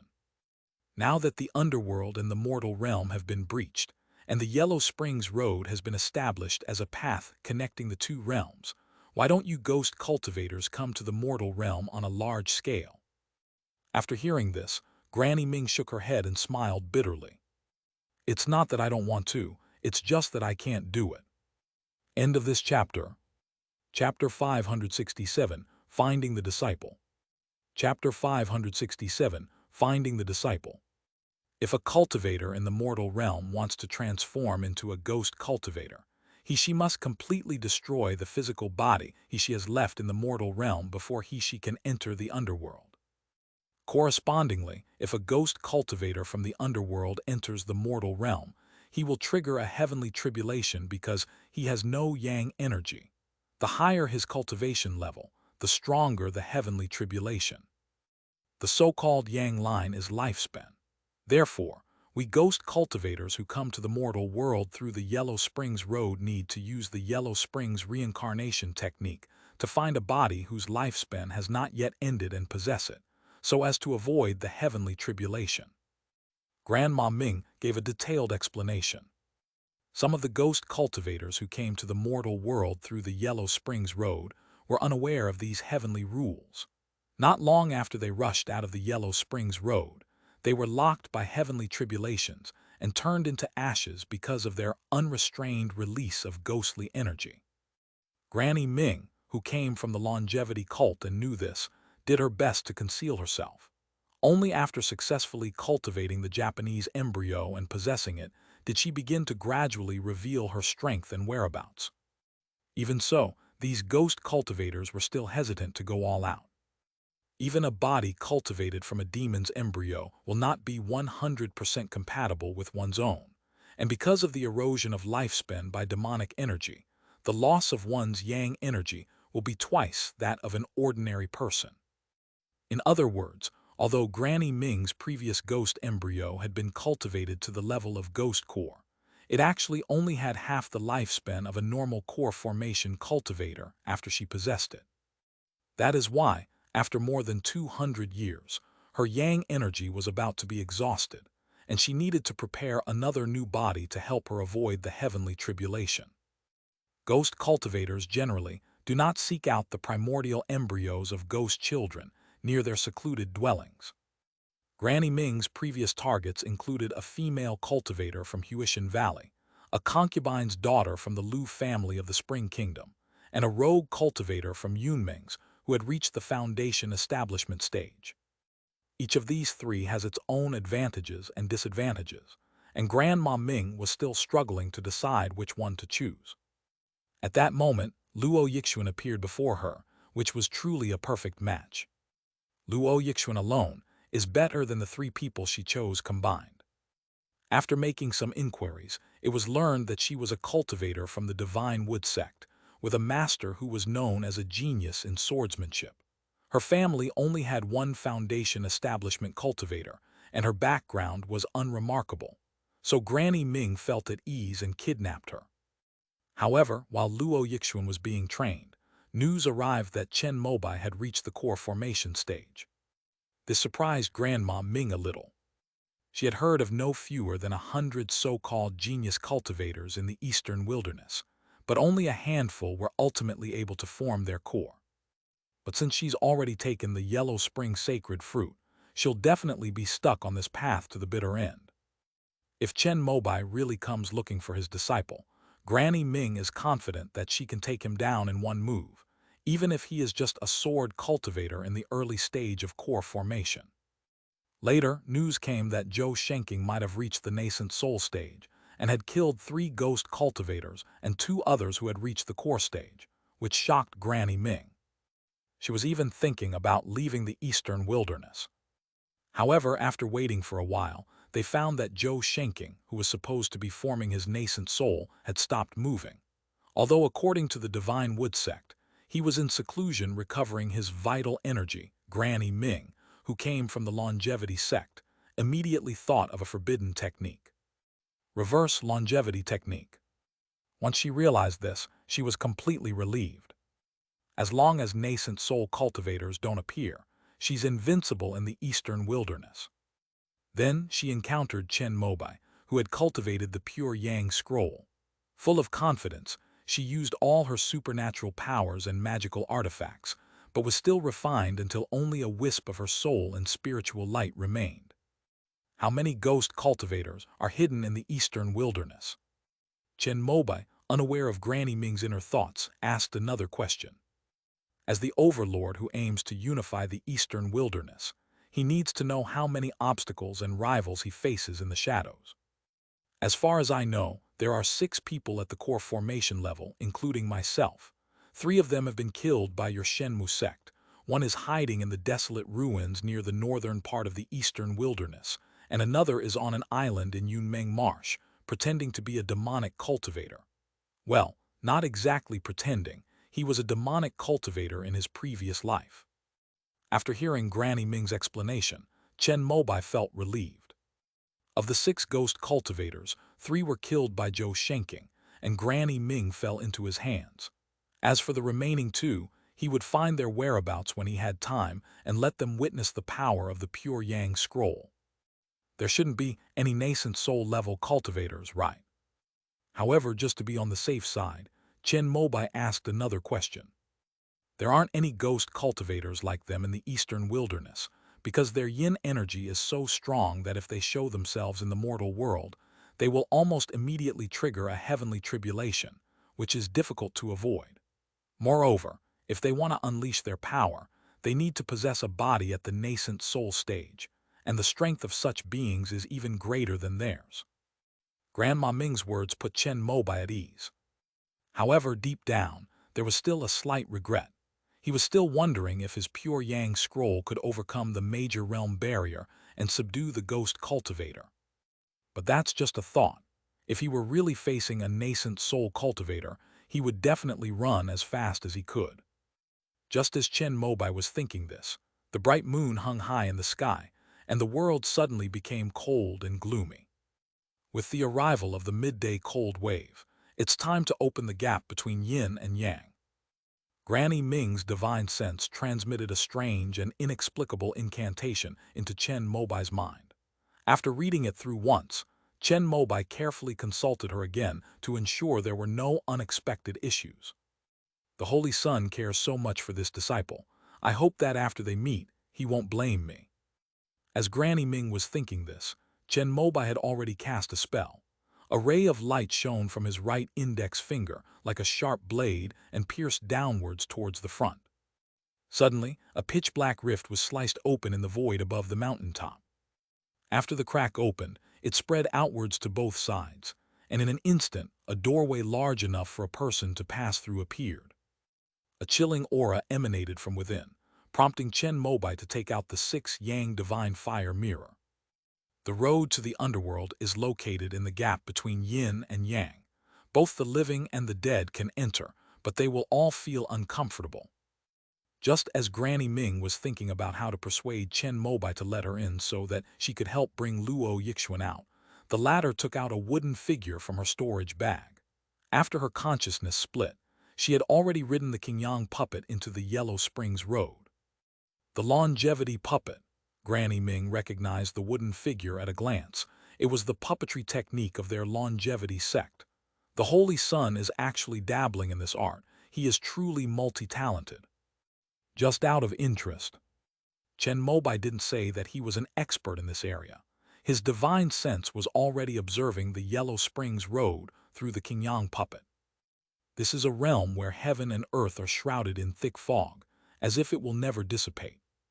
Although there was a dim, yellow moon in the sky, emitting a faint light, Chen Mobai felt as if he were in a long, dark night, where he couldn't see his own hand in front of his face. A sinister atmosphere permeated every corner of the void, and with each step he took forward, his consciousness felt increasingly oppressed. The sensation beneath the puppet's feet felt like stepping into an endless desert, and the dimness and coldness in the air made even the mind's senses sluggish. In the boundless silence, a thunderous roar suddenly erupted, resounding throughout the universe. A scarlet bolt of lightning lit up the sky, causing his consciousness to fluctuate violently. But after stopping and waiting for a long time, the surroundings returned to the same eerie and terrifying silence as before. Chen Mobai tried to activate the Qingyang puppet again, but suddenly found himself unable to move. Hurled. Outside the Yellow Springs Road, Chen Mobai immediately took out the central heavenly calculation bead that controlled the puppet and began to remotely inspect the Qingyang puppet that he had modified from beginning to end. Although this heavenly calculation bead was a second-tier item discarded from the puppet factory, it is still considered a high-end product in the Heavenly River realm. Chen Mobai quickly discovered the problem. The air on the road to the underworld contains an energy that is poisonous to everyone except ghost cultivators. Even without breathing, one will be tainted by it while walking, causing every tangible thing to become sluggish and stagnant. This really is the underworld. Chen Mobai sighed, then set the puppet to manual mode and used his divine sense to control its limbs, heading towards where Luo Yixuan was sleeping. It was a black mountain. Luo Yixuan didn't know how long she had been in this dark and gloomy little place. At first, she could keep track of the time. But without any reference points, she soon realized that her time was inaccurate. What is the background of that old woman? She is clearly a core formation cultivator, yet she has been hiding in the Guiyuan sect for so many years without revealing any trace of herself. It's likely that some demonic cultivator took a liking to her young and beautiful body and wanted to cultivate it before possessing it. Thinking of this, Luo Yixuan became even more anxious. However, her cultivation level was only at the foundation establishment stage, and compared to a core formation cultivator, she had no power to fight back at all. Moreover, in order to survive, she could only pretend to submit, hoping that a turning point would come. After all, she was a disciple of the Divine Wood sect, and her mysterious disappearance would surely be investigated by the sect. Given his status, his master might be able to persuade the two patriarchs to intervene. But all of this depends on her survival. Therefore, Luo Yixuan cooperated with Granny Ming to go to Yunming's to meet a demonic cultivator who used a secret method to modify her birth date and time, making their destinies compatible. He then cultivated the Yellow Spring reincarnation technique, consumed the Yellow Spring sacred fruit, and was even sent into this sealed, dark box, where he was subjected to the impact of cold and yin energy every day, enduring the unknown fear of his body changing inch by inch. 1 day, 1 week, 1 month, 1 year, 2 years, 5 years, 8 years. Luo Yixuan didn't know how long she had been lonely in this environment. Several times she felt like she was going crazy, but her resilient character ultimately allowed her to persevere. But as time went by, she began to have doubts. Will her master come to save her? Having been a thoughtful child since childhood, she received unprecedented affection and love from her family in Xiaonanshan, but deep down, she still harbored a lingering, unspeakable fear. She clearly understood that her ability to achieve foundation establishment, return home in glory, and command the dignified and godlike patriarch of her family to bow down and fawn over him was all thanks to the best master in the world. What if one day her master doesn't want her anymore? The thing that people who have possessed something fear most is losing it again and becoming penniless. Luo Yixuan was terrified that her warmest decade or so in Xiaonanshan was just a dream she had been living in amidst her inner repression and pain. Every day when she opened her eyes and saw this enclosed rectangular space, her fear grew stronger. 10 years after being captured by Granny Ming, she consumed 3 Yellow Spring sacred fruits in succession, and her cultivation level suddenly increased to the peak of foundation establishment. However, this was accompanied by drastic changes in her body and an even stronger surge of despair from the depths of her heart. She felt her consciousness being eroded by the cold, yin energy, and the time it took for her to wake up was getting shorter and shorter. Perhaps one day, she will fall into a deep sleep and never wake up again. Moreover, that time is not far off.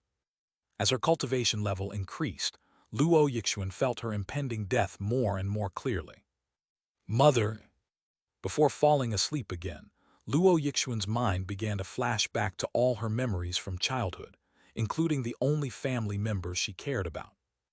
However, knowing the personalities of my master, senior brothers and senior sisters, even if I die, they will definitely take good care of my mother. As Luo Yixuan thought of this, her worries about her mother gradually dissipated, and she finally glossed over the painful memories of the Luo family. My memory flashed back to that day. After dressing up, she followed Luo Yixiu to Nangxi Market, waiting for the guardian of Chen Mobai sect to come and lead them to the sect. This was the day that changed her life, because she met him for the first time. At that time, Luo Yixuan could never have imagined that she would one day become his disciple. The years she spent in Xiaonanshan were the best time of her life. If only we could stay in that moment forever. The image of her master, with his handsome face and gentle demeanor, began to fade from Luo Yixuan's mind as she slowly drifted off to sleep. With a thud, an unprecedented tremor began to occur. Luo Yixuan, who had just fallen asleep, tried to open her eyes, but her body could not escape this rhythm. Who is it? She wanted to speak, but she couldn't open her mouth or move. This is it. Chen Mobai rode the puppet onto a black mountain. The entrance to this road to the underworld was discovered by Granny Ming. After entering, the destination was not far away. He used the divine wooden sword worn by the puppet to cut open one of the mountain walls, entered the mountain, and quickly found a bright red sedan chair. This is a special magical artifact that can sever Luo Yixuan's life force, allowing her to transform into a ghost embryo more quickly on the road to the underworld. Following Granny Ming's instructions, Chen Mobai lifted the sedan chair with one hand and left Black Mountain. On the way back, we didn't encounter any unexpected situations. After an incense stick has burned, under Chen Mobai's control, the Qingyang puppet rushed out of the Yellow Springs Road. After returning to the mortal world, Chen Mobai had no more worries.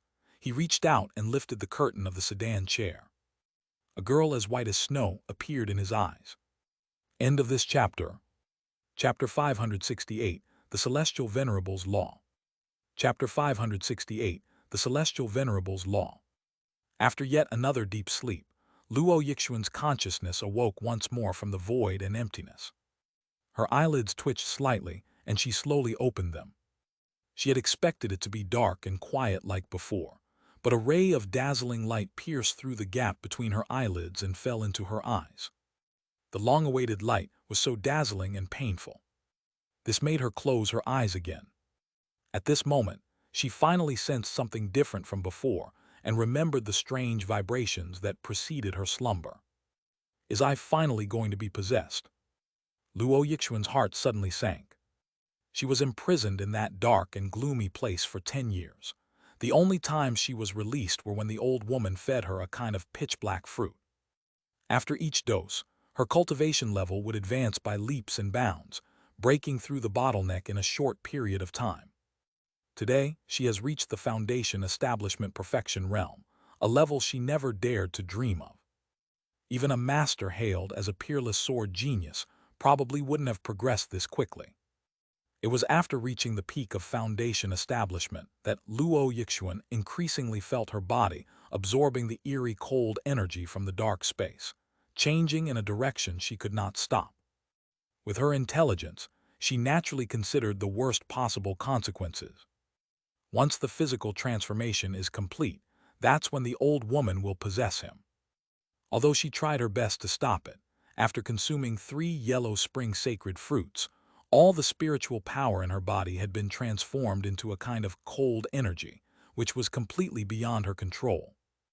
Or rather, after being abducted, although Luo Yixuan still had her own consciousness, her spiritual power and physical body had been restricted and controlled by that old woman. Over the years, she has been like a doll with self-awareness, but unable to resist.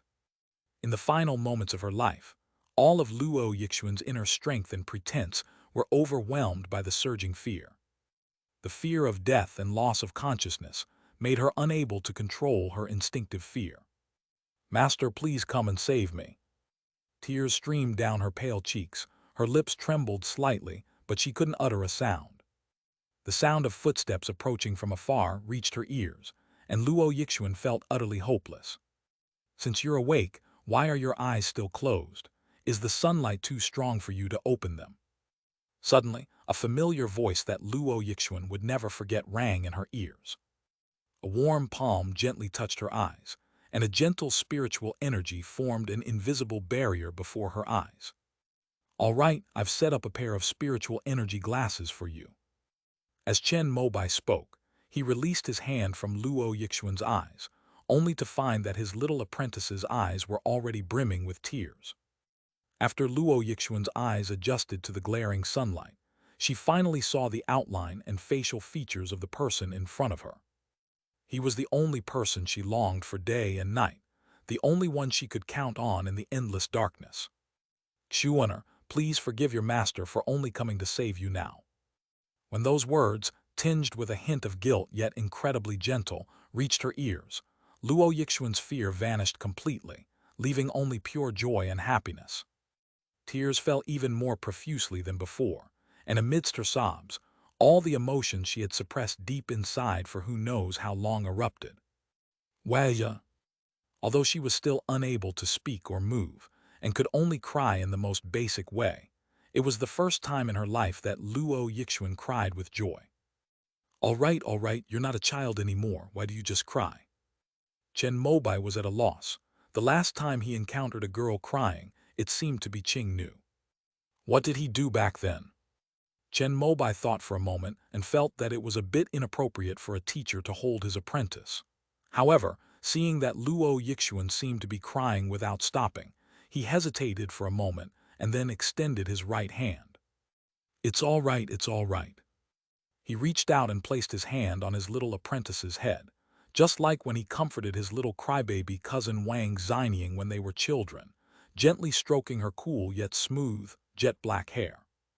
After an unknown amount of time, Luo Yixuan finally calmed down, no longer crying loudly but sobbing softly. "Why can't Xuaner move?" At this moment, Chen Mobai also noticed that Luo Yixuan's physical condition seemed to be a little off. Her body was filled with the yin energy of the yellow springs, which made him dare not transfer his pure yang spiritual power into her body to investigate. "Granny Ming, reporting to the Holy Sun, it is like this. She has consumed the yellow spring sacred fruit of my soul crystal and is now almost a complete ghost child embryo, with her body filled with yellow spring spiritual power. She is just waiting for the final condensation and crystallization to trigger a qualitative change so that she can condense the ghost core." Granny Ming, but this power is not something that a mere foundation establishment cultivator like her can control. So her consciousness was trapped in her purple mansion sea of consciousness by the yellow spring spiritual power, which is why she is unable to move. Chen Mobai, you cast the yellow springs reincarnation technique on her. After listening, Chen Mobai looked at the soul-nourishing wood that Granny Ming was parasitizing with murderous intent, and the latter's silver-gray shadow immediately shrank back. "Granny Ming, Holy Sun, we have made a Tao heart pact." Fearing that Chen Mobai might lose his temper and become irrational, Granny Ming immediately spoke up to remind him. Snort. Upon realizing this, Chen Mobai could only snort coldly, grasp the piece of soul-nourishing wood in his palm, and begin to inquire about a solution. Holy Sun, the ghost child's nascent soul, having consumed 3 yellow spring sacred fruits, is almost irreversibly damaged. However, this isn't necessarily a bad thing. As long as I can enter her sea of consciousness and control her, I can ensure that I can form a core from the yellow spring spiritual energy within her body. This is the pinnacle of cultivation in the eastern wilderness, something countless cultivators dream of. Shut up, my disciple can successfully form his core, even without using these unorthodox methods. In a fit of anger, Chen Mobai spoke his mind. Yes, Holy Sun. On the surface, Granny Ming said this, but in her heart she felt that the divine wood sect's luck couldn't be that good.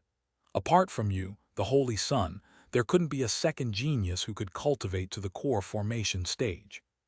There are no perfect cultivation techniques or secret arts in the world. The Yellow Spring reincarnation technique must have a way to reverse it. You'd better think about it carefully. Otherwise, although I can't kill you, I can still let you experience the pure Yang fire again. For the sake of his apprentice, Chen Mobai had no choice but to threaten and intimidate Granny Ming. Holy Sun, there are 3 ways, but... Explain. With her somber voice and the constraints of the contract, Granny Ming could only confide what she knew. In the Kongseng Valley of Dongyi, there grows a spiritual plant called pure bamboo, which contains the pure energy of nature and can suppress the changes in the primordial embryo of the devil. There is also the 3 lights divine water of the Xingqian Dao sect of Dongyu, which is a fundamental cure. The Holy Sun can use the demon refining true fire to dissolve her physical body, which has been transformed into a demonic embryo, and then let her recall her original physical body, which can be reshaped with the 3 lights divine water. But this requires her own divine consciousness to be strong enough to control the power of the 3 lights divine water. The last resort is that there is a book called the Netherworld Scripture in the demonic sect, which is a method to cultivate the spiritual power of the Yellow Springs in human form. If she can obtain this and switch to the demonic path, with the foundation laid by my 3 Yellow Springs sacred fruits, her future achievements will be limitless. At the very least, she will be able to cultivate to the peak of core formation. After Granny Ming finished speaking, Chen Mobai fell silent. The simplest of these is naturally the first one. If he remembered correctly, the gift he gave Yin Qingmei when she was building her foundation was a stalk of pure bamboo. I wonder how she's doing now that so many years have passed. Even if it dies, Chen Mobai can ask Chu Zuoshu and Dongyi to help him buy a new one. This only addresses the symptoms. The remaining 2 fundamental solutions were beyond the comprehension of the 3 lights divine water, as these were supreme spiritual treasures that even the holy lands of the East sought after. Although Chen Mobai had a decent relationship with Yu Shuji and possessed the 3rd-tier inner core that Yu Shuji desired, such a thing was coveted even by the latter and was unlikely to end up in the eastern wilderness. After thinking about it, Chen Mobai realized that the demonic cultivation method was actually the best. Having grown up in a cultivation sect, Chen Mobai had no prejudice against either the righteous or demonic paths. If used correctly, it will be correct. If used incorrectly, it will be incorrect. This is something the immortal sect promotes every day. I didn't see the ancient Taoist Rui sect's Hun Tian Yuan Jing method, which has become an environmental protection method for dealing with all kinds of garbage and waste in the immortal sect. Do you have the scripture of the underworld? Grandma Ming immediately shook her head. Just as Chen Mobai frowned, preparing to go back and think of another solution, the latter spoke up and gave him another clue. Tu Deahua, who lives in seclusion in Yunming's, is a demonic cultivator of the ghost path. He told me about the Netherworld Scripture during our conversation. If the Holy Sun really wants the Netherworld Scripture, he can go to him. At this moment, Chen Mobai finally realized the benefits of signing a contract with Granny Ming. At least she couldn't hide anything she wanted to know. You know where he lives in seclusion, don't you? I looked for him once 10 years ago. He is a cautious person and often changes places. I don't know if he is still on the original island now. Since I'm leaving the Yu Kingdom after my visit to the 5 Elements sect in the Ming Kingdom, I'll take the opportunity to visit Yunming's on the way. Chen Mobai made his decision in just a few words. Yes, Holy Sun. Hearing this, Grandma Ming finally breathed a sigh of relief. She was genuinely afraid that Chen Mobai would take his anger out on her, after he found out that Luo Yixuan had been transformed into a Japanese embryo. However, Granny Ming was somewhat surprised that Chen Mobai would choose the demonic path. It seems that this Holy Sun is also a person with flexible bottom lines. I wonder how long I can maintain the oath of faith with him. By the way, why does this Yellow Springs sacred fruit look so much like the longevity tree fruit? Just as Granny Ming was worrying, Chen Mobai thought of this and asked, Oh, holy son, don't you know? This yellow spring reincarnation technique was created by the heavenly venerable. Huh, is that really how it is? Tell me more. Chen Mobai had previously felt that the yellow spring reincarnation technique seemed to have some resemblance to the longevity sect. But at that time, his cultivation level was too low, and he thought it was just his imagination. The celestial venerable is known as eternal life, and is the most vigorous spiritual plant in the heavenly river realm. He is born with great supernatural powers, but precisely because of this, it is much more difficult for him to achieve Tao than for ordinary cultivators. The celestial venerable sought the method of merging with the Tao from the water mother. The water mother guided him to enter into death through life, to control life and death in the cycle of birth and death, and thus he could take the step of merging with the Tao. Therefore, the celestial venerable severed a wisp of his spirit and entered the underworld to try his hand at the path of ghost cultivation. The Yellow Springs reincarnation technique originated from this. However, at that time, only the holy sons and daughters of the sect were qualified to cultivate it and become the holy embryos of the celestial venerable's descent into the world. However, we ordinary followers can also benefit from the heavenly venerable's protection and be transformed into ghost cultivators after death, so that we can once again chant the name of the eternal life heavenly venerable in the underworld. After listening to Granny Ming's words, Chen Mobai suddenly fell silent. He had a feeling that there was still some danger over at the great tree. Do ghost cultivators have unlimited lifespans? Chen Mobai thought of this question again. Before the disappearance of the longevity sect, Granny Ming's previous life was at least more than 10,000 years ago. After she became a ghost cultivator, she awakened her own memories, which undoubtedly meant that she was continuing the existence that should have died. If every cultivator of the longevity sect who died of old age transformed into a ghost cultivator, then the underworld should have long been the domain of the longevity sect. Holy Son, although we can become ghost cultivators under the protection of the heavenly venerable, only 1 in 10,000 can awaken their own memories. Moreover, 10,000 years have passed since I awoke, and the rest of the followers have probably long since become resources for other ghost cultivators to advance in the underworld. Moreover, ghost cultivators have no possibility of reincarnation. Once they are devoured by other ghost cultivators, their souls will be scattered and they will disappear completely. We can only make endless existence meaningful by killing and devouring each other step by step until the end. This is also why we couldn't wait to escape from the underworld after the Yellow Springs Road appeared. Although we third-tier ghost cultivators are powerful in the eastern wilderness, we are constantly worried about being discovered and devoured by fourth-tier ghost kings in the underworld. Granny Ming's words made Chen Mobai understand how difficult it was to become a ghost cultivator. Although ghost cultivators do indeed have endless lifespans, over 99% of them cannot awaken their past life memories. Moreover, even if they do have innate wisdom, they still live in constant fear, lest they be devoured by a higher-level ghost cultivator. Even if a human cultivator dies, there is still a chance to be reincarnated. Perhaps in one of his lifetimes, he will achieve great success in his cultivation and ascend to transcend the sea of suffering. But ghost cultivators don't have that opportunity. Once you die, you are completely gone. No wonder, although there are ghost cultivation methods in the heavenly river realm, cultivators are basically unwilling to develop and learn in this direction.